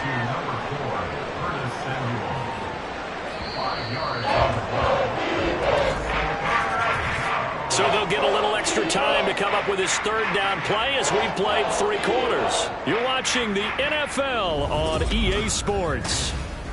And welcome back. We are in the city of brotherly love, Philadelphia. A lot of happy faces in the crowd at this point as their guys have a big lead here to start quarter number 4.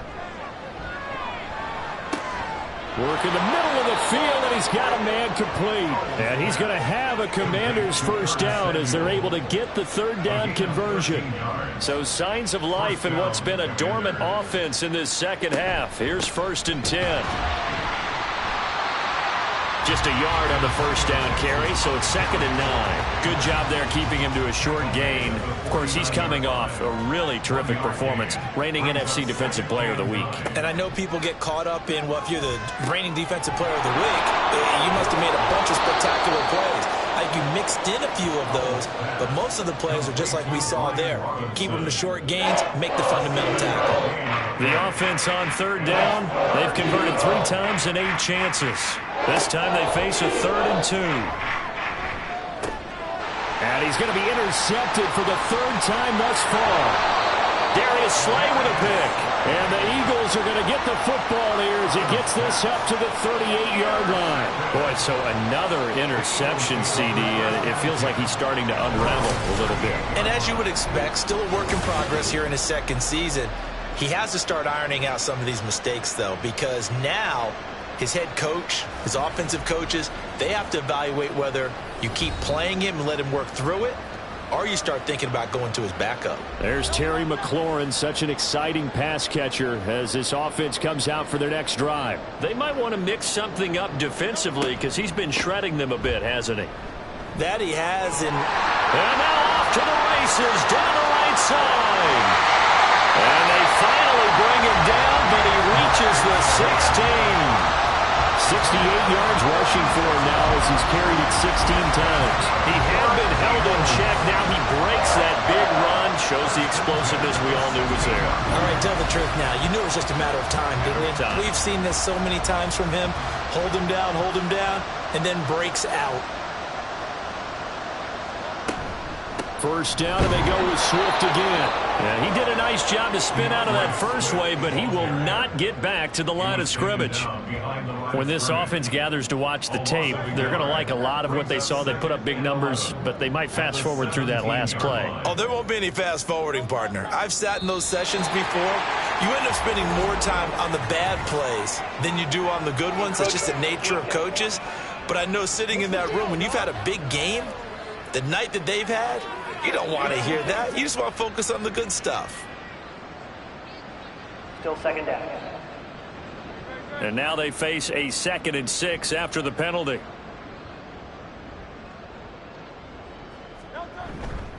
Once again, it's Swift. And he is going to be stopped cold behind the line of scrimmage. Now they're going to be dealing with a 3rd and 7. Is that one officially a loss of 1? This offense has had a lot to like in this game. I don't know that last play, though, is going to make the highlight reel. It's not going to make the highlight reel, but it will be the focus of the film session that the team has to sit through. I've sat through those before. Never any fun. You're always excited about your good plays, and they actually fast forward through those. All right, that was good. All right, great. They get to the bad ones and really illuminate them. Not cool.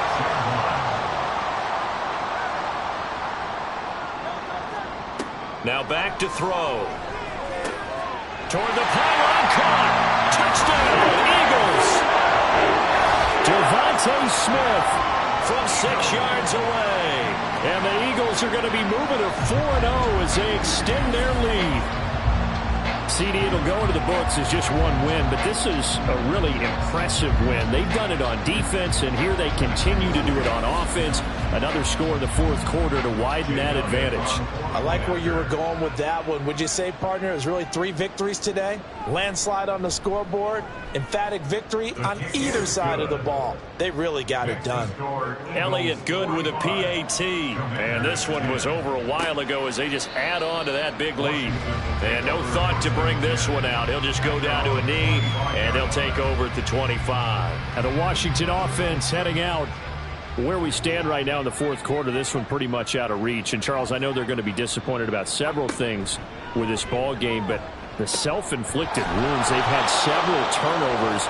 You would have to think that's going to be something they're going to discuss heavily in the film session in the coming days. You're absolutely right about that, partner, because they're going to have to sit in that film room and watch every error that they made and figure out how to not do it in the future. And mentally, I think a lot of the guys are already starting to think about, okay, how do we put this behind us and get better for the next time out? This, they'll use as motivation for the rest of the time that they play to hopefully never be in this type of situation again.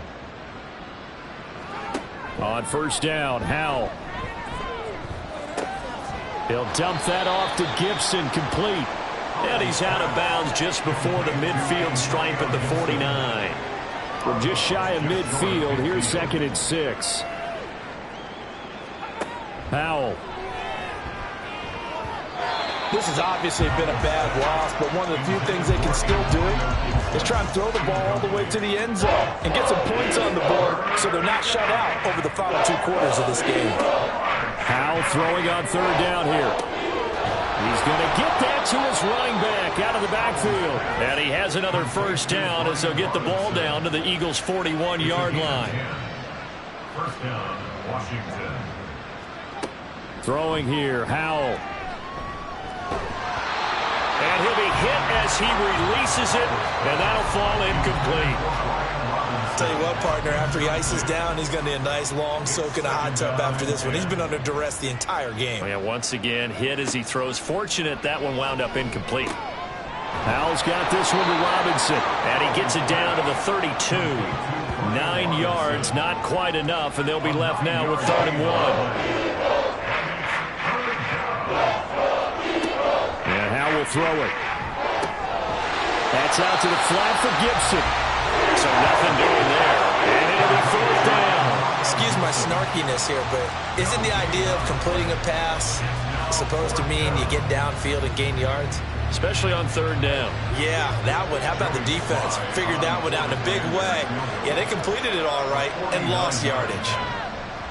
Sly able to put this one through. And they'll get back 3, but this remains a large deficit. Well, in the grand scheme of things, those 3 points likely not going to matter much, but I guess they get a little closer, a little more respectability. Yeah, you're exactly right. They've been outplayed all game long, but like my mom used to tell me all the time before I went out, dress up a little bit, son. Make yourself respectable. And that's what they're doing here. They're just dressing up the final score. And some good special teams coverage as they bring him down just outside of the 15. Hurts and the Eagles come up here 1st and 10 at their own 16. On the ground, it's Swift to start the drive. And he stopped immediately there. Officially no gain on the play, and it's 2nd down. No gain on the play. Brings up 2nd and 10. At the 17. They go play action with Hurts. Oh, that's into double coverage and intercepted. Picked off by Quan Martin. And he'll take this down inside the 15-yard line. And they'll take possession already in the red zone and in a great spot to add points to the scoreboard. And, Brandon, how many times have we seen a defense with a lot of field behind them get even more aggressive, right? They feel like they've got them not pinned down, but in a favorable spot for them. And they took advantage of it there, got a nice interception, and set up their offense in great shape. Here's a 1st and 10 at the 14-yard line. Howell, he'll look to throw it. And he'll go down. Brought down at the 20-yard line. That's sack courtesy of the effort of Hassan Reddick.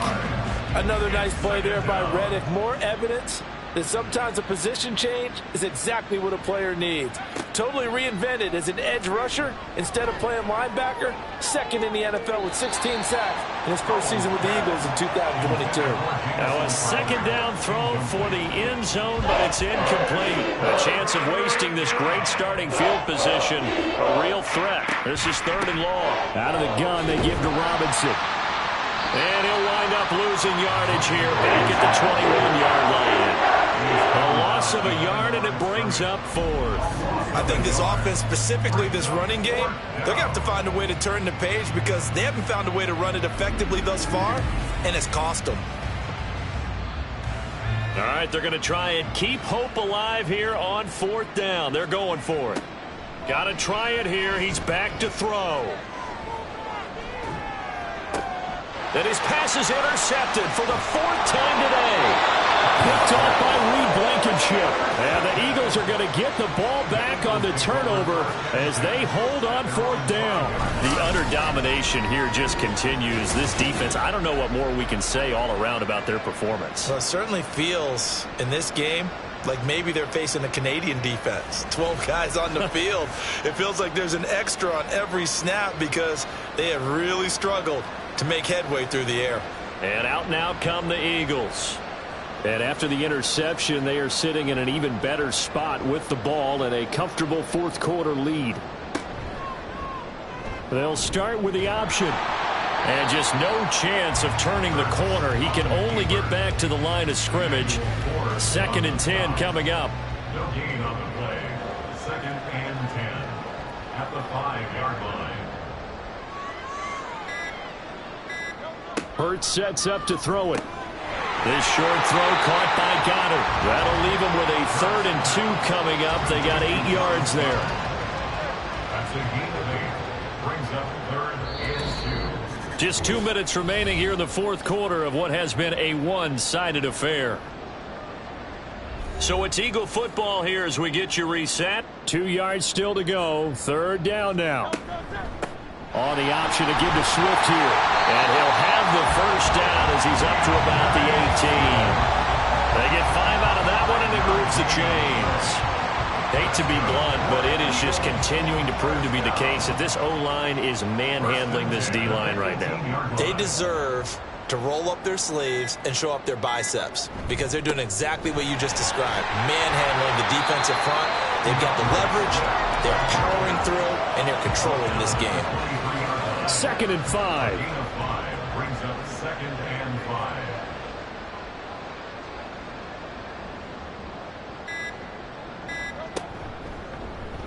Now Hurts going to keep it running left. And holding it may be the wrong decision as he stopped in the backfield. It'll be a loss of a couple on the play, so now 3rd down coming up. 3rd and 7.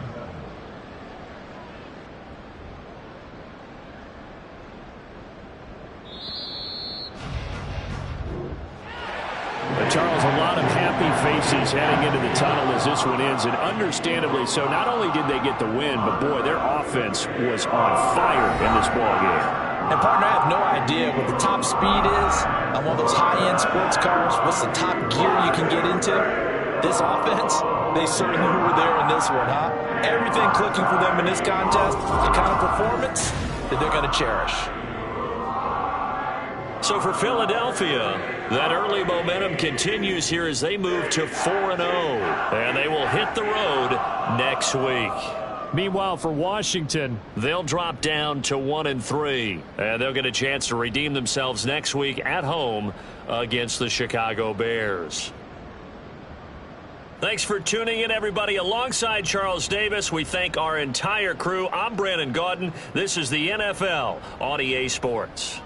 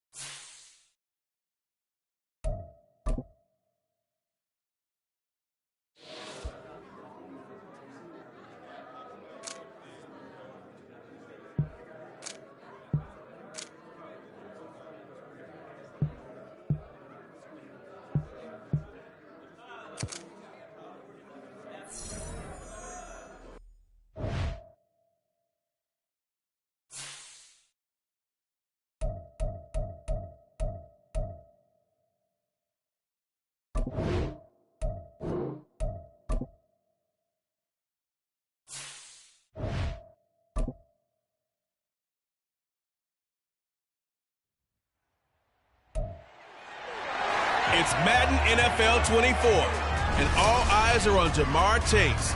He was a walking highlight reel last week with a 4-touchdown game. It's the Bengals and the Titans. All that and more coming up next on EA Sports.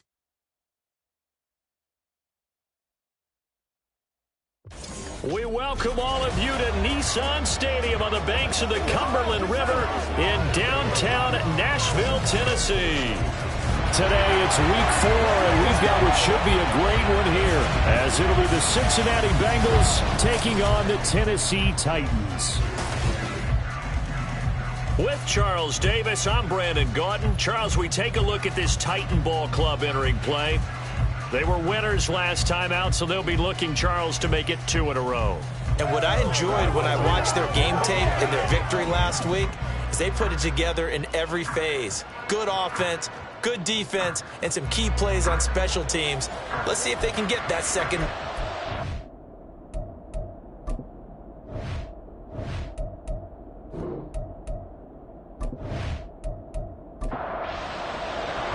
Seems like we were just starting training camp, but here we are in October, and off we go on EA Sports. Charlie Jones now from his end zone. And the decision to come out of the end zone is going to cost him 5 yards as he's taken down right at the 20. Here come the Bengals now to take over. And they are led out there by their mobile quarterback. And he is hot, hot, hot. Yeah, okay, so there's a blemish in there, right? He did throw 1 interception in the last game. But 5 touchdown passes. Okay, that's the offset you want. I'd say bench him. 5 touchdowns, 1 interception. You are tough, coach. I thought the ratio was if you got to 3-1, your quarterback was operating at peak efficiency. 5-1. And a win. Keep throwing it. And the result here, a pickup of 8. Leaves him with 2 to go on second down. More muscle up front for this 2nd and 2. They've got 3 tight ends out there.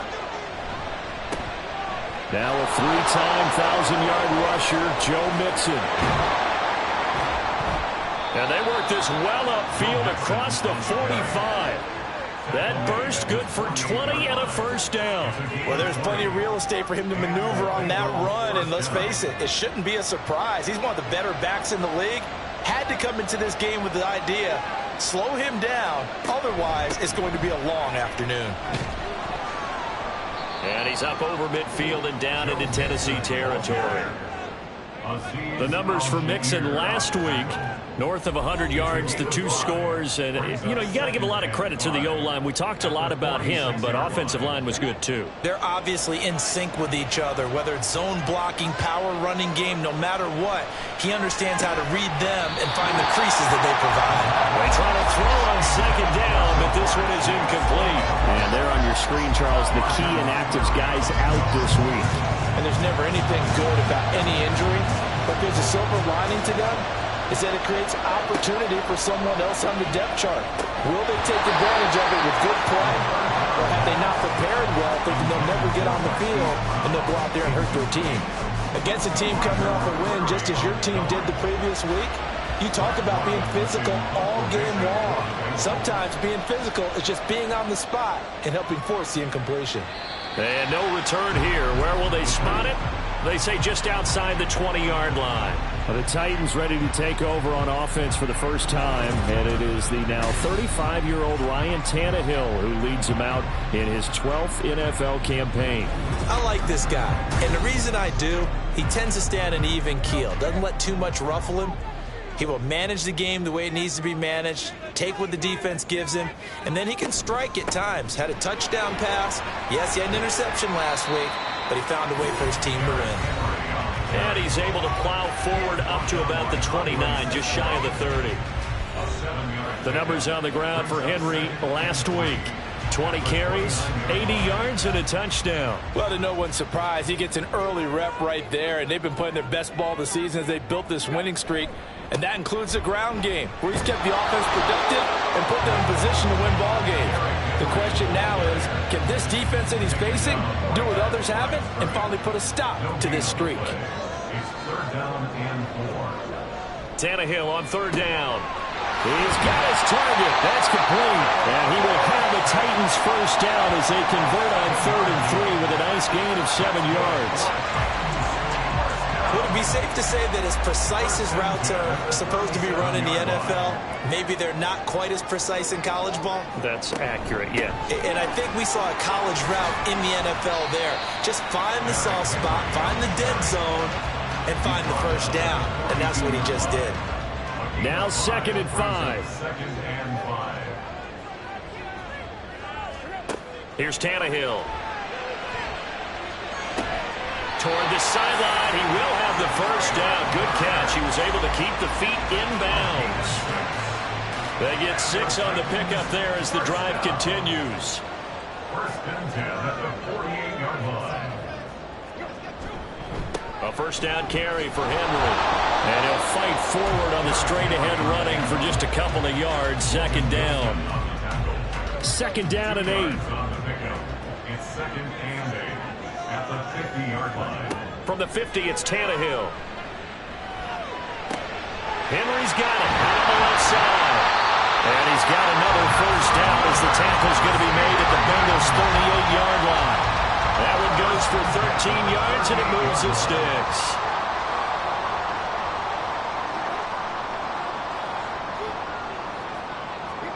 Tannehill on first down.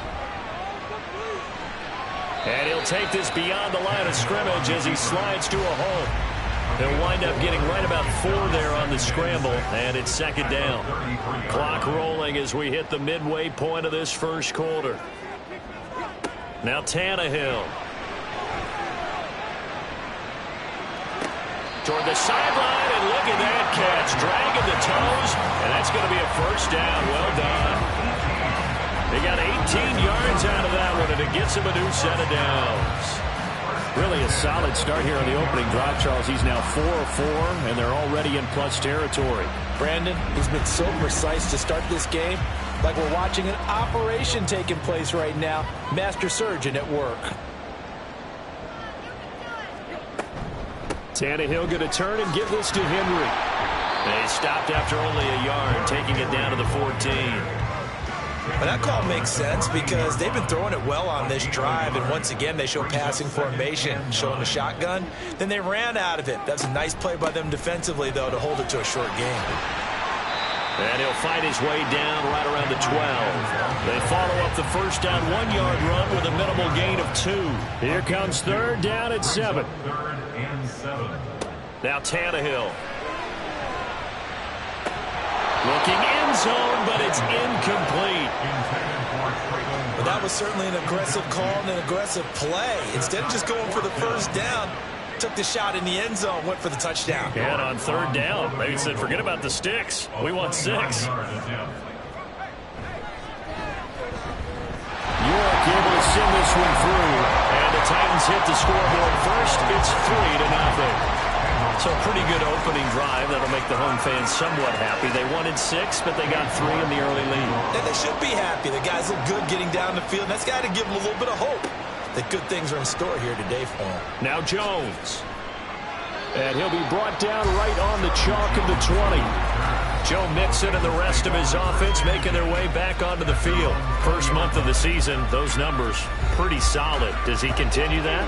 I think so, because when you come out of the gate this strong, that means that you have planned for it and you like the results that you're getting.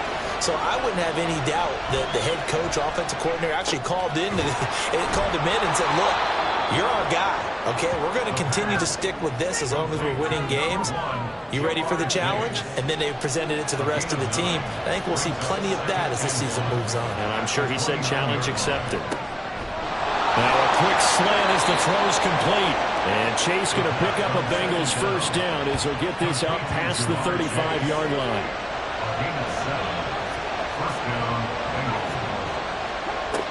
Back to throw here. Catch is made by Marquise Brown. And they'll get this well past midfield before being stopped just before the 35. 28 yards the gain there on the catch and run.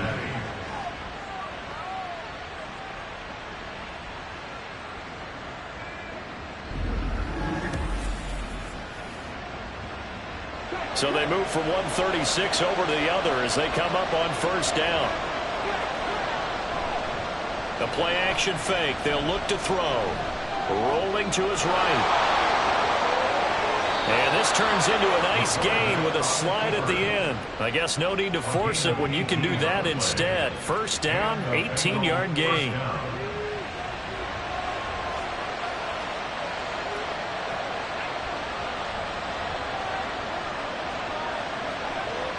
He'll drop to throw. Touchdown, Bengals. David Njoku, his third touchdown now on the year. And the Bengals are able to answer the early 3 points and take a first quarter lead. I'll let you do the analysis, partner, but with every touchdown pass this young quarterback throws and with the success that his team has had, I just continue to be more and more impressed. Let's both do the analysis. Impressed. Aren't we both? Yeah. I mean, and why shouldn't we be? We've seen him improve throughout the year. We've seen him settle in now, and you can see the confidence of the team has grown. His confidence has grown. I think that everyone around this guy feels good about what they've seen, and it's also safe for him when he's driving home to turn on Sports Talk Radio. He's okay. After the touchdown, McPherson on to kick this one away. And it'll come out to the 25 as he will not attempt a return. The Titans coming back onto the field for their second drive. Their drive last time, it stalled out. They were forced to take the short field goal. And the key phrase, you nailed it. Forced to, because you know coaches look at these short field goals as a last resort, right? To them, that's not how drives are supposed to end. You're supposed to put 6 on the board. That's a consolation prize. Like going to the county fair, you don't get the big stuffed animal on that one, do you? No, you don't go top shelf. That's bottom shelf material. Now the rookie third rounder from Tulane, it's Tajay Spears. And they get him down, but not before he takes it across the 40-yard line. Give him 16 yards there, a Tennessee first down. Not too shabby for his first carry of the game. That's exactly what most teams are looking for, a really good change of pace back. A handoff, running left, Henry. And he's across the 45. It'll be second down. You talk about this Bengals defense. This unit currently 7th in the NFL, Charles, in stopping the run. Now if they could just get their pass defense in line, this unit would be really, really strong. And remember the conversation with the defensive coordinator? He wants them to rush the passer better. He wants to see the quarterback on the ground. They've got to create some sacks. And he said it starts early and often. We'll see if they can get to him. Here now, 3rd and a yard. From the midfield stripe, they'll look to throw. That is caught. And he'll be taken down, but he does have first down yardage. The drive stays alive, a 3rd down gain of 8. First and 10 at the 41-yard line. On first down, it's Tannehill. Left side, it's Dorsett. And he will be out of bounds here on what will turn out to be the final play of this first quarter. After 1, 7-3 the score on EA Sports. Ready for the second quarter from Tennessee, and it's the homestanding Titans in possession as they've got it with second down and less than a yard. 10th carry now for Derrick Henry. And he's going to get this down near the 20-yard line. That's a first down pickup for Tennessee on a gain of 10. And that's the big fella's MO right there. Running through tackles, keeping the sticks moving forward. In this defense, if you don't bring 11 guys to the ball to try and get him on the ground, he's going to keep making runs like that. I feel the press box shaking every time he touches the ground. And they've got it inside the 10 at the 8. Back-to-back nice gains. That one for 14 yards and another first.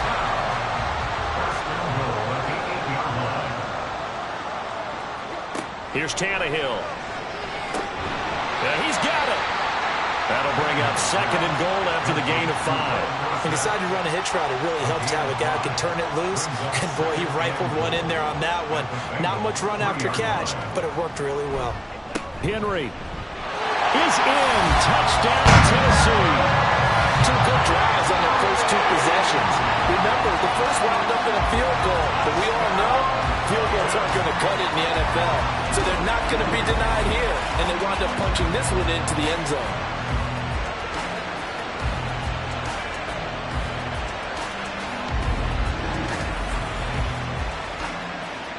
Now Cade York for the extra point. And it's through, and that makes the lead 10-7. So the drive goes 75 yards, 10 plays. And Derrick Henry able to finish it off with a touchdown run. No run back here for Jones. A touchback. Ready to go on offense. Out come the Bengals. As this offense comes back out here, Charles, they're trailing in this ball game.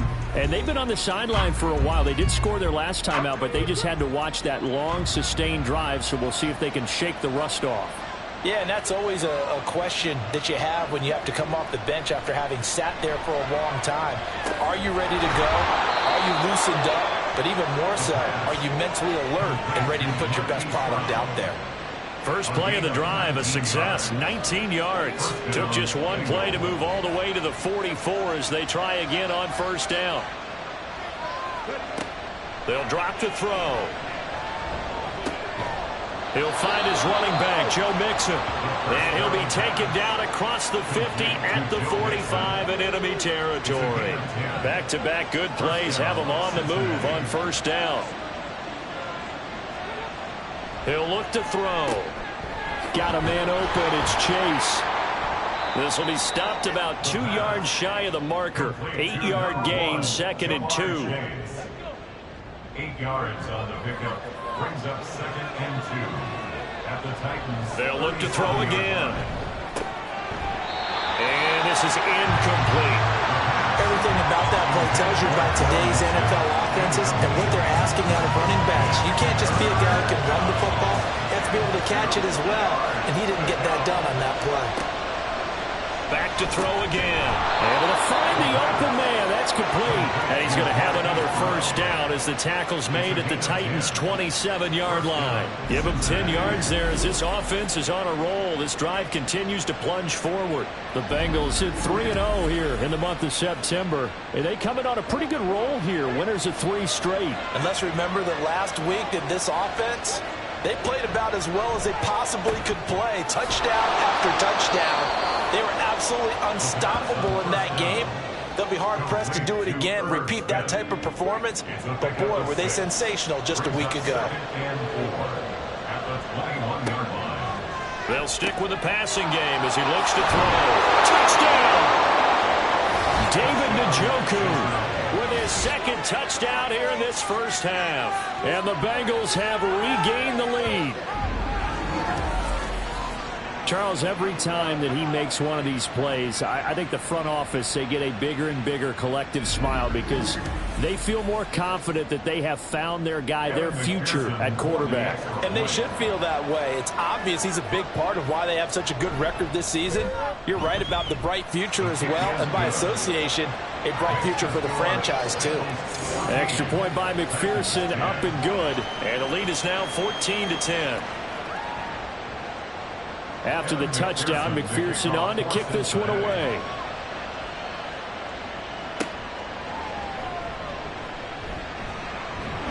And up to about the 26-yard line, just across the 25. The Titans getting set and ready to go here for their next drive. Tannehill and the Titans come up now 1st and 10 at their own 26.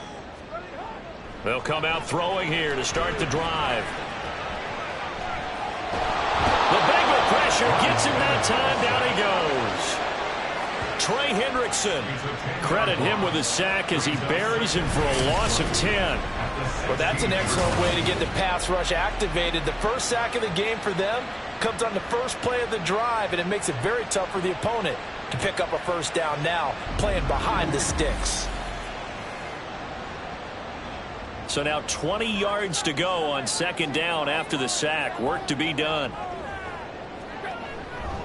Henry up the middle. Shrugs him off. And able to use the stiff arm to gain leverage initially, but not much room thereafter. He'll get 3, but it leaves him with a big hole here on 3rd and very long. Now it's Tannehill. And he'll get this underneath to Henry. And they'll get him down here at the 23. He did his best to just get 4 out of that, but not enough. And now 4th down. Here's Ty Zentner now. Back deep for Cincinnati, the rookie Charlie Jones. And the win last week punted 4 times as this one's away. Here's Jones. It'll be 37 yards there on the punt. And the Bengals will take over here 1st and 10. Joe Mixon and the Bengal offense ready to go back to work. The passing game, they've had more success there than the running game. Maybe something they game plan for. How come they didn't tell us about it? Because they wanted to keep it a secret. We did ask, didn't we? But I think what happened in this one is they've realized that they've established the run pretty well, and teams are going to key on that. They thought they could open it up and have success through the air, and that's exactly what's going on. Yeah, they've had success, at least so far here in the 2nd quarter. Here's a play fake as they set up to throw. He will find his man Chase complete. And he gets this one inside the 15, just a yard or 2 shy of the 10. That one good for 37 yards. The defense, they weren't fooled on that post route. They just couldn't make the play. And the offense definitely tried to fool them because you saw the other route combinations, didn't you? Anything that they were running trying to draw attention away from the deep part of the field, but still had it covered, yet they were able to come up with a nice play. So how about this for field position after the big play? Inside the 15 now as they come up on 1st and 10. Inside handoff to Mixon. And they corral him just a couple yards shy of the end zone. 43 yards rushing for him now, and he's only carried the ball 4 times.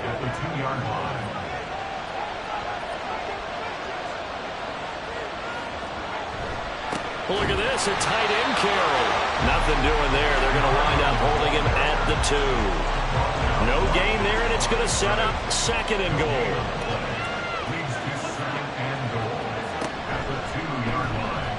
He'll keep it himself. And he probably should have given that one off as he's going to get hit and taken down behind the line. That'll be a loss of a yard, and it leads to a 3rd down.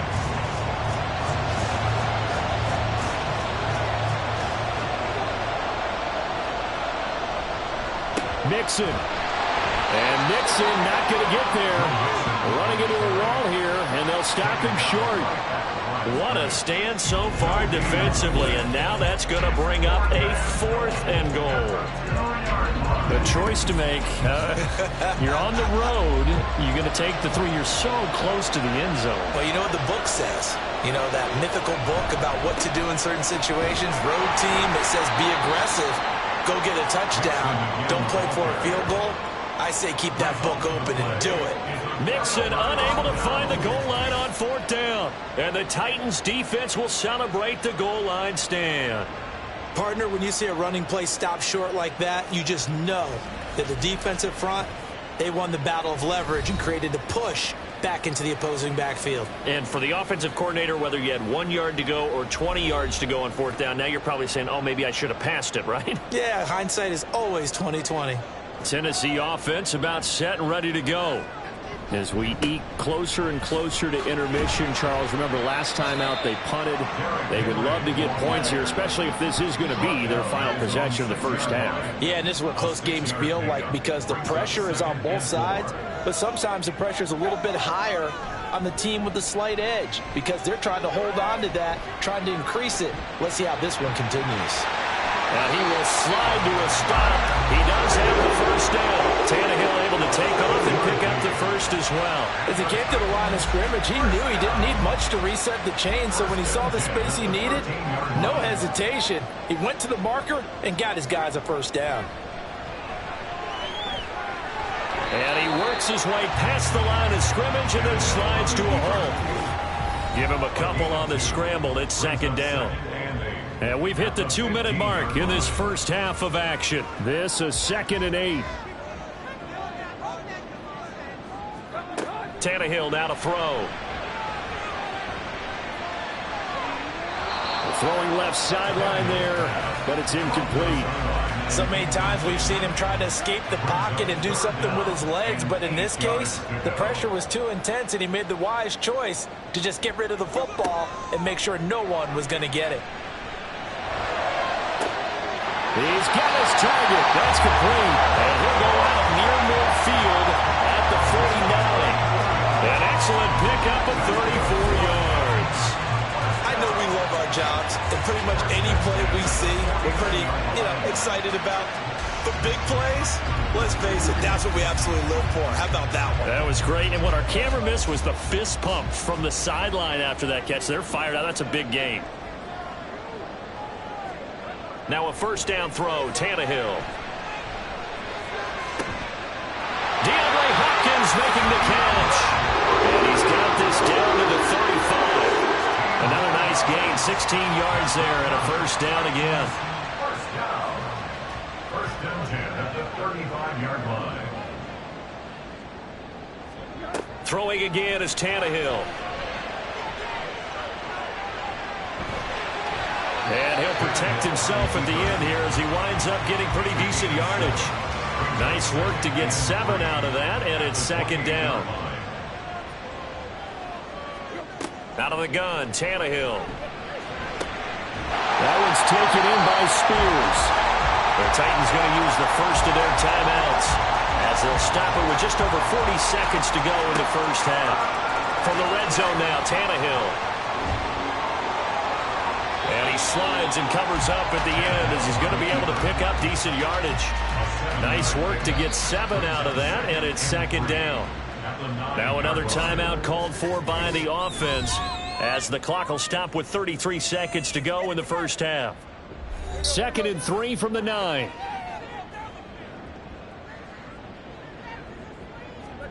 Tannehill. To the end zone, but it's incomplete.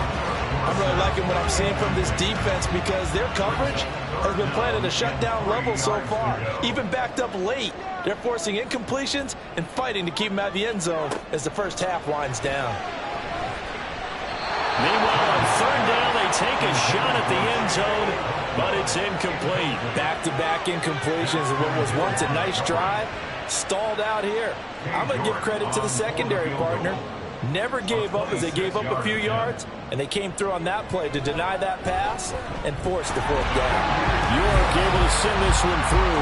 And the lead is down to 1 now at 14-13. So the 3 points here, they're still down, but they put somewhat of a dent into that lead going into the break.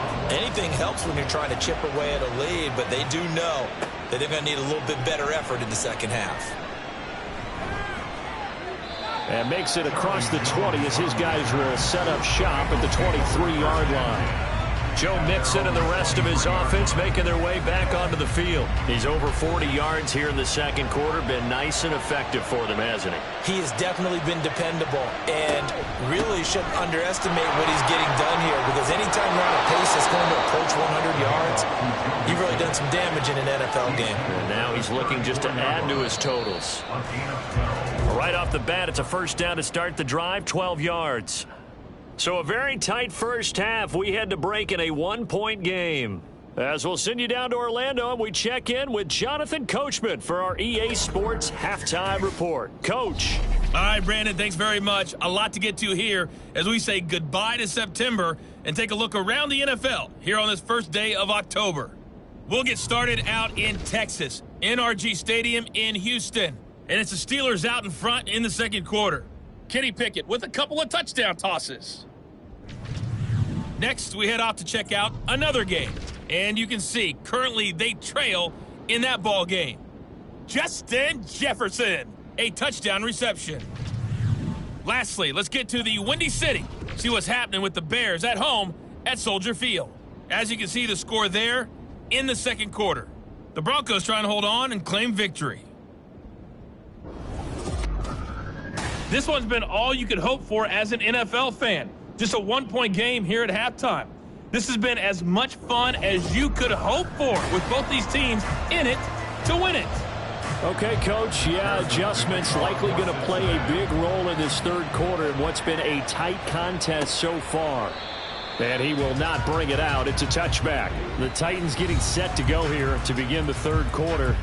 So out of the locker rooms here they come. Their first drive of the third quarter. And, Charles, they're trailing in this ball game, but we got a tight one set up to be a very entertaining second half. And as we know, partner, in the NFL, there's trailing and there's trailing, right? Sometimes you're discouraged by how much you're down, but in this case, this is a tight ball game, so there's a sense of optimism here. I think they went in at the half and looked at their play sheet and said, these are the plays we really like. What do you say we use them to start the second half and get us going? They try to throw on second down, but this one is incomplete. On any passes in the middle of the field, anyone who's going after the football is going to be conscious that it's probably going to be contested and often physically. Sometimes that leads to drops. Throwing on third down, Tannehill. He's got the hook up to Hopkins.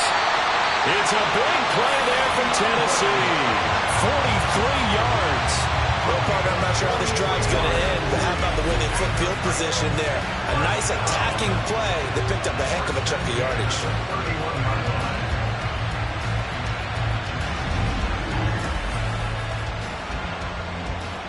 So the big play changes the complexion of things. Here's 1st and 10 just outside the 30. Back to throw, Tannehill. That's complete once again to Hopkins. And inside the 20 before he's brought down. Another first down as they call his number again. He's got 15 yards here. Great play to move the chains by Hopkins to show that he remains a great playmaker despite missing chunks of the last 2 seasons. Averaged almost 80 yards per game in 9 games last year. And this will leave him a yard short. Nice pickup of 9 yards on first down. Ball at the 8 here for second and a yard, maybe a touch less. Now it's Tannehill off the bootleg. Looking end zone, but it's incomplete. A field goal would get them the lead, but that's not what they're shooting for as they come up on third down. Now Tannehill.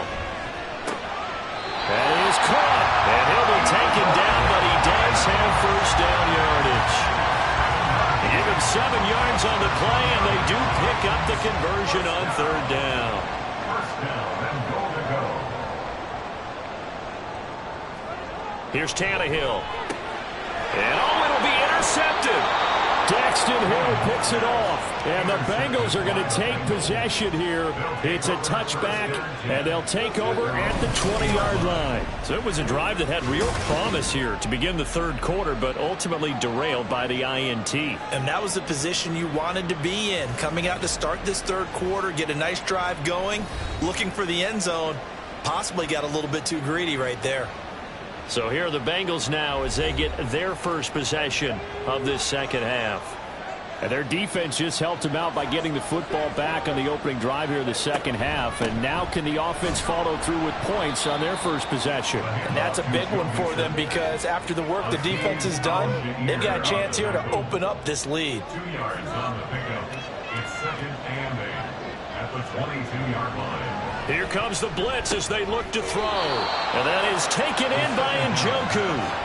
He's been big. 2 touchdowns earlier. Now he's got a first down here. For a tight end, he's got good straight line speed, and on that route, he's often the guy that gets overlooked. Nice job there finding him in stride for really good yardage. On a determined run there as he's going to take this all the way down near the 40. 76 yards rushing here for Mixon. He's got a first down. All right, I got to ask you, with these RPOs, essentially the quarterback has 3 options, right? So what's different from that versus the triple option that we see the service academies run at the college level? As a general rule, the triple option at the college level, most things are called outside of the quarterback faking it to the runner and then keeping it himself and maybe having a trail back. What I mean is, in the NFL, that option to throw the football all comes about organically. It's a natural deal based on reads. In college, if you're going to throw the football for triple option, you've actually called that play. 5 yards on first down, but now just a 1-yard pickup there on second. Here's third down and 4. They'll set up a throw. And he'll be touchdown here, but not before he does pick up the first. 7 yards there, good enough to move the sticks. As an unbiased observer, I think it would have been interesting to see what they would have done if they hadn't gotten the first down there. But since they did, I guess the point is moot. And they're right there in that middle ground, field goal range, punt, go for it. But as you said, they picked it up. 3 yards on the pickup there, and it'll be second down. A 3-yard pickup brings up 2nd and 7 at the 25-yard line. They'll stay on the ground. Mixon again. And he'll get it down this time to the 17. That one a first down pickup of 8. This has been a good drive so far. It's been the running game for the most part that's powered them down there. Another nice burst there, picking up a first down. Now it's 1st and 10, as you said, in the red zone. And he'll spot Higgins open left side. They'll wind up getting just a yard, and it'll be second down. 1-yard gain brings up 2nd and 9 at the Titans' 15-yard line.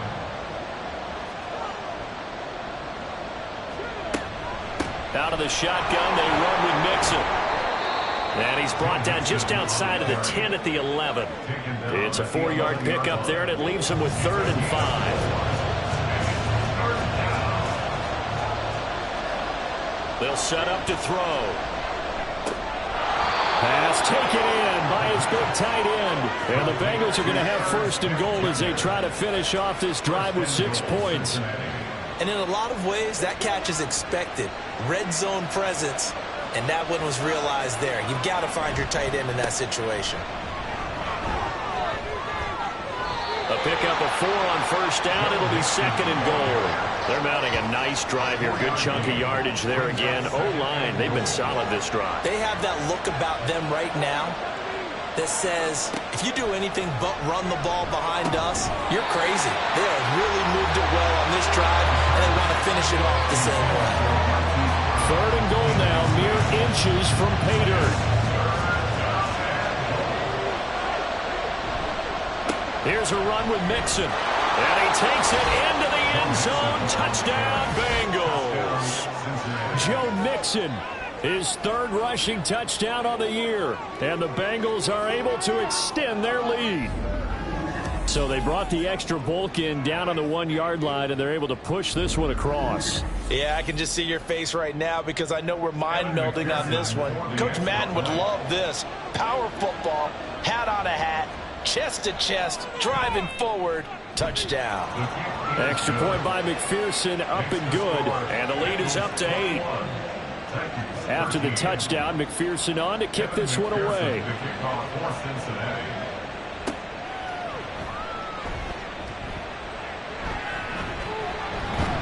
And he takes this near the 25. Just a little pass there. Call it the 26. Tennessee offense set to go again. And a close game like this, Charles, those interceptions like they had on the last drive could be costly. But here they've got another opportunity to seize control of this game. And they better take advantage of it because otherwise, if they end up losing by 1 score, they'll relive this over and over and over until they have another opportunity to walk it away. The drive starting with a first down, 11 yards on that pickup. For a Tennessee Titan. 1st and 10. Now Tannehill On the slant, complete to Hopkins. And that's good for a pickup of 10 yards. And that'll leave him with a second and just a few inches left. At the 46-yard line. Out of the gun to give to Spears. And he'll go down right around the 47 this time. Only a gain of a yard, but that's all they needed. That's good for the Titans. First down. First and 10 at the 47-yard line. They keep it on the ground. This time it's Henry. And he is met at the line of scrimmage, and he goes down right there. Call it no gain on the play, and it'll be second down. Brings up second and 10 at the 47-yard line. Henry will get it. He's been busy today. Shoves him away. Still fighting for more. And he is out of bounds inside the 35. 92 yards on the ground now for Henry. He's got a first down. Pretty explosive run on that inside handoff, and when you're a runner of his caliber, you don't need a big crease. You really don't, but also what we're seeing is an offensive line that's taking charge at the point of attack, aren't we? Not only they're controlling the initial contact, they're actually utilizing what they call the stream, the next 2 to 3 seconds to continue to move people. A solid run by Derrick Henry, and here's another first and 10. They'll try the air now with Tannehill. That's to the sideline and incomplete. Offense was moving it a little bit, had them back on their heels, but they earn a brief pause by forcing the incompletion. That gives them a quick chance to regroup and try and mount a stand before they're backed up even further. And trying to push forward, but he is going to be stuffed up in the backfield. It'll go as a loss of a yard, so now they deal with 3rd and 11. Brings up 3rd down and 11. Here's Tannehill. And the throw there going to be incomplete. He already came through for them on this drive. No surprise that they were hoping he could do it again. Cade York on now for the field goal. He's going to need a little mustard on this one. It'll be a 51-yard attempt. York able to send this one through. And that'll get the lead down to 5. He's got 9 points on field goals now. He's made 3 of them. That gets him a bit closer, but there's no question they need to start turning some of these 3s into 6s. And for him, it's not his concern, right? He just goes out there when they call on him and goes ahead and puts points up on the board. But the offense has got to get together and figure out what's stalling their drives, so they have to keep calling on him. The Cincy offense about ready to go here on their next drive. They're rocking and rolling, but the scoreboard doesn't show a big difference. You know, maybe it's one of those games where coaches say you can't miss your turn on offense. I like the way you phrased it, especially with that. I love that rocking and rolling because the explosions on offense are happening. So that's going to keep the crowd going. They're loving that. But defensively, they just can't get it together to get the stops they've needed in order to help increase their margin. They've got to find a way, but you're not counting on it. That's exactly what you said. Can't miss your turn, can't miss your opportunity. Yeah, they're going for another opportunity now. And this shot downfield on second down is brought in. And he'll have it past midfield almost to the 40 before being taken down. 27 yards there, a first down.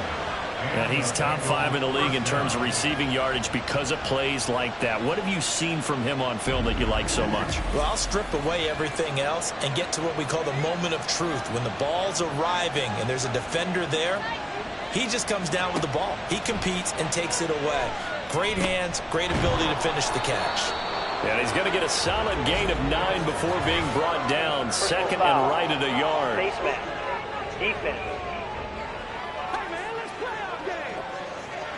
So it was already a gain on the completion, but tack on some more with that penalty. Absolutely, and no matter what angle you're making a tackle from, you can't grab the face mask, and that's just putting your defense on its heels just a little bit more. So a big penalty there on the face mask leads to 1st and 10.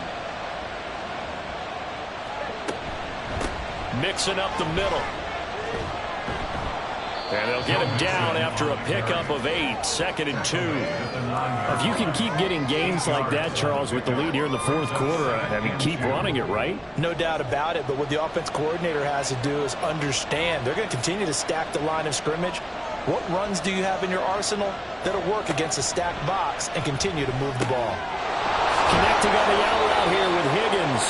And the Bengals are going to have a 1st and goal coming up as the tackle made at the 3-yard line. So 1st and goal, 6 points here would go a long way toward wrapping this one up. They'll look to throw here. That's to Chase. He's got it. Touchdown, Cincinnati. A 3-yard touchdown pass. And the Bengals are going to be moving to 4-0 as they extend their lead. Well, to put it mildly, he's been able to dice up this secondary all game long. And this time, that was a missile that he threw into the end zone and adding another touchdown to his ledger. And I think we see these youngsters develop a lot quicker than we ever have, because when they get started in this game, they're not just throwing passes around. They're reading coverages early. So now they're like seasoned pros earlier in their career. How about this one here? If they win this ball game, a game ball definitely coming from his head coach. And here comes a return from just beyond the goal line. A lane opens here. He's past the 30. And able to break this out all the way to the 38-yard line. Great return. Good starting field position for them here as they come up 1st and 10 at their 38. To throw is Tannehill. The throw here right sideline falls incomplete. Well, this at least is the right idea. I think they've got to get the tight end more involved. He had just 1 target in the first half, incomplete. Now incomplete here with the first target of the second half. Yeah, should not stop them at all from going back to him, though. Find him. Find him. Now he's going to swing this one out to his running back. And he'll be out of bounds up near the 45 at the 44. This offense so far on 3rd down, 5 out of 9 thus far. Here it's 3rd and 3. Here's Tannehill. And incomplete on the deep ball. And they're at the point of the ball game now where they've got to take some chances. They've got to put the ball in the air and just see what happens. But this defense knows that all too well. Desperation time for Tannehill on 4th down. Work in the middle of the field, and he's got a man complete. And he is going to pick up the Titans' 1st down. It's a gain of 7 on 4th and 4. And the Titans' 1st down. 1st and 10 at the 49-yard line. A 20th carry now for Derrick Henry. And they'll get him down here at about the 42. 98 yards rushing for him now to this point. Now 2nd and 3. Brings up 2nd and 3. Tannehill. That one's taken in by Spears. And he's going to be out of bounds down around the 35-yard line. That's good for the Titans. 1st down. 1st and 10 at the 35-yard line. Henry running right. And the play goes nowhere. Losing yardage back near the 40 at the 39. Call it a full 3 yards in the wrong direction there. Brings up 2nd down. Now it's Tannehill. He was waving his arms, wanted the football, but he dropped it. And that reminds me of the story you told me from your days at Tennessee. We don't need to mention the other guy's name, but when he dropped an open pass that you blew coverage on, what'd you say to him? Yeah, it's really not right since I blew coverage, but since he dropped the pass, I said, well. And he'll be taken down by the Bengal pressure. Trey Hendrickson picks up his 2nd sack of the afternoon. Well, how about that? A dime set on defense, 6 defensive backs. None of them blitz. They're just back there in coverage. Defensive lineman gets the sack. That's where the O-line, they go to the sideline, they keep their helmets on so the cameras can't find them, right? Yeah, the cameras can't find them, but I know one thing. The O-line coach will. They snap it to Tannehill. He's going to launch this thing way downfield. And too much juice. It'll be out of bounds, incomplete. The Titans try it, but ultimately they fail on 4th down. And this 10-play drive winds up yielding nothing. Well, their first 4th down attempt earlier was successful. This one backfires for a turnover on downs. I like their aggressiveness. I like what they're doing. They got it the first time they went for it. Why not a second time? I don't think they'll be daunted from attempting it again. If you're on the defensive side of the ball, though, any 4th down stop is a big momentum play. And he'll take this ahead for about 4. 2nd down coming up.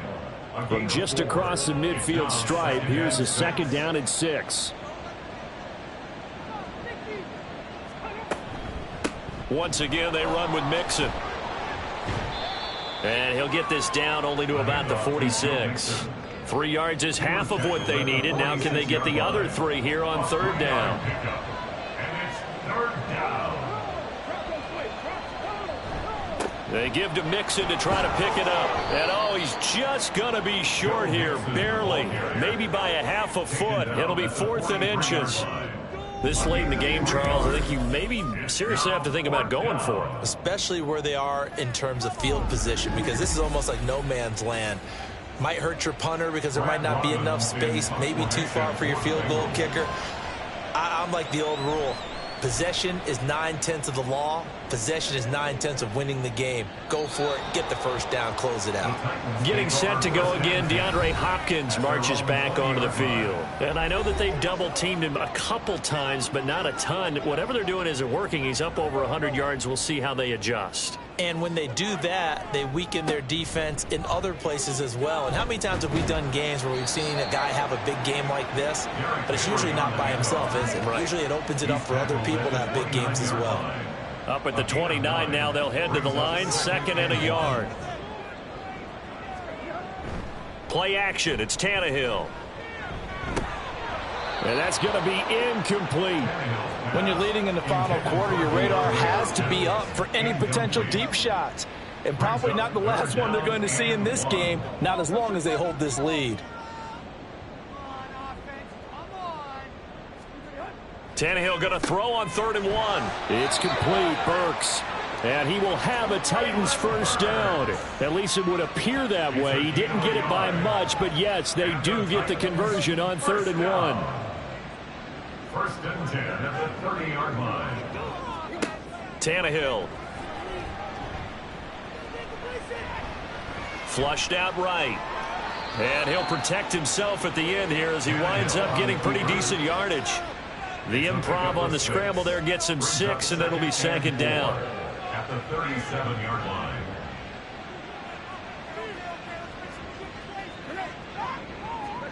Tannehill now to throw. Got his man complete over the middle. That's Hopkins. And they're going to hurry back to the line now. A 7-yard gain. Tannehill on 1st down. And his throw's going to be incomplete. That certainly appeared to be a play call where they were just trying to make 2nd down, 2nd and short. I think they thought the coverage was off a little bit more than it was. Nice job there pressing up on it and forcing the incompletion. Another throw on 2nd down, and this one incomplete as well. I think he could have scanned downfield forever, but there wasn't anything available. Ends up throwing an incompletion, and I think he'll take that. Throwing on 3rd down, Tannehill. He's got his target. That's complete. And he is out of bounds inside the 35. Give him 22 there on the 3rd down conversion. Clock management definitely critical here if they want to get back in this game. Absolutely agreed. They have to up the tempo in this case, down a couple of scores. Want to make sure they have a chance to win this ball game. So they'll come up in Bengals territory now with a 1st and 10 at the 34. Throwing again is Tannehill. He's going to hit his man out of the backfield. Complete. Looking to speed things up here, going with some tempo. 4 yards on the pickup. Back to throw, Tannehill. At the 30-yard line. Now he'll dump it underneath to his running back. Complete. This offense has converted 2 third downs on this drive already. This is 3rd and 4. Now Tannehill. Short throw taken in by Okonkwo. And he will have a Titans 1st down by about a yard. It's a gain of 5 on 3rd and 4. Now a 1st down throw, Tannehill. And he's got his man out of the backfield. That's complete. And he'll get maybe a couple before he's taken down, as that will take us to the 2-minute warning. So the Titans in possession of the football here as we get you reset. And let's see what they've come up with offensively after having time to talk it over. Now A second down throw for the end zone, but it's incomplete. Give it big credit for his coverage right there, because when he saw the route break deep, he stayed in position to prevent a completion while avoiding any risk of a flag. Now Tannehill. He throws it on the move, but can't connect as that falls incomplete. That means it's just one last chance left, and this has to be a first down or a touchdown, or this game's over. Well, you need your best play here, no doubt. 4th down and 8. Throwing, Tannehill. And it's incomplete. They cannot convert, and they turn it over. They had to go for it with such little time remaining, and this long drive is going to wind up yielding nothing. Well, they had to take one final shot at the end zone, but now things are looking really bleak. And I agree with that totally. You had to take the shot if they did score. You know, whether you call it a miracle or not, you line up, onside kick, get the ball back, throw one more in the end zone, who knows? Had to take the chance, it just was unsuccessful. Pretty solid run here on first down. Almost picked up another first, but he appears to be a few inches short. Another run on second down, trying to cover up. And he will have a Bengals first down, and it's celebration time on that sideline, and they've earned it. And he's going to take this ahead for right around 3 yards, but no more than that. Second down. They try to eat some clock with Mixon. Look at this, middle of the field, a breakaway. He's still on his feet.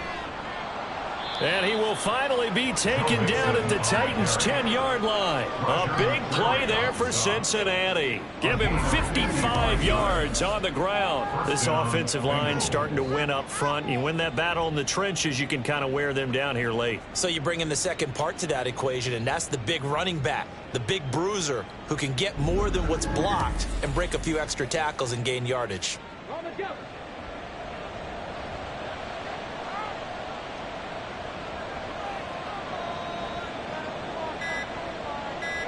Clock counting down toward 40 seconds as they take the knee.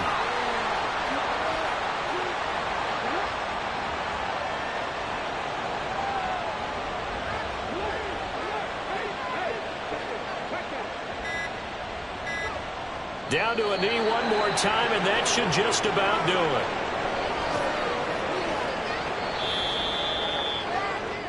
So this one in the win column now for the Cincinnati Bengals. And they were spurred on by a strong performance in that fourth quarter as they held their opponents off the scoreboard. Everyone wants to pitch a shutout for the entire game, but when you throw one in the fourth quarter, that tells everyone that you're getting stronger and dominance is starting to take over, right? The way that you close, the way that you finish, that gets preached to you from the time you're playing Little League football all the way up through. And they closed them out with a big-time performance down the stretch. So for the Bengals, that early momentum continues here as they move to 4-0. And they'll get another road test next week as they head to Arizona to take on the Cardinals. Meanwhile, for Tennessee, they'll drop down to 1-3. And they'll try to get back to their winning ways next week as they head to Indianapolis to take on the Colts. So for our entire crew, alongside Charles Davis, I'm Brandon Gaudin. Thanks for watching, everybody. We'll see you next time.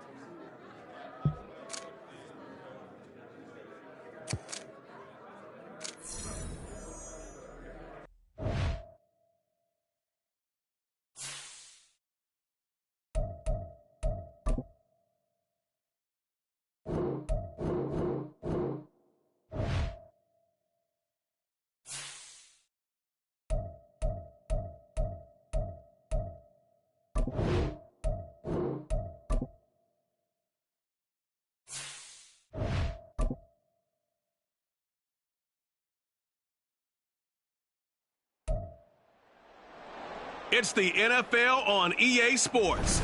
And coming up, we'll see the electric Kyler Murray. He's coming off a nice week throwing the ball. 4 touchdown throws. It's the Cards and the 49ers, and it's coming right up on EA Sports.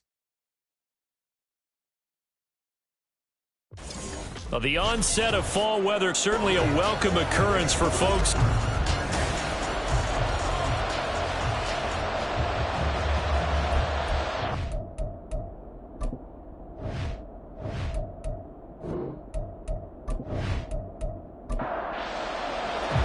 It's 3-0 versus 2-1. A good early season battle as we're underway in Week 4.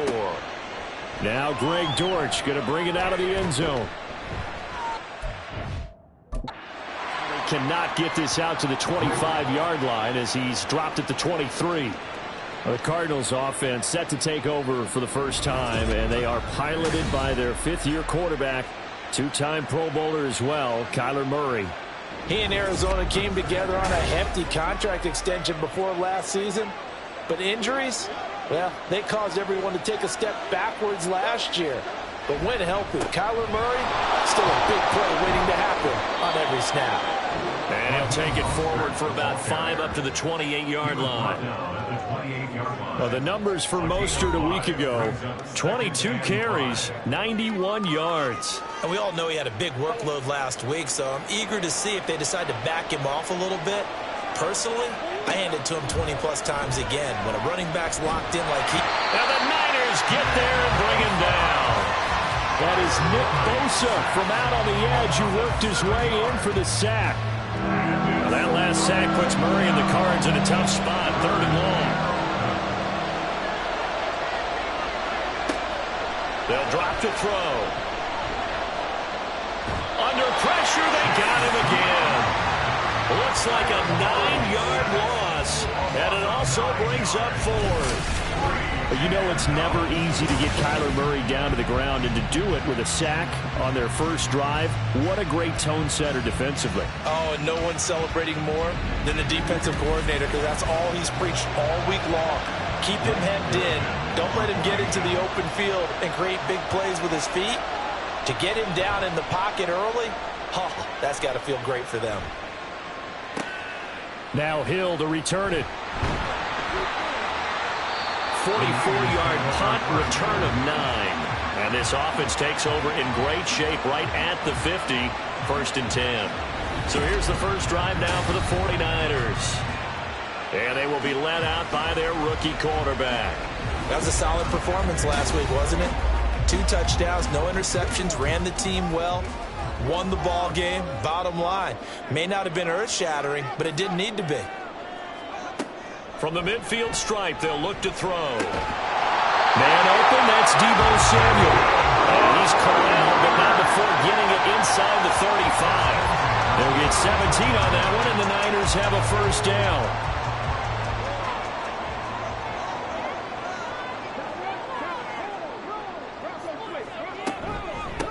Here's the Pro Bowler, Christian McCaffrey. He's tackled a yard short of the marker. Good gain of 9 on first down.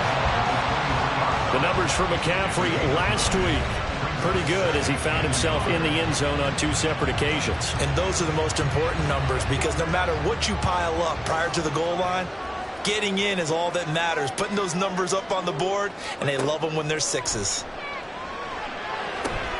He'll get this into the hands of Ayuk. It'll be a pickup of 4. Good enough to earn him yet another first down.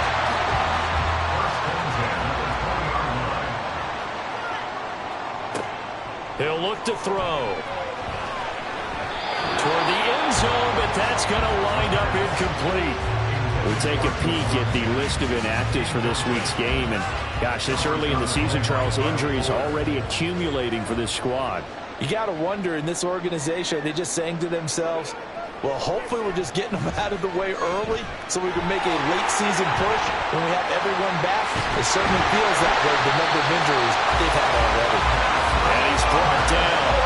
The coverage may be too good that time as he breaks away for 19 with his legs and a first down. I haven't met a quarterback yet that didn't enter the league with a massive chip on his shoulder if he wasn't a first-round pick. They want to show the league that they made a big mistake. Determined to get the first down there. No hesitation at all to tuck it and go. I bet he would have tried running through their entire... And across the goal line into the end zone. Touchdown 49ers. Christian McCaffrey, his 7th rushing touchdown of the year. And the Niners are on the board first here this afternoon. So a good job there, Charles, taking advantage of the short field, and they score first, punching it in on the short touchdown run. I love the theme there, right? They didn't have to do anything big on that drive. Took advantage of where they were on the field, took it downfield, put the ball in the end zone. The only thing big on that drive, the 6 on the scoreboard. Here is Wisnowski to boot it away following the touchdown. This fielded right at the goal line. So the Cardinals offense back onto the field here for their second drive of the game. Early on, you know, Charles, every game could be called a measuring stick game, but I think when it comes within your division like this, it's a measuring stick game with a little extra intrigue. I would agree with that totally because all division games have a little extra to them. But I like where this game is situated because at this stage of the season, it has that little extra juice, but at the same time, it's not a make or break if this were, let's say, week 15, 16, somewhere in that neighborhood. So they'll come up first and 10 now from the 33. Murray now to throw. And he can't find anywhere to go with it, and he goes down. That time, multiple defenders getting pressure, and it's a loss of 6. Protection certainly going to need to be a bit better here on 2nd and 16. Play action. Now it's Murray. This pass complete to Higgins. 2 yards on the pickup there. And that'll force upon him a 3rd and 14. You look at this Niner defense. In that win last week over the Giants, they were very good. The best defenses I know, they draw lines in the sand and say, you're not going to cross that. For most of them, it's 100 yards of total. And down he goes. The 49ers get there. Jonathan Allen in there to drop it for a 6-yard loss, and that will lead to 4th down. Blake Gillikin on the punt here as he'll send this one away. 46 on his first kick. This one in that neighborhood as well. We'll call that a 49-yard punt with a return of just 2. And the Niners will go on offense. 1st and 10. Back out there comes the 49ers offense ready for their second drive. They've got a 7-0 lead in the football as well as they start out 1st and 10. They start on the ground with McCaffrey. And he'll take this up near the 35, maybe the 34. Solid run on 1st down. Gain of 7 leaves him with a 2nd and 3. Again, they run. Again, it's McCaffrey. And he'll get 2, maybe 3 up near the 37. Pretty good job defensively. Thought he was going to get it, but they knew where that marker was, and they stopped him just short of it. What it does is emphasize that strategic football and situational football is not just played on the offensive side, is it? Defense understanding, as you noted, where the 1st down marker was and making sure they didn't get there. 2 yards and able to get the 1st down in the process.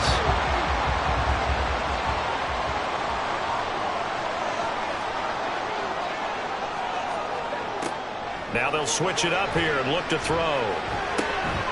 The first catch of the game for George Kittle. And he'll be taken down, but not before he works it past the 50. First down, San Francisco. The pickup, 14 yards. And what a nice example there of a tight end doing exactly what he needs to do. How about how he worked his way to the outside, made sure he secured the catch, and then anything after that, we count that as a bonus.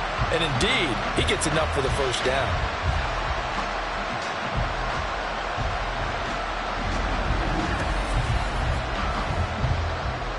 So into Cardinal territory now. It's 1st and 10 at the 47.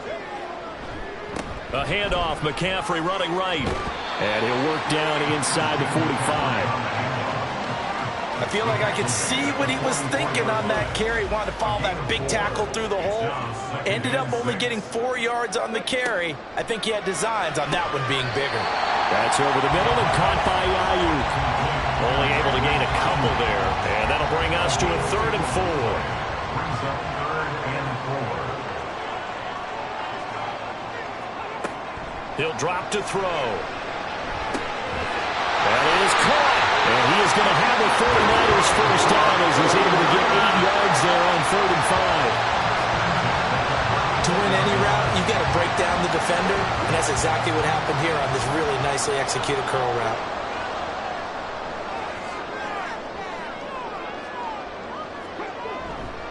They go play action here on 1st down. And he'll dump this off to his running back, McCaffrey. And he gets it down a yard or 2 shy of the 30 before he's out of bounds.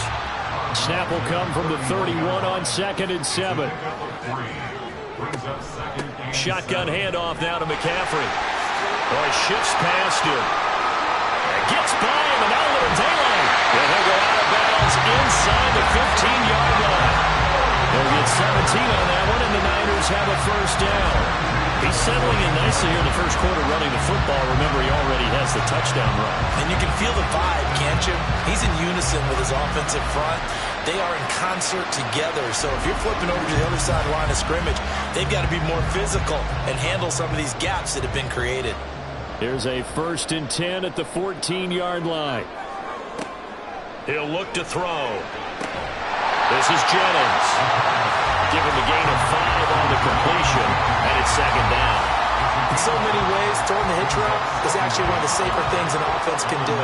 Get the ball out to the receiver as fast as possible, hope he's got man-to-man coverage, and hope that his athleticism wins on the perimeter. This is caught. And the 49ers are looking at 1st and goal as he's tackled all the way down at the 2-yard line.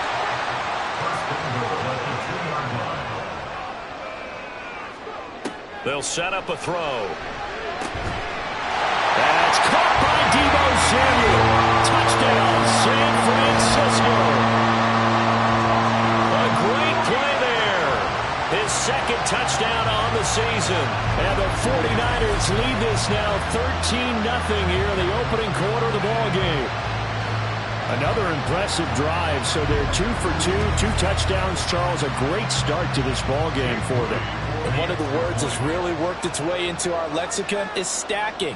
They've stacked momentum each time out, and not only on offense.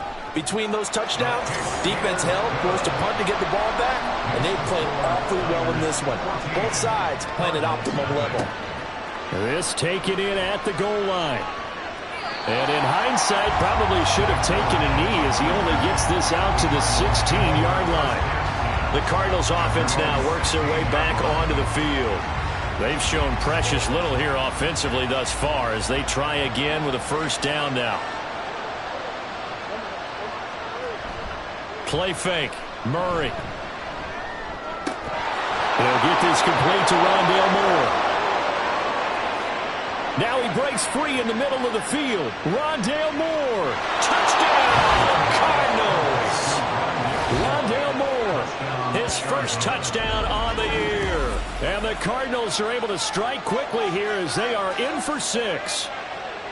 Well, there is no doubt that this offense was in desperate need of a quick answer, and they got it. One play, and they're right back in this game. Because you got the sense if they stalled out here and then another score on the other side to make it a 3-score game, could have gotten ugly.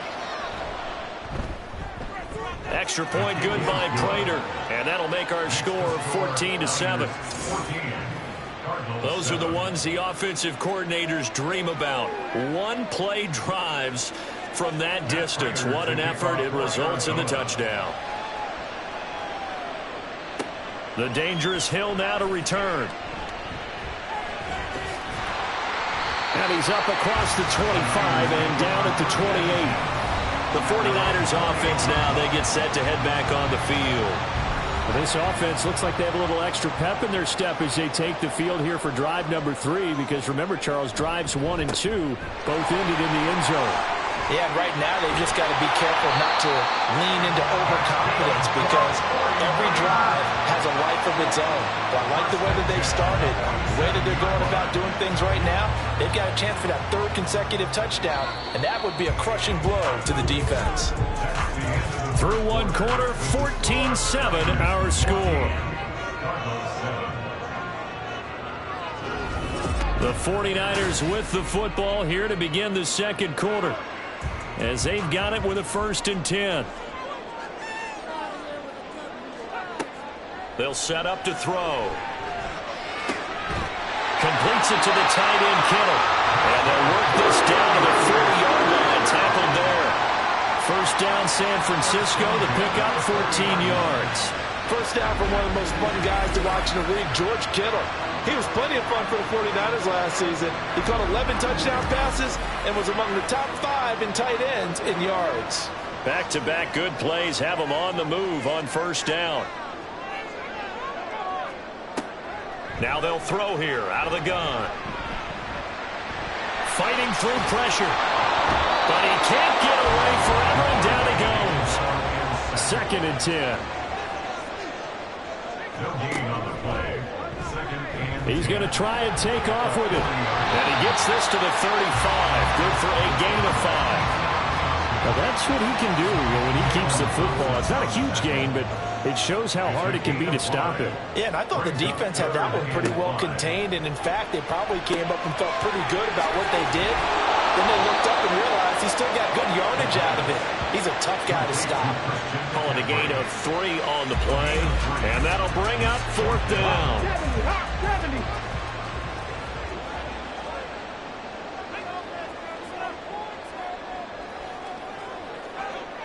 They're going to look to throw. And trying to get it to Samuel, but it's intercepted. Picked off by Chris Barnes. And the Cardinals will take over here just shy of the 30.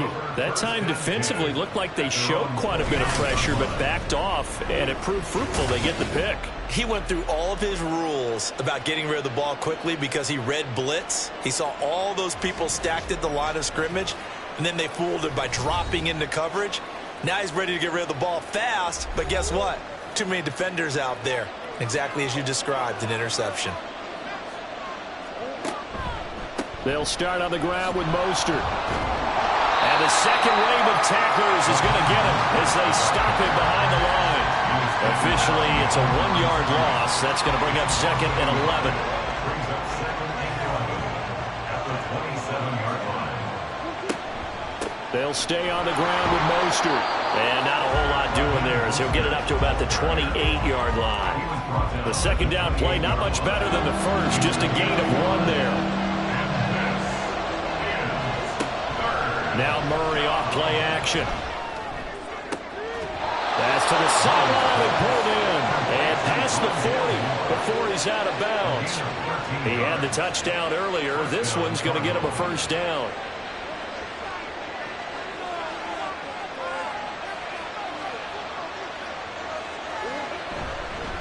A run with Mostert up the middle. Now this will leave him a yard short. Nice pickup of 9 yards on first down. Good yardage there on first down. Exactly what you want. Get yourself set up to keep making first downs, keep the clock running. And if they're smart, you're starting to milk the clock. No hurry before you run your second down play. And the catch made. It's Tyler Boyd. His first catch, good for 9 and a first down. A gain of 9 yards. And the Cardinal first down. They'll run right side with Mostert. And he'll take this one down to about the 40. Credit him with a 1-yard gain there to make it 2nd and 9. A gain of a yard brings up 2nd and 9. Murray going to throw. And the Niners get there and bring him down. The safety blitz turns out to be a great call defensively as they sack him for a loss of 9. He continues, Charles, to be under constant pressure. And these sacks, they're starting to pile up. And if they want to have a realistic chance in this one, they've got to change their blocking assignments. They've got to do a better job to keep him upright. If he's going to be on the deck constantly, they've got no chance to win this game. Well, that last sack puts Murray and the Cards in a tough spot. 3rd and long. Looking to throw. And the pressure gets to him again. No surprise there. Chase Young wrecks that play with a sack. But, Charles, this has been something to watch so far. This is where you really feel for a quarterback. He's been running for his life in this first half. Brandon, that's 5 sacks already, so you know he's got to be saying, can we get some more guys in here to block, please? Because if we don't, we're going to need another quarterback. Out comes Christian McCaffrey with the rest of the offense. And he's well on his way to a 100-yard game. He's already more than halfway there. We're only in the 2nd quarter. And what I've always loved about running backs is they'll tell you, I had no idea how many yards I had. Right. Those guys have an innate sense of where they are in a ball game and how many yards they've accumulated. Well, he's free going down the left side. It's a foot race. And they're going to have this across midfield and inside the 45. That'll go as a pickup of 32 on the catch and run. Oftentimes now, offenses aren't nearly as precise as days gone by. They just tell receivers, find an open patch of grass and let the quarterback find you. And that's exactly what they did on that play.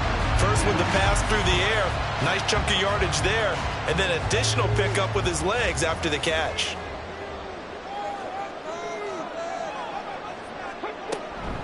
On 1st down, this is McCaffrey.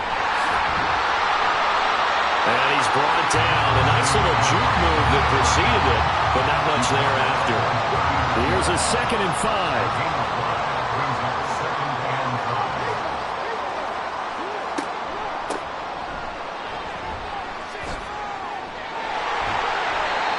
Flashed the stick skills, but didn't get a ton from it.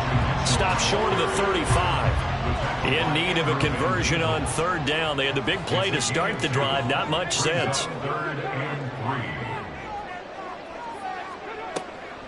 Back to throw here. Pass taken in by his big tight end. And he's going to have a Niners 1st down. They needed 3. He doubled that. He got 6. Well, they've certainly gotten him involved in this first half. And on 3rd down, they looked his way again. And what a delight for his quarterback to find him and keep the drive moving. Up the gut, McCaffrey. And he can only manage to get a couple. 2nd and 8 coming up. Well, any lane that might have been open there was closed pretty quickly, and that was because the defensive front, they won that battle at the point of attack at the line of scrimmage. They used great leverage, held their spot, and stacked him up. Touchdown 49ers! Deebo Samuel, his 2nd touchdown of the game, his 3rd of the year. And the Niners have taken a 2-touchdown lead now. Solid response that time by a young quarterback. Last drive, interception. This drive, the touchdown pass. I like how you described it solid because you don't get extra kudos for bouncing back if you're going to be a big-time quarterback. You're supposed to do that. But at the same time, when you're a rookie, that's not guaranteed, is it? Sometimes they hang their heads and they go in the tank a little bit. Not in this case. Bounced back, took his team downfield, and threw a touchdown pass. Moody good with the extra point. And it's now 21-7. And a touchback as Dortch elects not to return it. Arizona getting ready to go as they take the field. Defense got the better of them last series, forcing a punt. See if they make a few changes in the game plan here and try to get points out of this drive. 1st and 10. And he'll get this up just shy of the 30. Well, you don't turn your nose up at a gain of 4, do you? They'll take that on 1st down. Playbook's got to be pretty well open on 2nd and 6. On 2nd down, here's Murray. And down he goes. The 49ers get there. Jonathan Allen. That is now 2 sacks for him here in this first half. Well, collectively as a defense, Charles, I think if you get 4 sacks a game, you're feeling really good. Now they have 6 as a unit. And that type of a number, it's just staggering because there's so many ways to try and counteract it. But in this case, they've got no answers for this unrelenting pressure coming at their quarterback. Now throwing on third down there, but he cannot connect. Well, it's looking like another 3 and out here, and at some point, got to be able to put together a drive to keep your defense from having to go right back out on the field. I feel like things are starting to unravel a little bit, and we're not even at halftime. Fair catch called for and made right at the 25-yard line. So a change of possession here on the punt. And it will be 1st and 10 as they take over. The 49er offense set to get this drive underway. And they'll be looking to build off of a nice drive last time, a drive that really relied on the quarterback. Making good decisions, distributing the ball well, distributing it accurately, keeping it away from danger. A really nicely run drive. But now the defense, what adjustments do they need to make in the passing game? Pass rush, pass rush, pass rush. Whether it's the guys up front or maybe you bring additional guys, but you've got to disrupt the timing of them throwing the football. We'll see if they can disrupt it here. A second down pass play there, but it's incomplete. And I think they'd be well served to take that type of a physical approach against him the rest of the game. He's had his way so far, but on that last one, that worked quite well for the defense.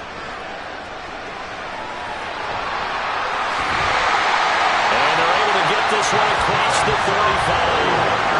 Nothing open downfield. He keeps it himself for 11 and a first down.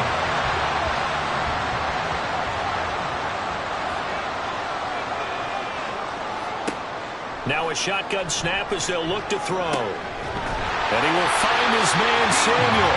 And they'll get this well past midfield before being stopped just before the 35. 25 yards that time.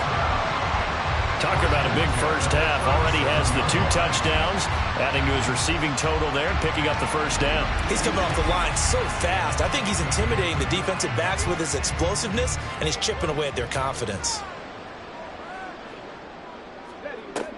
Back to throw now on first down. They'll find Ayuk open right side. And they will get the first down here as they move into field goal range as well inside the 25. Now a timeout called for by the offense as the clock stops here with 46 seconds remaining in the first half.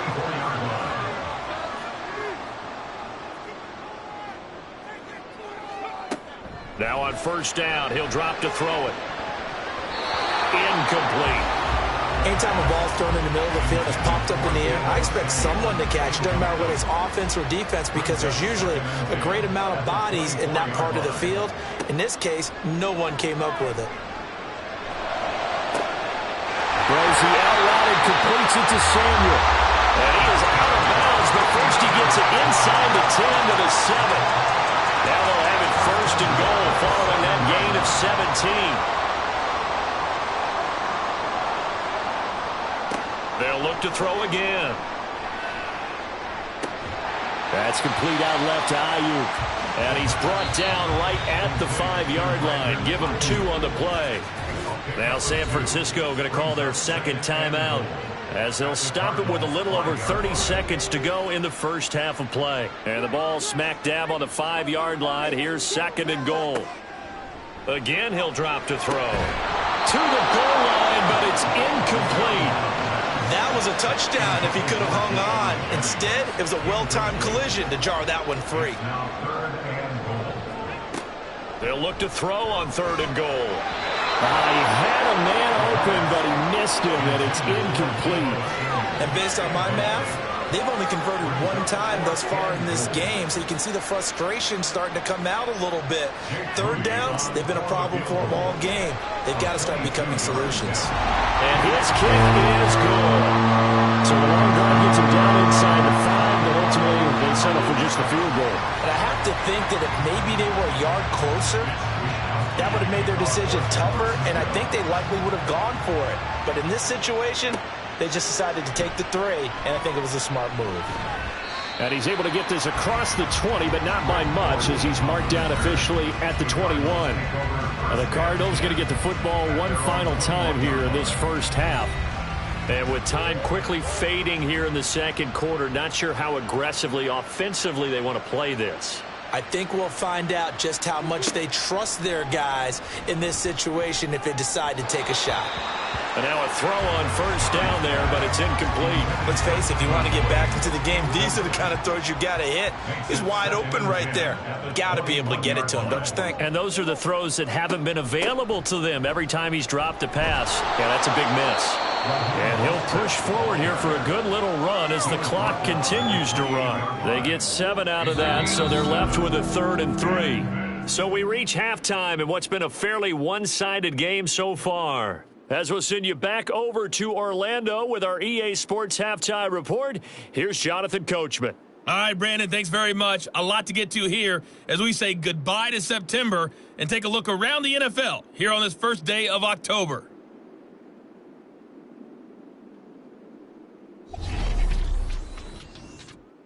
We'll get started up at Lucas Oil Stadium in the capital city of Indianapolis, where it was the visiting Rams who come in and get the victory on the road. Matthew Stafford, sharp in the victory, as his guys bounce back from a tough start to the year to claim victory number 1. From there, we head up to Wisconsin to check out the Packers at home in Lambeau. And they were winners in that game over the visiting Detroit Lions. Dak Prescott, excellent in the victory as his guys moved to 3-1 after 4 games. Lastly, let's get you to Charlotte, North Carolina. Check on the Panthers at home at Bank of America Stadium. And they were winners in that one over the visiting Minnesota Vikings. Bryce Young leading the way with a couple of touchdown passes in the victory.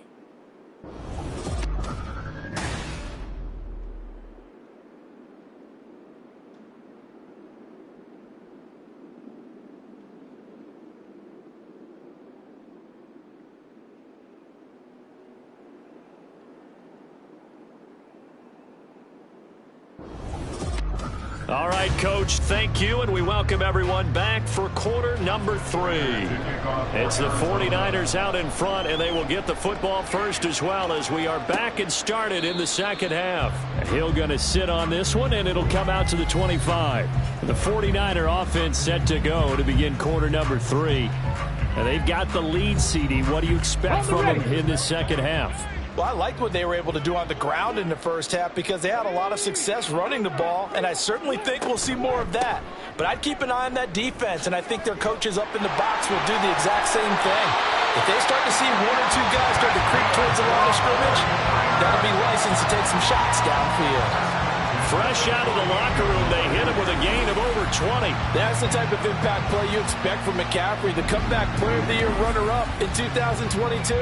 Despite a midseason trade, put up almost 1,900 all-purpose yards and also made his second Pro Bowl. Back to the ground on first, it's McCaffrey. And he can only manage to get a couple. 2nd and 8 coming up. It went right back to him, but he pretty much had nowhere to go on that play. Now, the previous carry looked pretty good. That one, maybe he was a little tired. I don't know. Yeah, maybe he should have tapped out and had a second back come in and maybe make that run. Who knows? Now, meanwhile, here's a second down throw that's knocked away and incomplete. An incomplete pass on that last play, and that means they'll need to come up with something here on 3rd down. They'll drop to throw. This one incomplete. Almost picked off by the rookie, but he couldn't quite look it in. And now it's 4th down. Here comes the 49ers punter now. And the way this offense has moved the ball, he hasn't been needed till here in the 3rd. This is away, but boy, headed straight for the sidelines. And this one will not be returnable as it sails out of bounds. The Cardinals offense now ready to get their first opportunity here in the second half. Murray and the Cardinals with a 1st and 10 at their own 23. He'll look to Mostert to start things out. And boy, this defense again really making things tough on him as they stop him for no gain. 2nd and 10.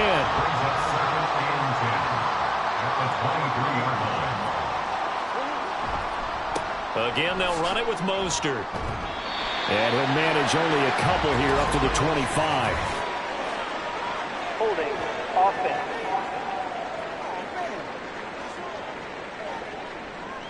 Now after the holding call, here's 2nd and 20. From the gun, Murray.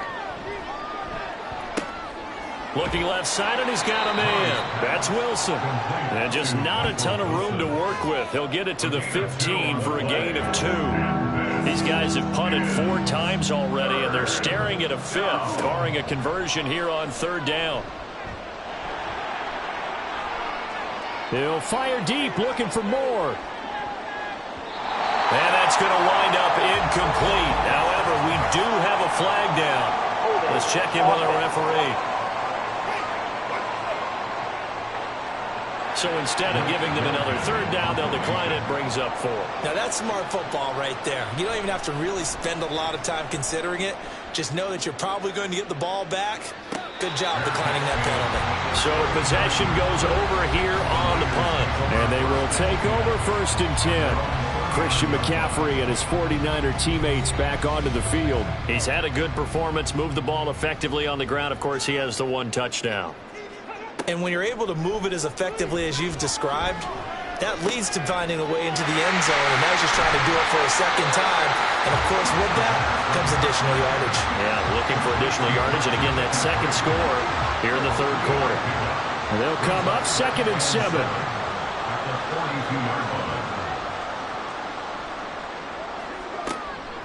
They'll look to throw here. And this is caught. Jennings. And they'll get this well past midfield before being stopped just before the 35. A gain there of 21 yards. And while we may be looking at the scoreboard, this offense certainly is not, because they're showing no signs of backing down, even with a 3-score lead here in the 3rd quarter. I think they keep taking their shots. They've seen blown leads happen throughout this league. They don't want to fall victim to it themselves. Now a play fake here on 1st down. Gets this one to Juszczyk. And he's got this down almost to the 20 before he's dropped. 15 more there, and they're on a roll. It's another 1st down. Well, they've certainly spread the ball around so far, but they're definitely getting everyone involved now. When you're throwing it to the fullback, just shows how versatile this offense is and how everyone is a threat. Back to throw again. Flush to his right. And across the chalk into the end zone. It's a 49er touchdown. 22 yards. And the 49ers are able to widen their advantage. They've already been on record as saying, hey, if our rookie quarterback's going to tuck it and run on a scramble, we kind of hold our breath. Well, that was a maybe no, yes, as he's able to get into the end zone. Are you saying he's got to learn where the line is about whether you keep your eyes downfield, try and find a receiver, or you tuck it and go? And I think there's going to be some growing pains with that. I think in this case, he made the right decision. And we know he's got the speed. He showed it there. Moody good with the extra point. And the lead is now 24. Here is Wisnowski to boot it away following the touchdown.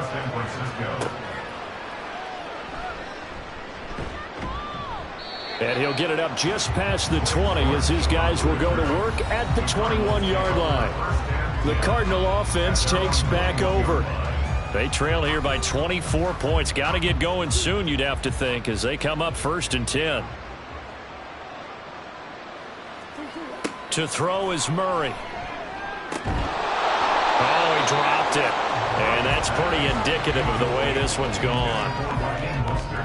Here's 2nd and 10. 2nd and 10 at the 21-yard line. Up the middle they go with Mostert. And he'll take this to about the 24, a gain of 3. Well, that's a good start to this drive on the defensive side of the ball. Forcing completion on 1st down. Then you're able to shut down the running play on 2nd. Yeah, I wouldn't be surprised now. A little bit of pressure going at the quarterback in an expected passing situation. And he gets this one just shy of the 40, down at the 39. 2nd catch for him today, and it'll wind up a 1st down. 1st down, Arizona. They run out of the shotgun with Mostert. And he is met in his tracks behind the line of scrimmage. That whole thing was thrown off track thanks to the defense of Fred Warner. Really nice play. Now they contend with a 2nd and 12 after the loss. Murray now. Catch made right side by Wilson. Personal foul. Roughing the passer. Defense.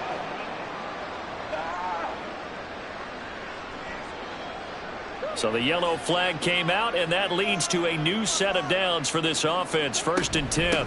From the gun, a run with Mostert. And he edges forward, but only gets a pair of yards out of it, and it's 2nd down.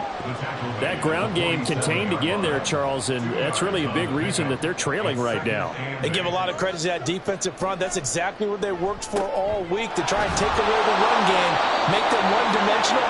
In the battle of game plans, theirs has been superior. 9 yards to pick up there, and it's a 1st down.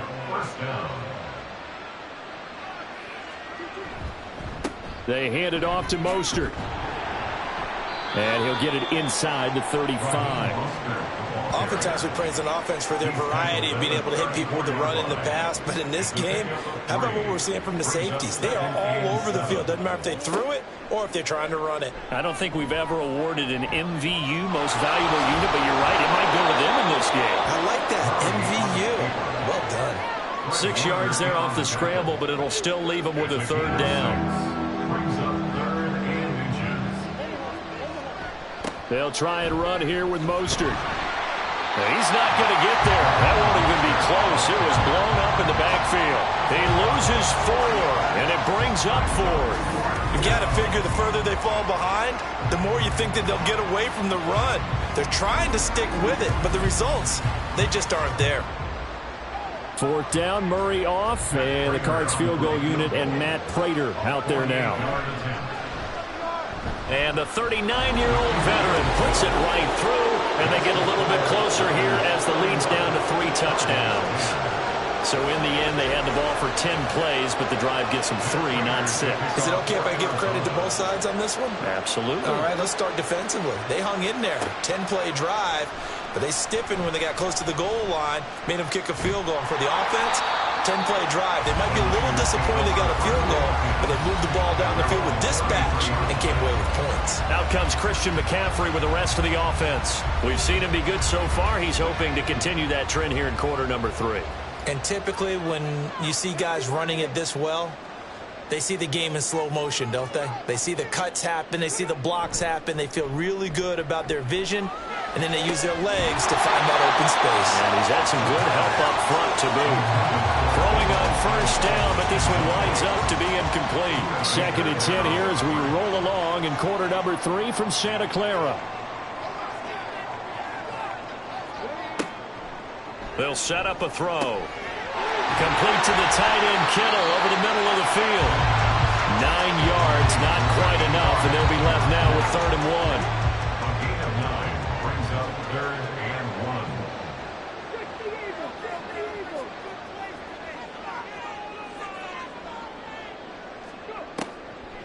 1. Looking to throw. He's going to get that to his running back out of the backfield. And he is going to have a 49ers 1st down, and comfortably so as he gets 5 there on 3rd and a yard.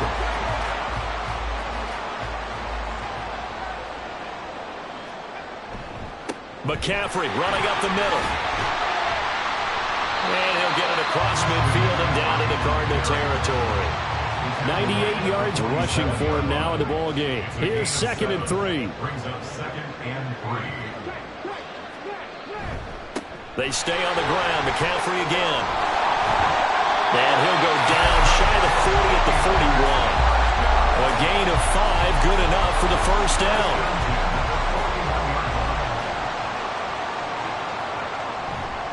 Off the play fake, he'll look to throw. That ball caught. Brandon Ayuk. And he's going to get this down near the 20-yard line. The Niners passing game in sync now. They've got another 1st down.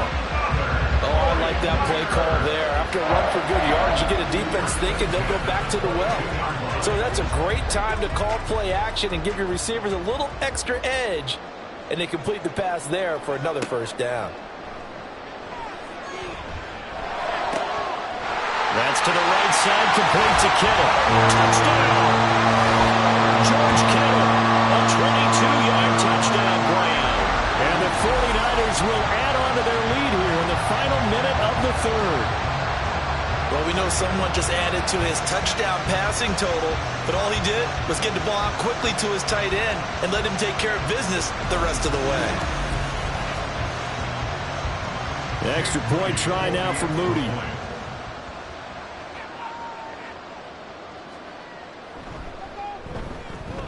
And he's been a busy man, 5 for 5 now as he knocks another one through to extend the lead.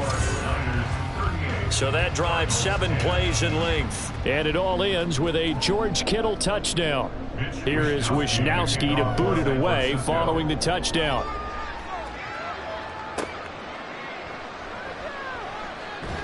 And he'll take it a yard or so past the 20, call it the 21. The Cardinals take over first and 10 at their own 21-yard line. Here's the Arizona offense now as they get set to take over.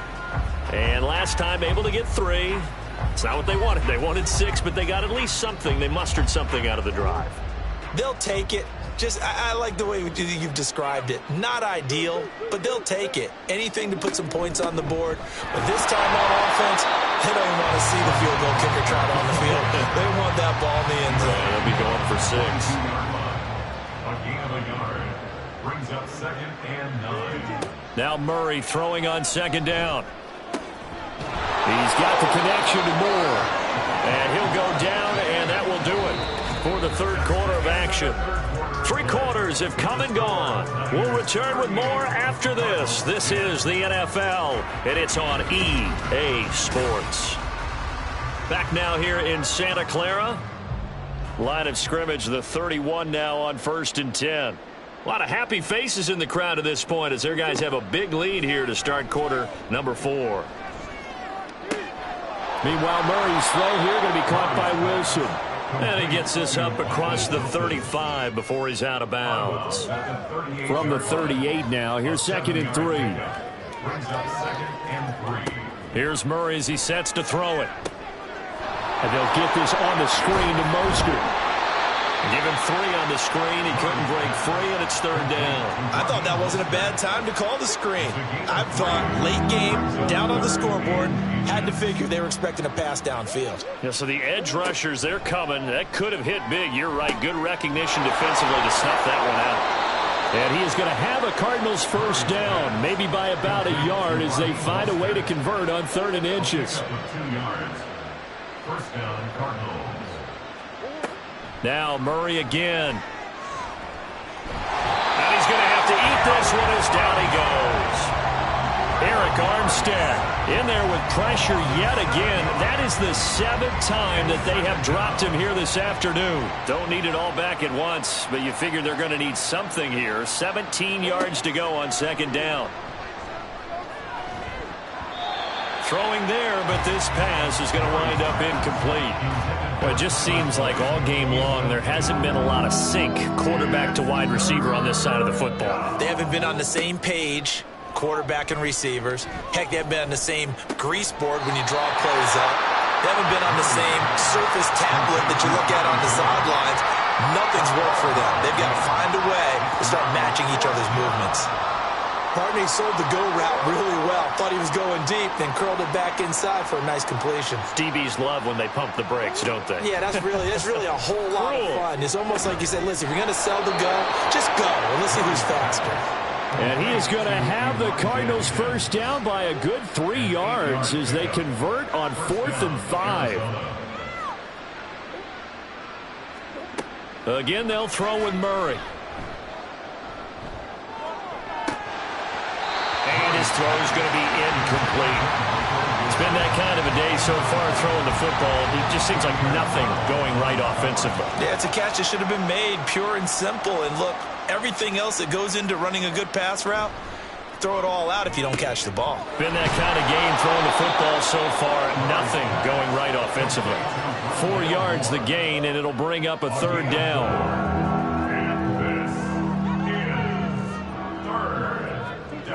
Murray now to throw. That one behind his receiver and incomplete.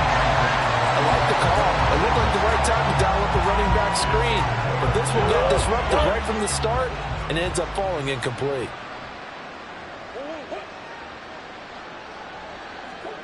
Now Murray's got to have this one. The Cardinals unable to convert there on 4th down. And this long drive is going to wind up yielding nothing. Well, they were looking for a clutch play there on 4th, unable to come up with it. How about that defense, though, huh? How about that D? Yeah, momentum swing.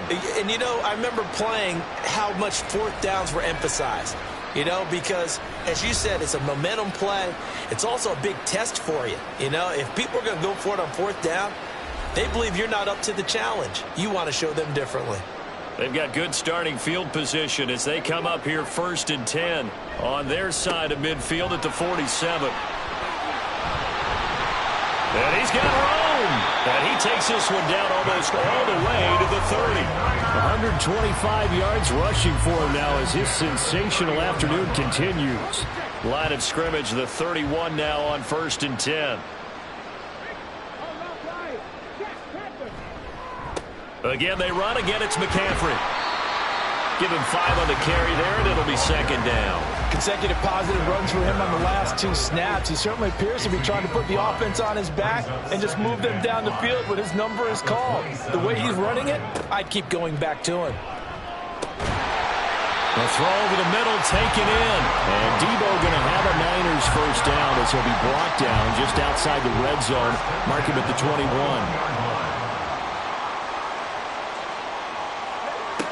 Back to throw here. Completes it to the tight end, Kittle. And he gets it inside the 10 to the 9. It's a nice pickup of 12 yards, and it gives him a 1st and goal. 1st and goal at the 9-yard line. He'll drop to throw. Touchdown 49ers. Debo Samuel, a 9-yard touchdown grab. And the 49ers are going to be moving to 4-0 as they extend their lead. So definitely a good day's work throwing the football. Very good day's work. A 4th touchdown pass as they're really pouring it on. Yeah, and so much for going into clock mode after getting that touchdown, right? Because you would think with the lead, 4th quarter, they might actually do that. No chance. They've kept attacking and got another touchdown pass as a result. Moody good with the extra point. And this one was over a while ago as they just add on to that big lead. Here is Wisnowski to boot it away following the touchdown.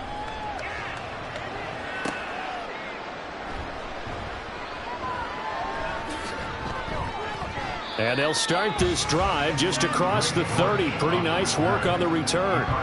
And the Cardinals getting set to trot out there now.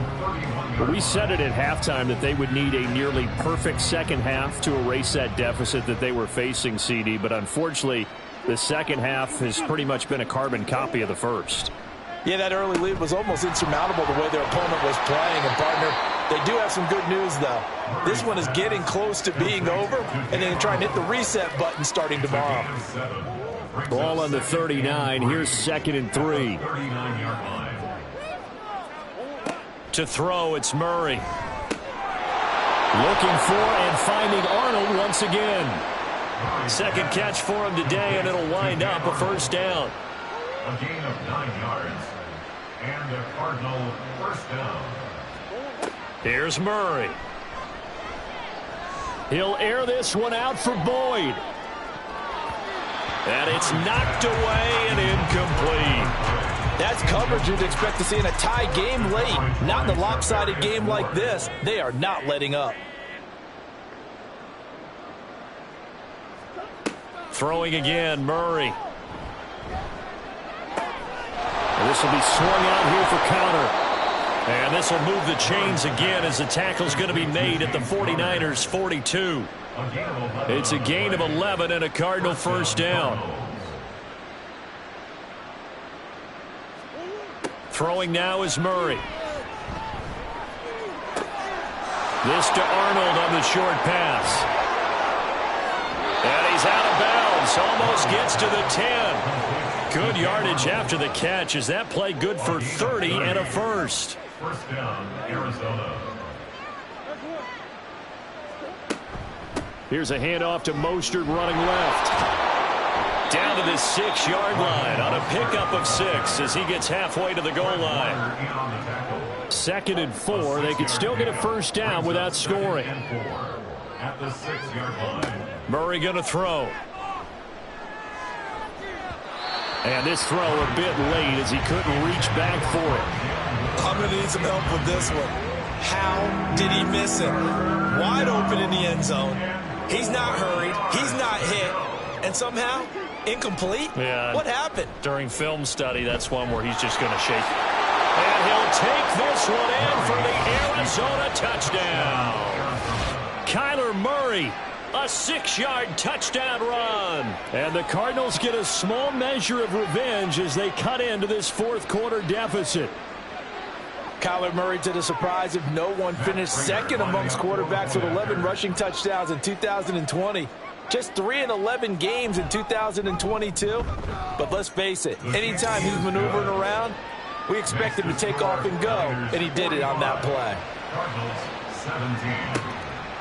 Hill going to think better of bringing this one out, and the drive will start at the 25. Deebo Samuel trotting out with his offense to start this next drive. So far, he has the trio of touchdowns. Obviously, it's been a pretty good game for him. So if this were hockey, they'd be throwing their hats out on the ice for the hat trick, right? I'm not sure exactly what you do in the NFL except applaud and continue to hope you see a little bit more of this. What a tremendous game. You want to start a new tradition? What can we throw on the field? I don't know. Throw your mic out there. A lot of fans would like that. Cut his mic off. 3 touchdowns so far. So the opening play of the drive goes backwards. Now they'll come up on 2nd and 12. Another run, this time McCaffrey. And he'll take this one up close to the 25-yard line. After getting stuffed on first down, not much better there. 2-yard gain. And this offense on 3rd down today, they've had good success. 5 for 8 to this point. This is 3rd and 10. They'll look to throw. And they get him down, but not before he takes it across the 40-yard line. 8th catch for him now. He's been a big factor. And it's a first down.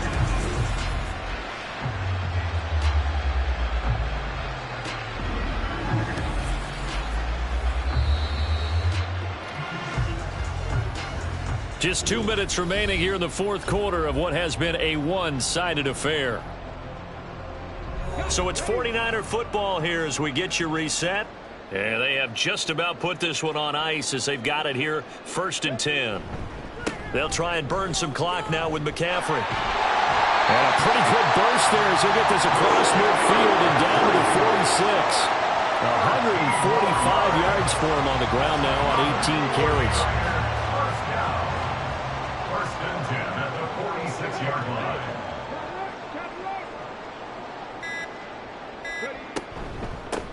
Shotgun handoff now to McCaffrey. And a good job of finding the open space to run as he's down close to the 30 here. 15 more there, and they're on a roll. It's another first down. First and 10 at the 31-yard line.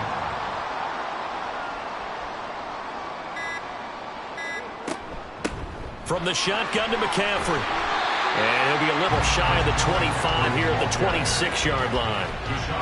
A tackle credited to Deshaun Elliott, the safety. 5 brings up 2nd and 5 at the 26-yard line.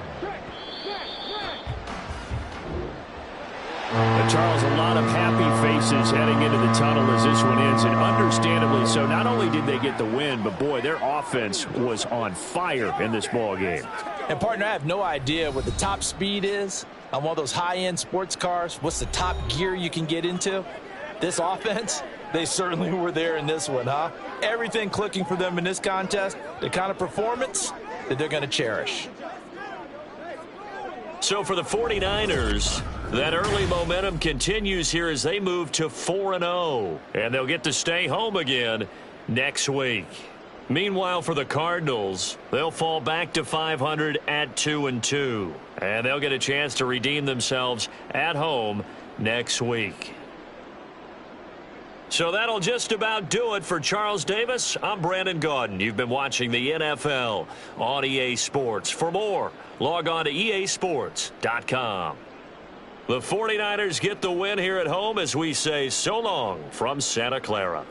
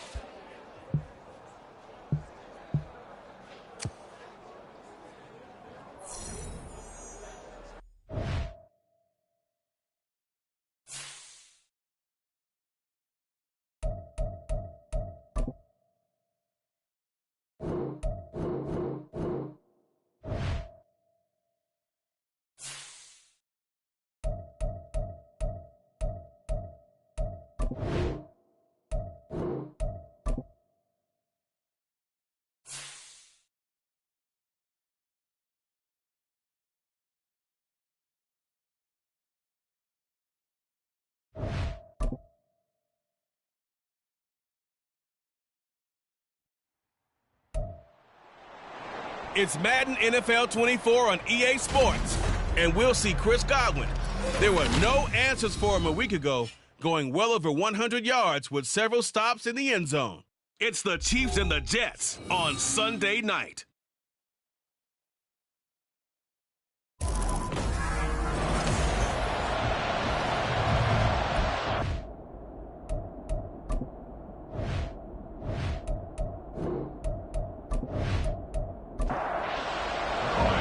Seems like we were just starting training camp, but here we are in October, and off we go on EA Sports. Taken at the goal line. Turns this to the 22. So here are the Chiefs now coming out for their opening drive. And a look at a guy, definitely got a little razzle-dazzle to him. Can do it with his arm or his legs. Their mobile QB. Brandon, I don't know about you, but when I heard he threw 5 touchdown passes last week, I thought, well, he's going to be the AFC Offensive Player of the Week. I didn't need to hear any other stats, and it turned out to be right. That's exactly right. Seemed like every time we turned around, he was throwing one in the end zone. But he doubled down. He said, I see 5 more in this game. Challenge accepted. Challenge. The numbers on the ground for Pacheco last week. 16 carries, 91 yards, and a touchdown. They put a lot of effort into game playing and establishing this ground game last week, and reward was a nice day rushing the ball. Helped them put a balanced offense out on the field. And that carry is an indicator that this ground game wants to be established again this week. 6 yards the pickup, and that's a first down. 2nd and 2 is prime time for a little bit of a gamble, isn't it? Open up the playbook, go play action, toss that bad boy deep. But in this situation, go ahead and give it to your back. Let him pick up a first down. Keep the sticks moving. A run there on first down and a pretty good one at 5 yards, so make it 2nd and 5. Still very early in the season, obviously, CD, but already key injuries that they've had to deal with. And what's really difficult for a team is to try and maintain their focus when they feel like they've been a little bit snake bitten. It feels like every time they turn around, another injury crops up. How do they manage to hang together, get guys to play a little bit above their heads, and make sure that they're still afloat when their starters make it back?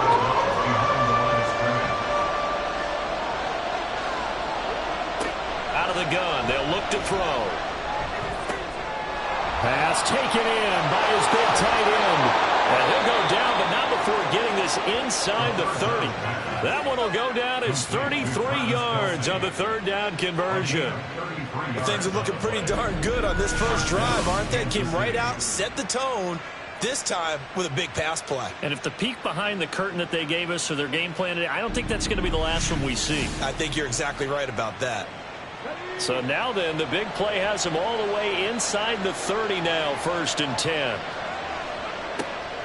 Now back to throw. This is caught. And in for the Chiefs touchdown. Chris Godwin, his 6th touchdown of the season. And the Chiefs put the Knights' first points on the board as they take the early lead.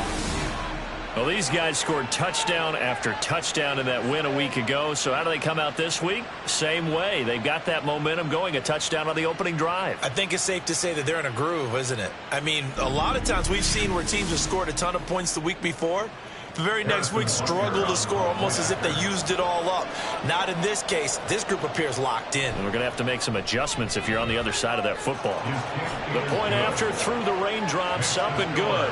And that makes the score 7-0.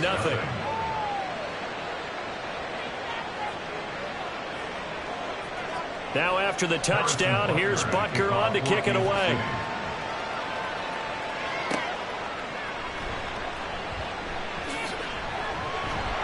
And a nice return sets him up pretty good here right at the 30-yard line. Holding, receiving team. So holding will scratch off some of that return. And I know fans get frustrated when they see penalties of this sort on kick returns, but it is difficult to do it right against these moving targets at full speed. Hard to do. Oh, he had a man open. He overshot him. It's incomplete. Now a 2nd and 10. Now Rodgers. This ball tipped, and it's going to be incomplete. Fortunate maybe to get that back. It's 3rd down.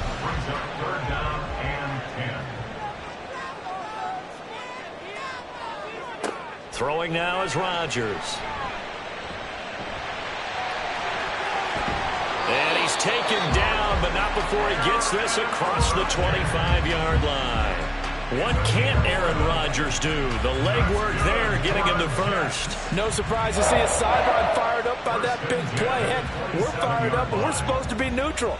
That's a quarterback putting his body on the line to fight and just barely get the first down. When he does something like that, it gets everyone ready to lay it all out there and try and match his intensity. The stop made defensively by Mike Edwards.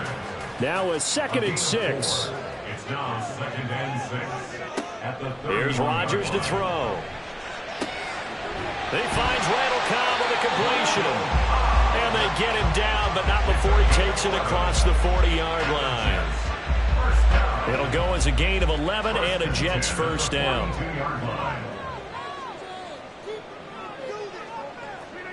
Now Rodgers. That's complete right side to Lazard.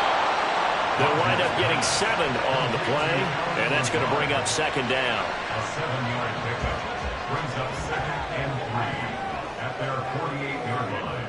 Here's Rodgers. And it's intercepted.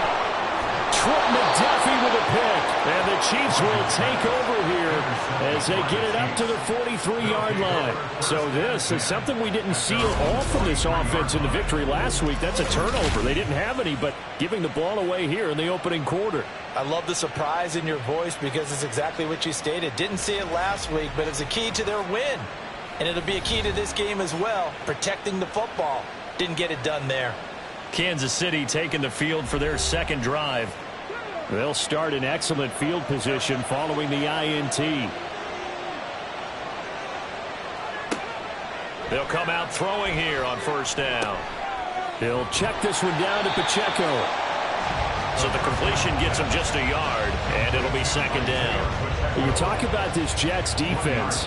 Now they're going to be tough to throw on, no doubt. Currently ranked 3rd in the NFL against the pass. And this is what we talk game inside the game. Top 5 passing offense versus top 5 passing defense. I wouldn't be surprised defensively if they change up coverages a bit more than usual to try and combat what they expect to see. Out of the gun now on 3rd down. Pass to the sideline and pulled in.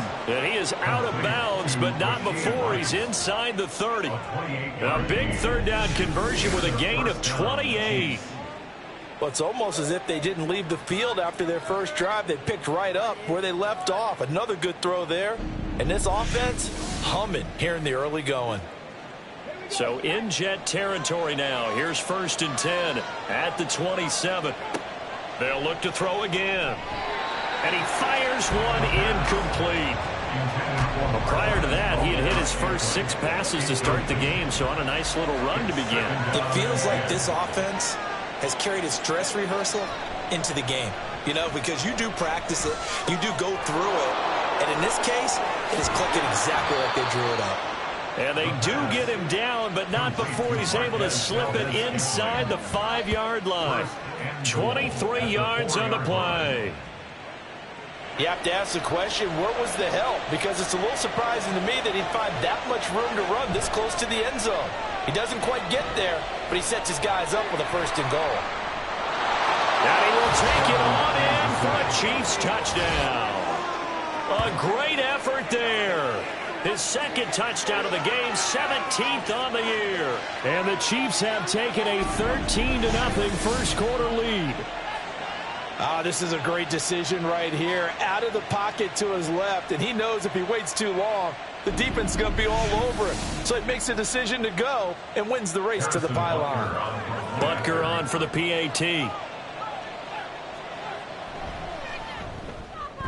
Footing likely going to be an issue all night here on a rainy night, but this one is good. So the drive there took 6 plays, and it results in a 4-yard touchdown run. Oh, a good-looking return set up here. And good starting field position. He'll get this one all the way up to about the 35-yard line. Back on the field come the New York Jets for their second drive. Charles, it's kind of gut check time. Look, I know it's early, first quarter, just their second drive of the game, but they've already thrown the interception, given up the score. You're down double digits. They got to figure out something, and pretty quickly here. No doubt about it. And when we look at that sideline, I'm sure you're observing the same thing I am. I don't like the body language at all. They look like they're in a state of stunned disbelief. So to me, we always talk about someone stepping up and making a big play.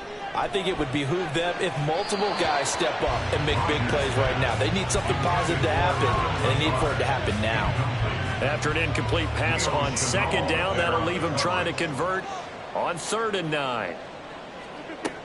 To throw is Rodgers. And that is incomplete. That looks like it's going to be 2 empty possessions now to start this football game. I think they're going to have to sit down and talk about what worked for them last week in their win. Sometimes you over-game plan, overthink things. Get back to what works. Pulled in at the 24. They call that a punt of 38 yards officially. And it's Chiefs football, 1st and 10. And now here comes Kansas City. It has been about as perfect of a start to this game as these guys could have asked for, Charles. They've scored on their first 2 drives. They still haven't given anything up on the other side of the ball, so they can already make this a 3-score game here if they can come away with points on this drive. Yeah, they're almost pushing them to the brink, aren't they, partner? Almost to the point now where it's a loss of words for me, which I know would excite all of our viewers, but you're just now supposed to see that type of dominance so quickly in a game like this. Everything they've done has been working so far. Offense, defense, you name it, it's going well for them.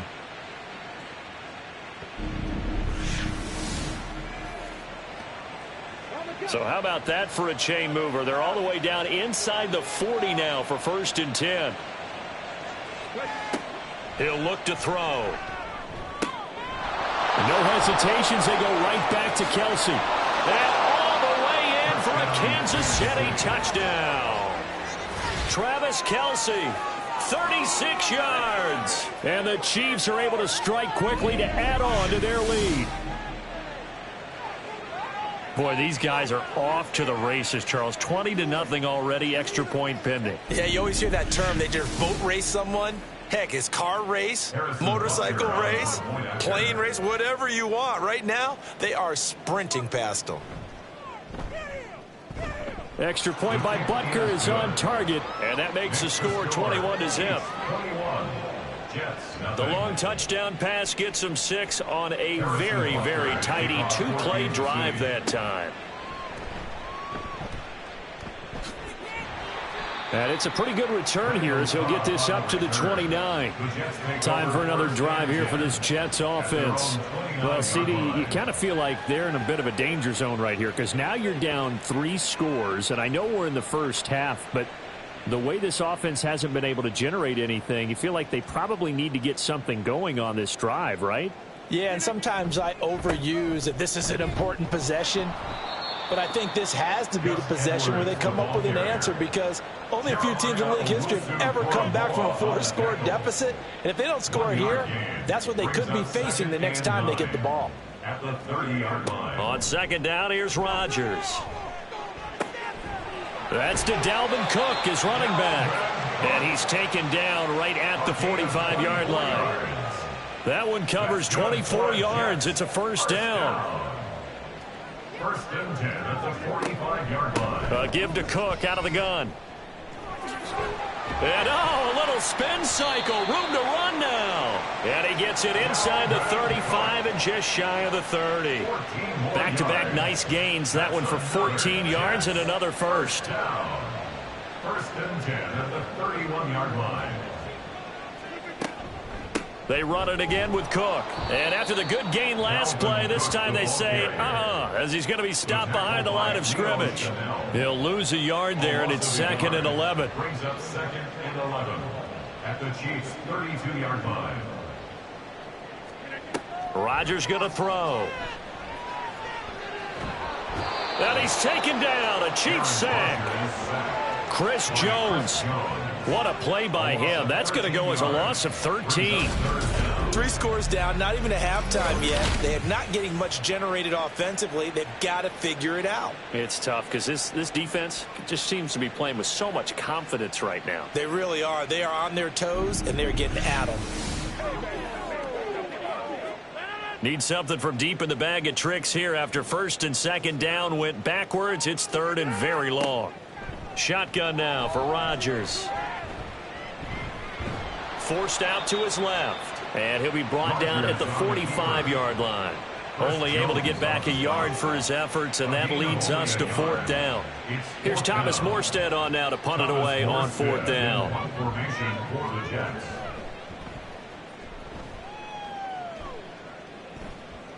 And this will be out of bounds, and they spot it at the 15-yard line. Not too bad. And Kansas City's offense now set and ready to go. But Charles, they're really stringing these possessions and scores together early. We're still in the first quarter, but if they can score again here, look out. Yeah, and as you taught me when we're broadcasting games, one word we're supposed to avoid, and that's blowout. But that's exactly what's going on here. Down 3 possessions just the first quarter. That goes beyond any worst-case scenario we might have thought coming into this game. And another touchdown here, that should eliminate any hopes for any type of a comeback. Now a throw for the All-Pro Kelsey is complete. And Kelsey's going to have a Chiefs first down as he's got it up to the 28-yard line. First down, Kansas City. 21-0 our score after 1. The Chiefs with the football as we start the second quarter, as they've got it with a 1st and 10.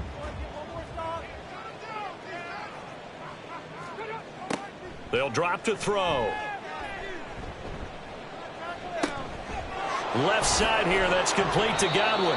And he's taken down, but able to slip across the 35. It'll go as a gain of 10 and a Kansas City first down. And the first down, Chiefs. Again, he'll drop to throw. Throw left side complete. That's Rice. And just 3 yards on the catch there. He couldn't get away. And that'll make it second down. Second and 7 at the 41-yard line. They'll stick with the passing game as he looks to throw. Looking for his running back, and he's got him. And he's able to get this one out closer to midfield across the 45. Heavy set out there on 3rd and 1. And it's 3rd down. They'll try for the first with Pacheco. And he'll work it across midfield inside the 45. They picked up 5 yards last time. Now they double it and get 10 here. Some big plays in the passing game on this drive. And here's one out of the running game. So the passing game loosening things up. Now there's room to roam. On first down, they go back to Pacheco. 5 yards is the tally on first down. That brings up 2nd and 5. That's a strong pickup right there on first down. And as this drive goes on, we're seeing an offensive line and running game imposing its will. Now a toss left side into the hands of his tight end. And Kelsey's going to have a Chiefs first down as the tackle made down at the 33. That good for 6 as they keep this drive right on rolling. So they'll come up 1st and 10 now from the 33.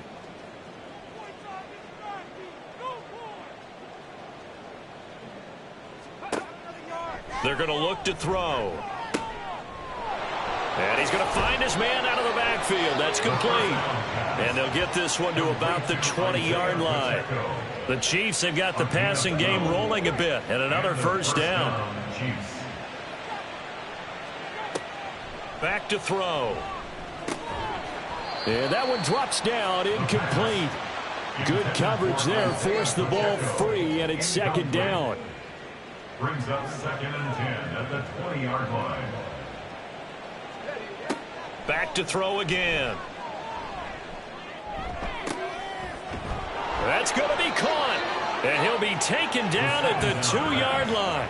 He's exceeded his receiving yards from a week ago, and we're still in the first half. It's a first down. Let's just call it what it is. This has been a flat-out struggle for this defense all game long. They've really had a hard time slowing them down. And while I'm not big on speeches and guys jumping up and down, They might need their team leader on defense to get in their face right now and light a fire under these guys. They've got to start playing better assignment football. And he's got it. Touchdown, Chiefs. Chris Godwin with his second touchdown here in this first half. And the Chiefs are able to add on to their first half lead.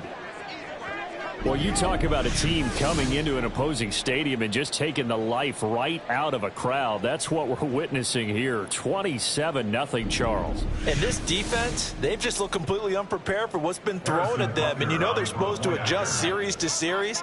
That has not happened for them, so I don't think halftime adjustments are going to help a heck of a lot. They are in major trouble unless they figure out something really fast. Extra point by Butker is on target, and that makes the score 28-0. Now after the touchdown, here's Butker on to kick it away. And this will not be brought out. It's a touchback. And now out come the Jets. It hasn't gone particularly well for them. That's obvious. In these conditions, no points so far. They've got to get that offense on track. The question, how do they do it?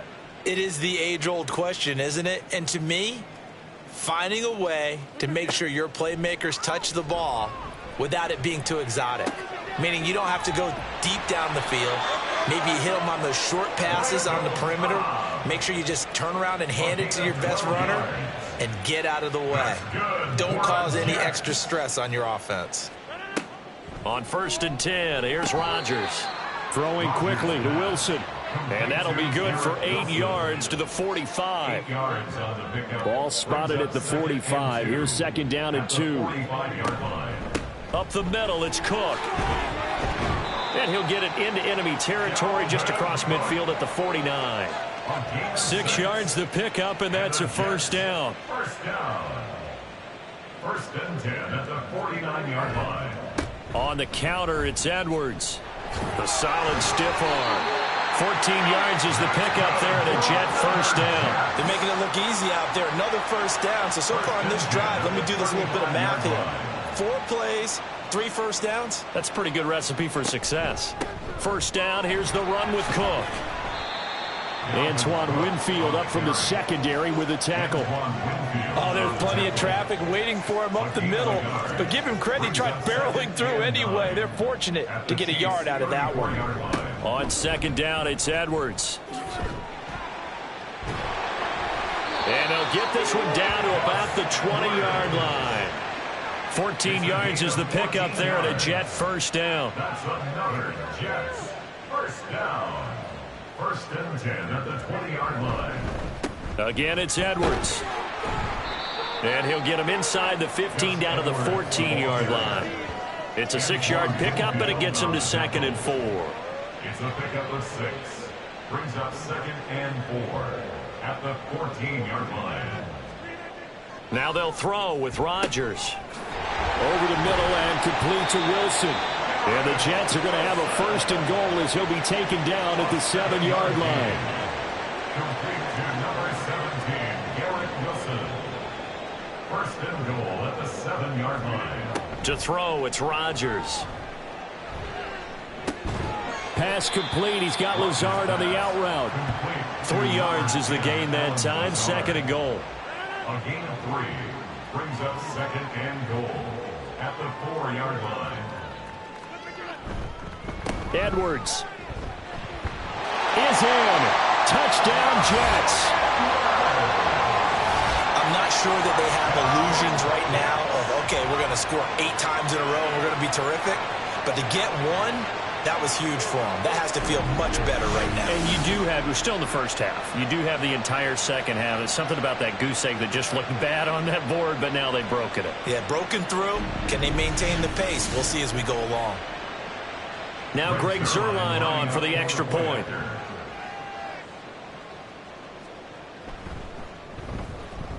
He's got it to bring it back to 28-7 now. So the drive goes 75 yards, 10 plays. And it was polished off by the Gus Edwards touchdown run. Now after the touchdown, it's Zuerlein. He'll kick it away.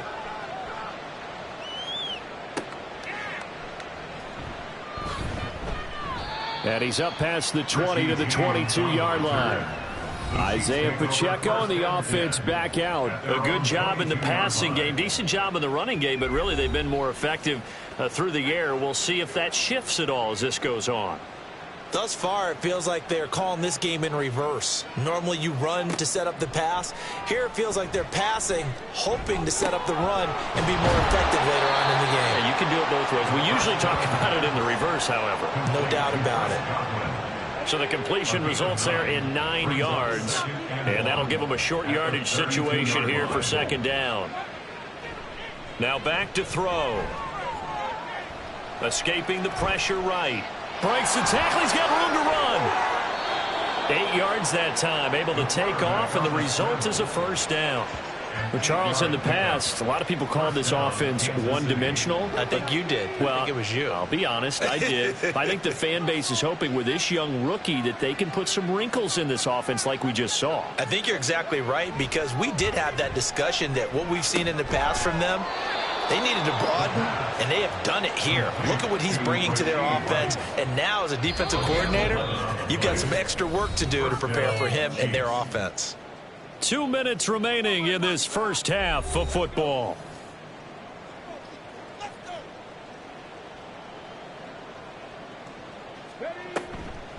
Now a play fake here on first down. That is caught. It's Chris Godwin.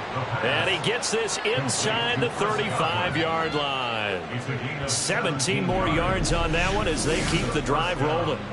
Godwin continues to be the receiver every quarterback wants in his offense. Over 100 catches and 1,000 yards last season. Fills that reliable short field role and knows how to get open quickly on any type of route.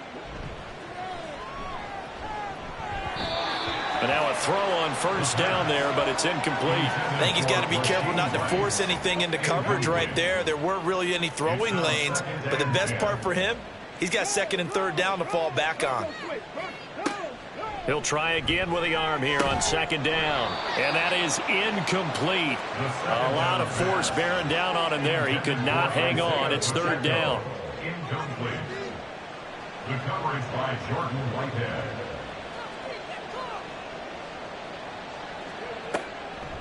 From the shotgun, he'll look to throw. And that's going to be incomplete. The coverage too good there. The contact popped the ball free, and it's fourth down. As expected, he's gone to him several times in this game, but that's the first time one has slipped from his grasp. I'll bet he goes back to him, though. He's an excellent player. Butker's kick here is good. So after 4 touchdowns in the game for this offense, this time they're forced into taking the 3. But you did mention 4 touchdowns, right? So 4 out of 5, not too bad. I think that's a pretty good record for them.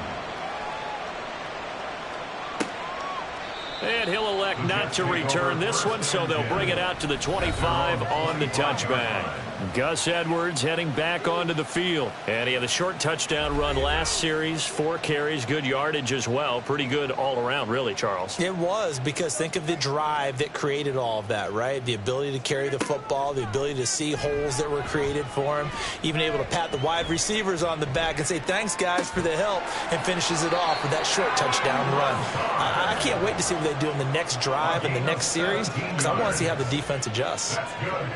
Throwing is Rodgers. Caught. It's Wilson. And he takes this one down almost all the way to the 30. Another first down there as this one goes for 25.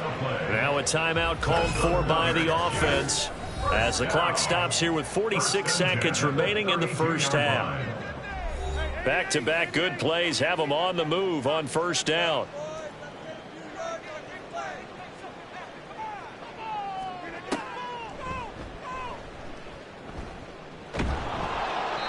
And that play is blown up, losing yardage back at the 35. Now the Jets going to use the second of their 3 timeouts as they'll stop it with just over 40 seconds to go in the first half. The throw right side here going to be incomplete. Well, this defense is certainly organized and playing off of each other because the rush is providing pressure and the coverage is forcing incompletions and capitalizing on mistakes. When you get every level on defense hitting at once. And the Chiefs are going to get him. dropped for a loss of 7 by multiple defenders. Well, certainly some teams are not intimidated by down and distance on defense, are they? 3rd and very long? Let's go get this guy again. Big-time pressure. Here's Morstead now as he sends this one away.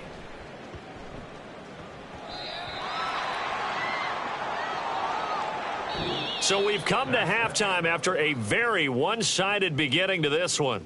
As we'll get you down the coast to Orlando for Jonathan Coachman at our EA Sports Halftime Report. Coach.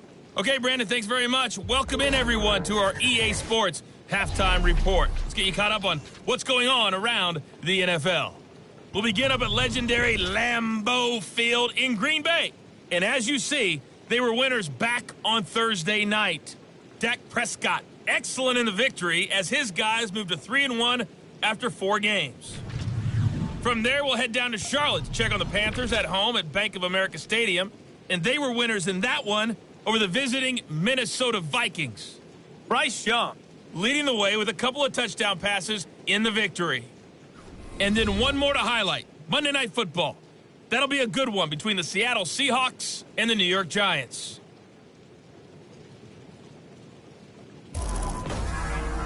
This was an extremely one-sided first half.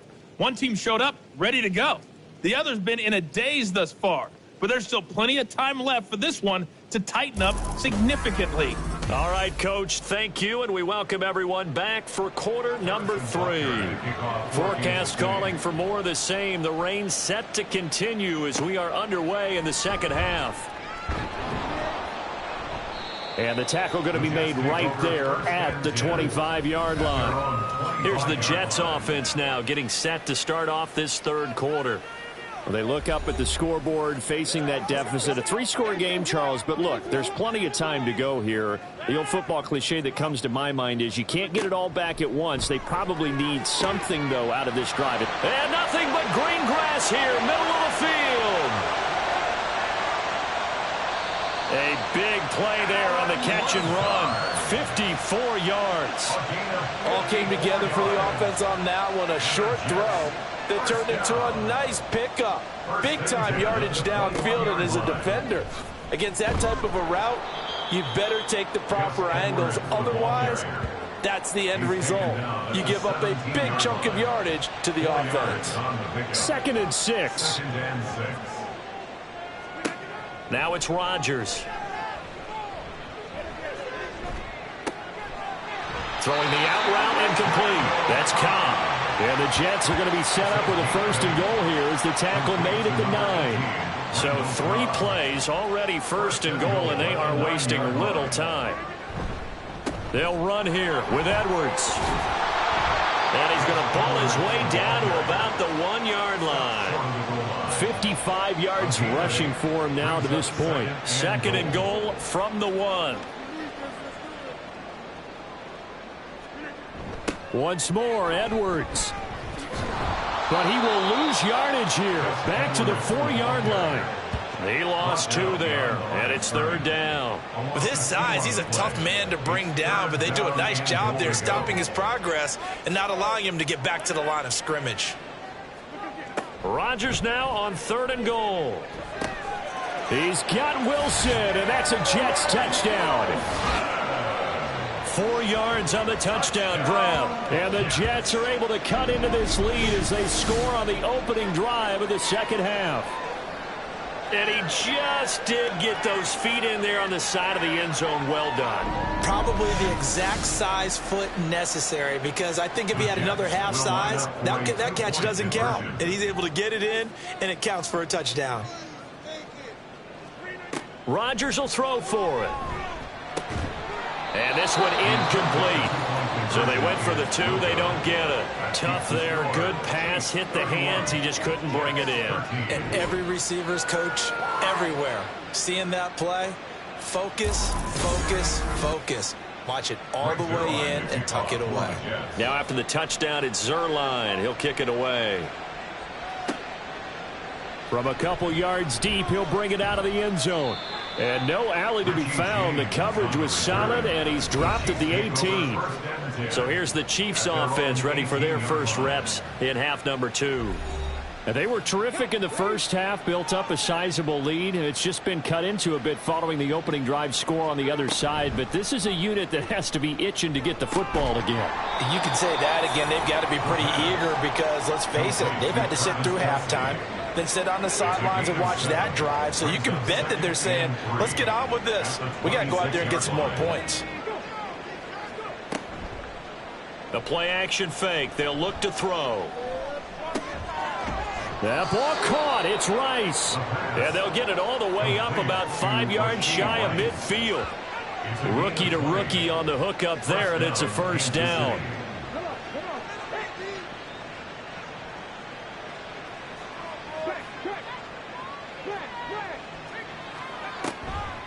Headed straight. It's Pacheco.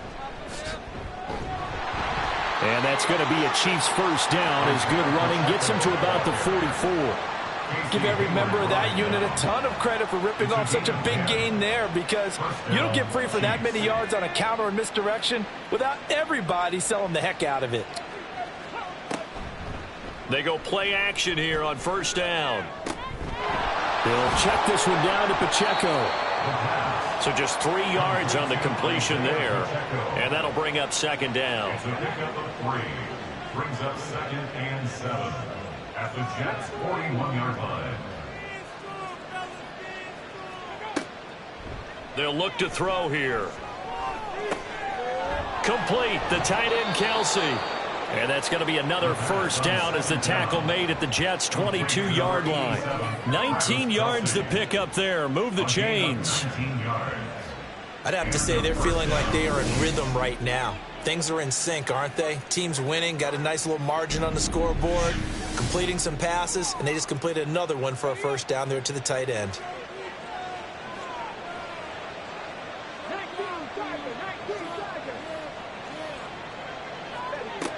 On first down, he'll drop to throw. A quick pass here to Godwin.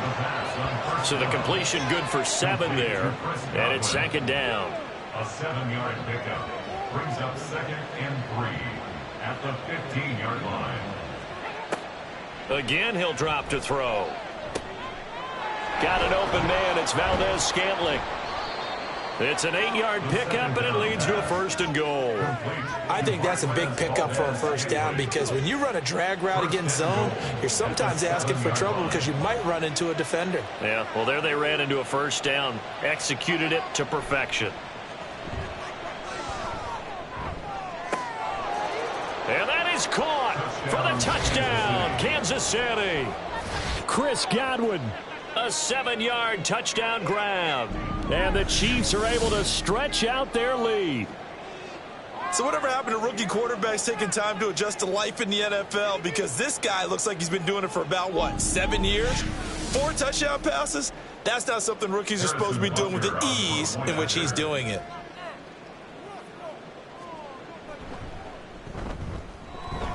Extra point by Butker is on target. And they open the lead up now to 25. Now after the touchdown, here's Butker on to kick it away.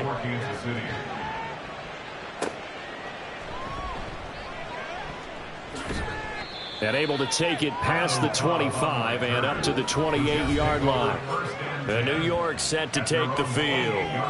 A strong showing their last time out. They scored the touchdown, but, Charles, they look up, and they're still down double digits, so you feel like just to keep pace, this drive probably needs to end in the end zone as well. Yeah, and I think the best move for them is to not worry about how far they are down on the scoreboard, but to just remember the last drive and how it ended. Go ahead and try and repeat that. Then you can look at the scoreboard and see where this game is. One play has him up past the 40 already, and another 1st and 10. Again, it's Cook. And he is going to be stopped cold behind the line of scrimmage. Credit the stop there to Leo Chanel getting into the backfield and stopping him in his tracks. So the first down run lost a couple. Now they come up 2nd and 12.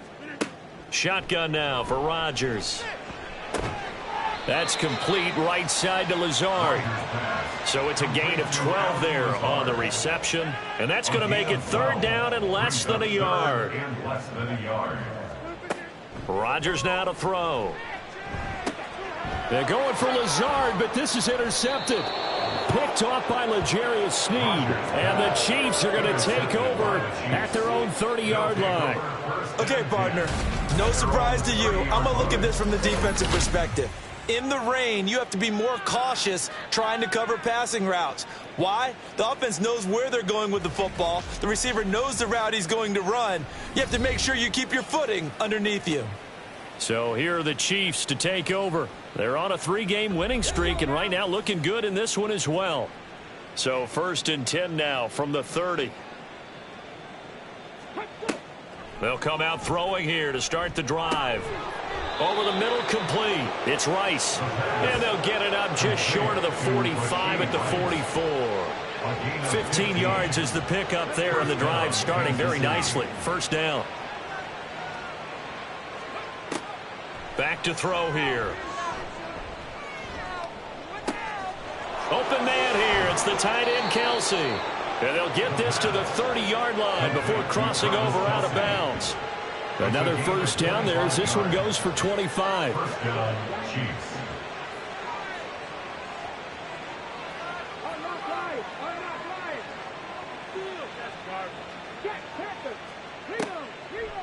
Off the play fake, he'll look to throw. That one caught by Rice. And they'll have it in the red zone before he crosses over out of bounds. So 1st and 10, and if they score on this drive, might have to start digging into our second half blowout material. They'll look to throw again. Open on the left side, this is Valdez-Scantling. And that's good for a pickup of 10 yards. And they'll be left with a 2nd and about a foot. On the pickup. It's 2nd and inches at the 7-yard line.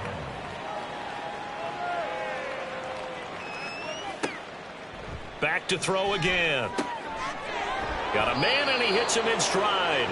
And the Chiefs are going to have a 1st and goal coming up as the tackle made at the 3-yard line. 1st and goal at the 3-yard line.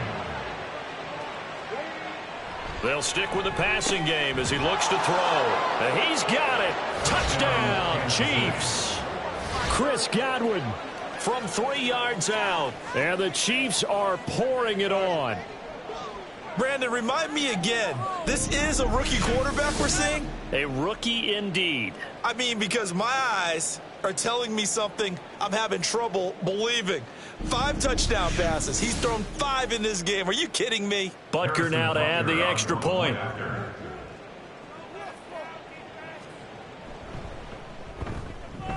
And the lead grows even larger here in the 3rd quarter.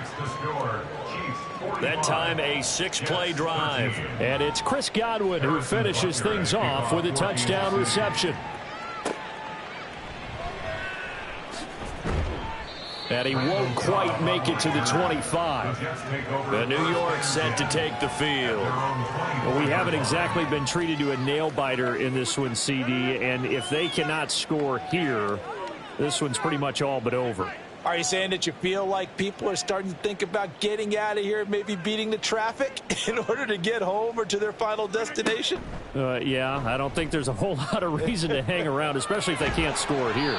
Yeah, you're right about that, because it has been pretty clear who the better team has been in this one. And in a league that we talk about every game being a one-score game as we go into it, watching this blowout, let's just say it's been unusual. Meanwhile, Rodgers throw into the hands of Cobb. 4 yards the pickup, 1st down. And the Jets, 1st down. 1st and 10. To throw, it's Rodgers. And that is incomplete. Oh, the coverage a little too good there, and it's 2nd down. Brings up 2nd and 10. Now Rodgers. Floating one, incomplete. We've got to give out a little applause on that play. It has to go to the defense. More good work by them. They've taken away the passing lanes all game long, and you can see the frustration that it's causing because he just about threw that one into the 1st. And he's taken down, a Chiefs sack. Chris Jones, his 2nd sack of the night. Brings up 4th down. Thomas Morstead is on 1 quarter remains here on a Sunday night. We'll return with more after this break. You're watching the NFL on EA Sports. Back now here at MetLife Stadium. All right, they're going to try and keep hope alive here on 4th down. They're going for it. Now Rodgers got to have this one. Under pressure, and they got to him again. The Jets try it, but the 4th down play doesn't work. And the Chiefs will have the football back in excellent field position. Oh, offensive nightmare there. You go for it on 4th, and the play doesn't even really get to develop a sack.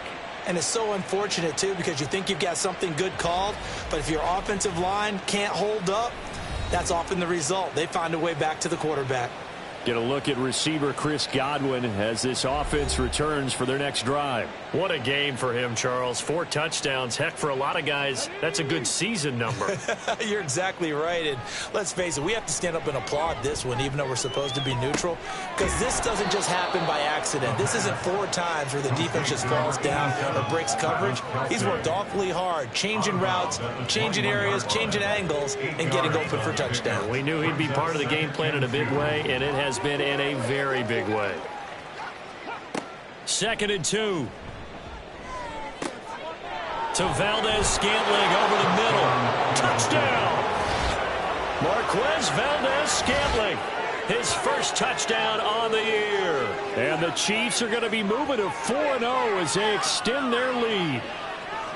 Well, where our booth is here, we can see all of the writers to our left. And their post-game stories, Charles, they have been filed for some time because this game, boy, is it lopsided. Yeah, we can see our guy Scoop. He's even got his fedora tipped over his face. I think he's taking a nap now. Nothing left to write for him. But how gratifying has it been for them to see what they've done in practice and carry it into a game and see the execution be so good? They've got to feel fantastic about what they've accomplished in this one. Now after the touchdown, here's Butker on to kick it away. This fielded right at the goal line. And he will make it to the 20-yard line and no further. The offense for the Jets ready to take over. Charles, we know that this offense is aggressive. We saw that last drive. They went for it on 4th down, didn't get it. Then they give up the touchdown. So now you feel like they really need to respond here. They certainly do, but let's face it. Sometimes when you take that risk, you understand if you fail, a little more onus goes back on your ball club to try and pick themselves back up. Down he goes at the 23, a pickup of 4. From the 23, here's 2nd and 6. At the 23-yard line. To throw is Rodgers. And his throw here's incomplete. Looked like he had a couple of different options as far as who to throw to on that play. And who am I to say this, but I'm not sure he made the right decision. Well, the window of opportunity is always going to be small in the NFL. That's why those quarterbacks who make quick decisions and have quick releases have the most success in this league. And this won't do it. He needed 6. He only got halfway there. Anytime you decide to use your quarterback as a runner, most of the time when you design a play, you're expected to break a little bit bigger than this one, because when you run him on short gains, your risk-reward and him taking hits, I'm not sure that's the payoff they were looking for. And they're indeed going to go for it here on 4th down. So trailing here in the last quarter, let's see how this plays out. Able to find the open man. That's complete. And they're going to have this across midfield and inside the 45. So the big play gets them across midfield now for 1st and 10. Shotgun now for Rodgers. And this will be well too low for him to bring in. It's incomplete. Okay, I'm not quite sure how to judge that one. Maybe he didn't have enough legs underneath him. Mechanics might have been off. Maybe some fatigue. That one came up short. Yeah, 4th quarter. Maybe you do start to watch as the arm there, the leg's still there. This has been a tough game. 9 yards, not quite enough, and they'll be left now with 3rd and 1. 3rd and 1. Now Rodgers. Wilson's got it complete. And he is going to have a Jets first down as they're able to convert by plenty there on 3rd and 1. That's good for a Jets. 1st and 10 at the on play action. Now Rodgers. He was out there waving his arms saying, throw it here, dropped it, not a good look. Well, all I can do is just look at him with contempt on that one. As a defensive back, I'm saying, not as an announcer. Just like, really? A little bit of a diva look, isn't it? Yeah, very much so, because I think what happens is he just had too much time to think. He's wide open now. Here comes the ball, and he doesn't concentrate and drops it. And they'll bring him down at the 18-yard line. That'll leave him with a 3rd and 2 coming up. They got 8 yards there. 3rd and 2. And again, it's Rodgers. And he can't get rid of it. He's taken down. Multiple players getting home there, and it's a loss of 2 on the sack. You can almost see all the defenders rubbing their hands together with glee, because we all know they relish the chance to bring down a quarterback of his caliber. Anyone who brings him down has plenty to talk about. Not just a sack, but a big win built off the efforts of this defense. Well, no field goal attempts for him until the final quarter, but no hesitation on his end. He comes right out and nails his first field goal try. And give him a lot of credit, too, because he stood there the entire ball game, but has managed to stay with it both mentally and physically. When they called on him, there he goes left side. And he's all the way up across the 40 and down at the 42. Great return. Get a look at receiver Chris Godwin as this offense returns for their next drive. And he is just 1 reception away from 10 in this game. I don't know what they need to do defensively, but something has to be altered, does it not? I know that whenever we tried to cover a person who's having a game like this, you're trying to vary what you're doing, trying to change things up, hoping to fool him occasionally. If not fool him, fool the quarterback so maybe he doesn't read the coverage correctly. Right now, though, they're in pretty good sync. From the 34 now, here's 1st and 10. Again, it's Pacheco. And he's swallowed up right near the line of scrimmage. Solomon Thomas there on the tackle. Here's 2nd and 10. 2nd and 10 at the 34-yard line. Pacheco gets it up the gut. There's some strong running there as he's down just shy of the 20 on the edge of the red zone. Give him 13 yards there and a Kansas City 1st down. Well, we're beyond the tone setting right now. This guy's been the bell cow all day, and he'll continue to rely on him to move the chains, drain the clock, and lead his team. He'll check this one down to Pacheco. And he gets it inside the 10 to the 9. 11 more yards that go around, a 1st down as well. 1st and goal at the 9-yard line.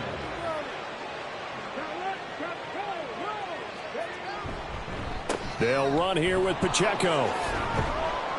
And he maneuvers his way down to the 3-yard line. 87 yards rushing for him now in the ball game. So the ball position now at the 3. Here's 2nd and goal. Pacheco once more. And good work there defensively as they're able to keep him out of the end zone. And give him 2 yards officially, and now it'll be 3rd and goal.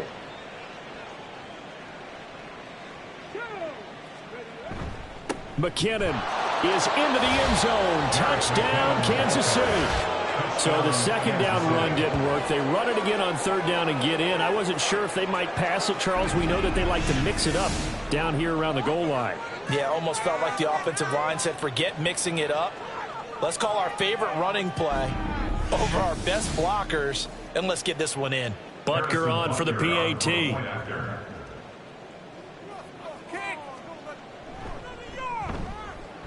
Now this one was over a while ago as they just add on to their big lead.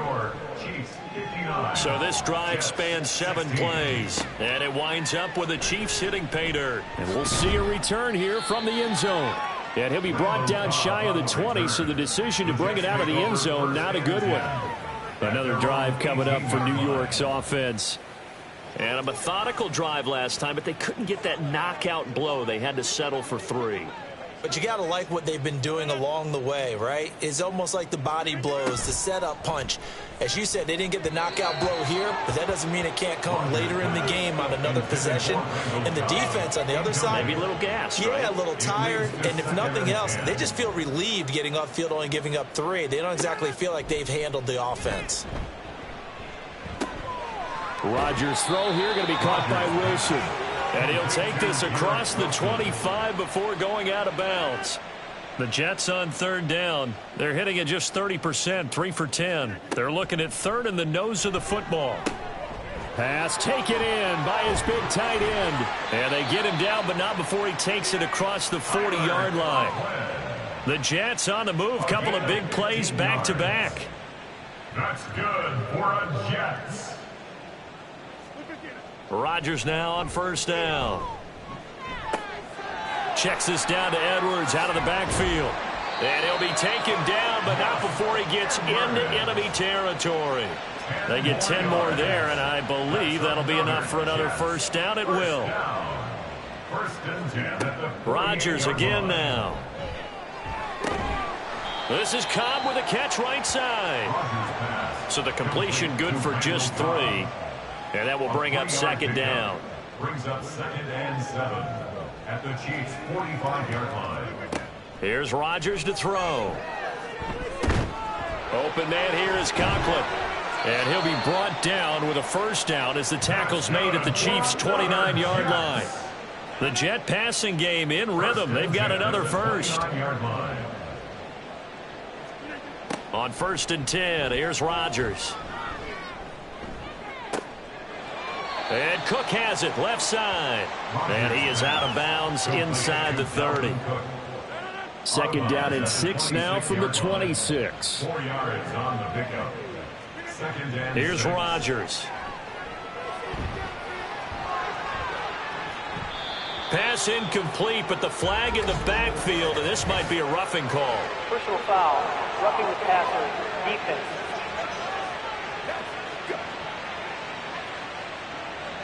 So now a fresh set of downs, 1st and 10 after roughing the passer.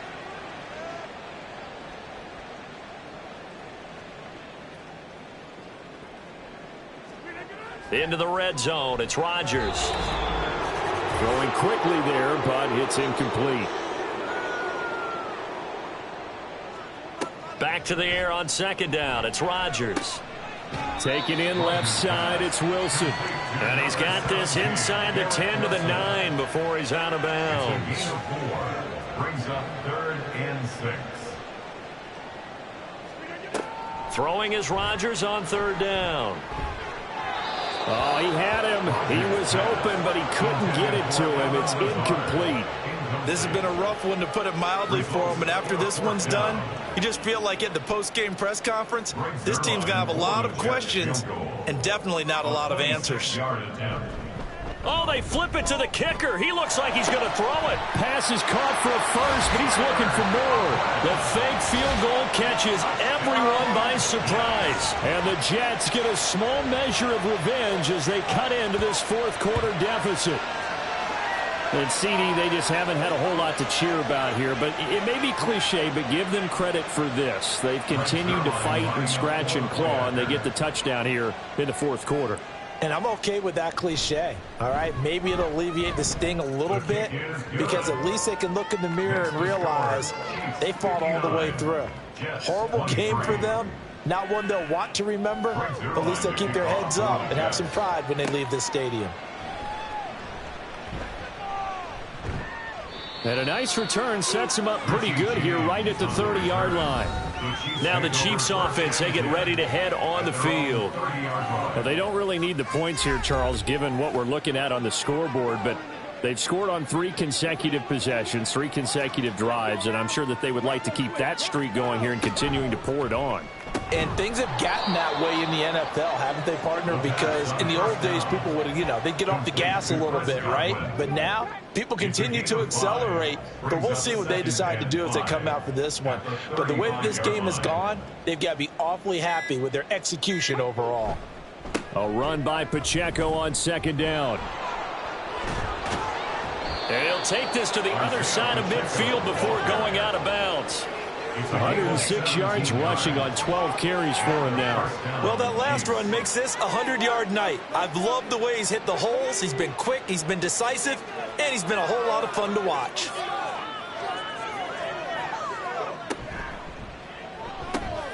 Out route, and the ball is caught by Godwin. That'll go for a gain of 7, and it'll be 2nd down. Brings up 2nd and 3 at the Jets' 41-yard line.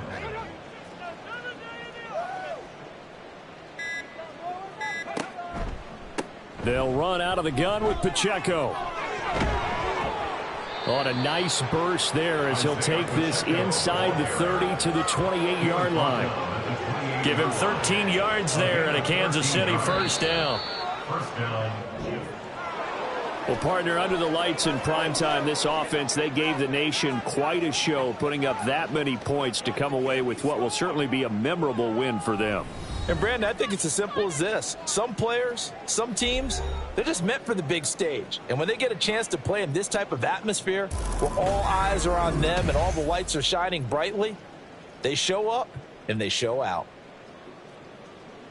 So for the Chiefs, that early momentum continues here as they move to 4-0. And they'll get another road date next week as their opponents will be the Minnesota Vikings.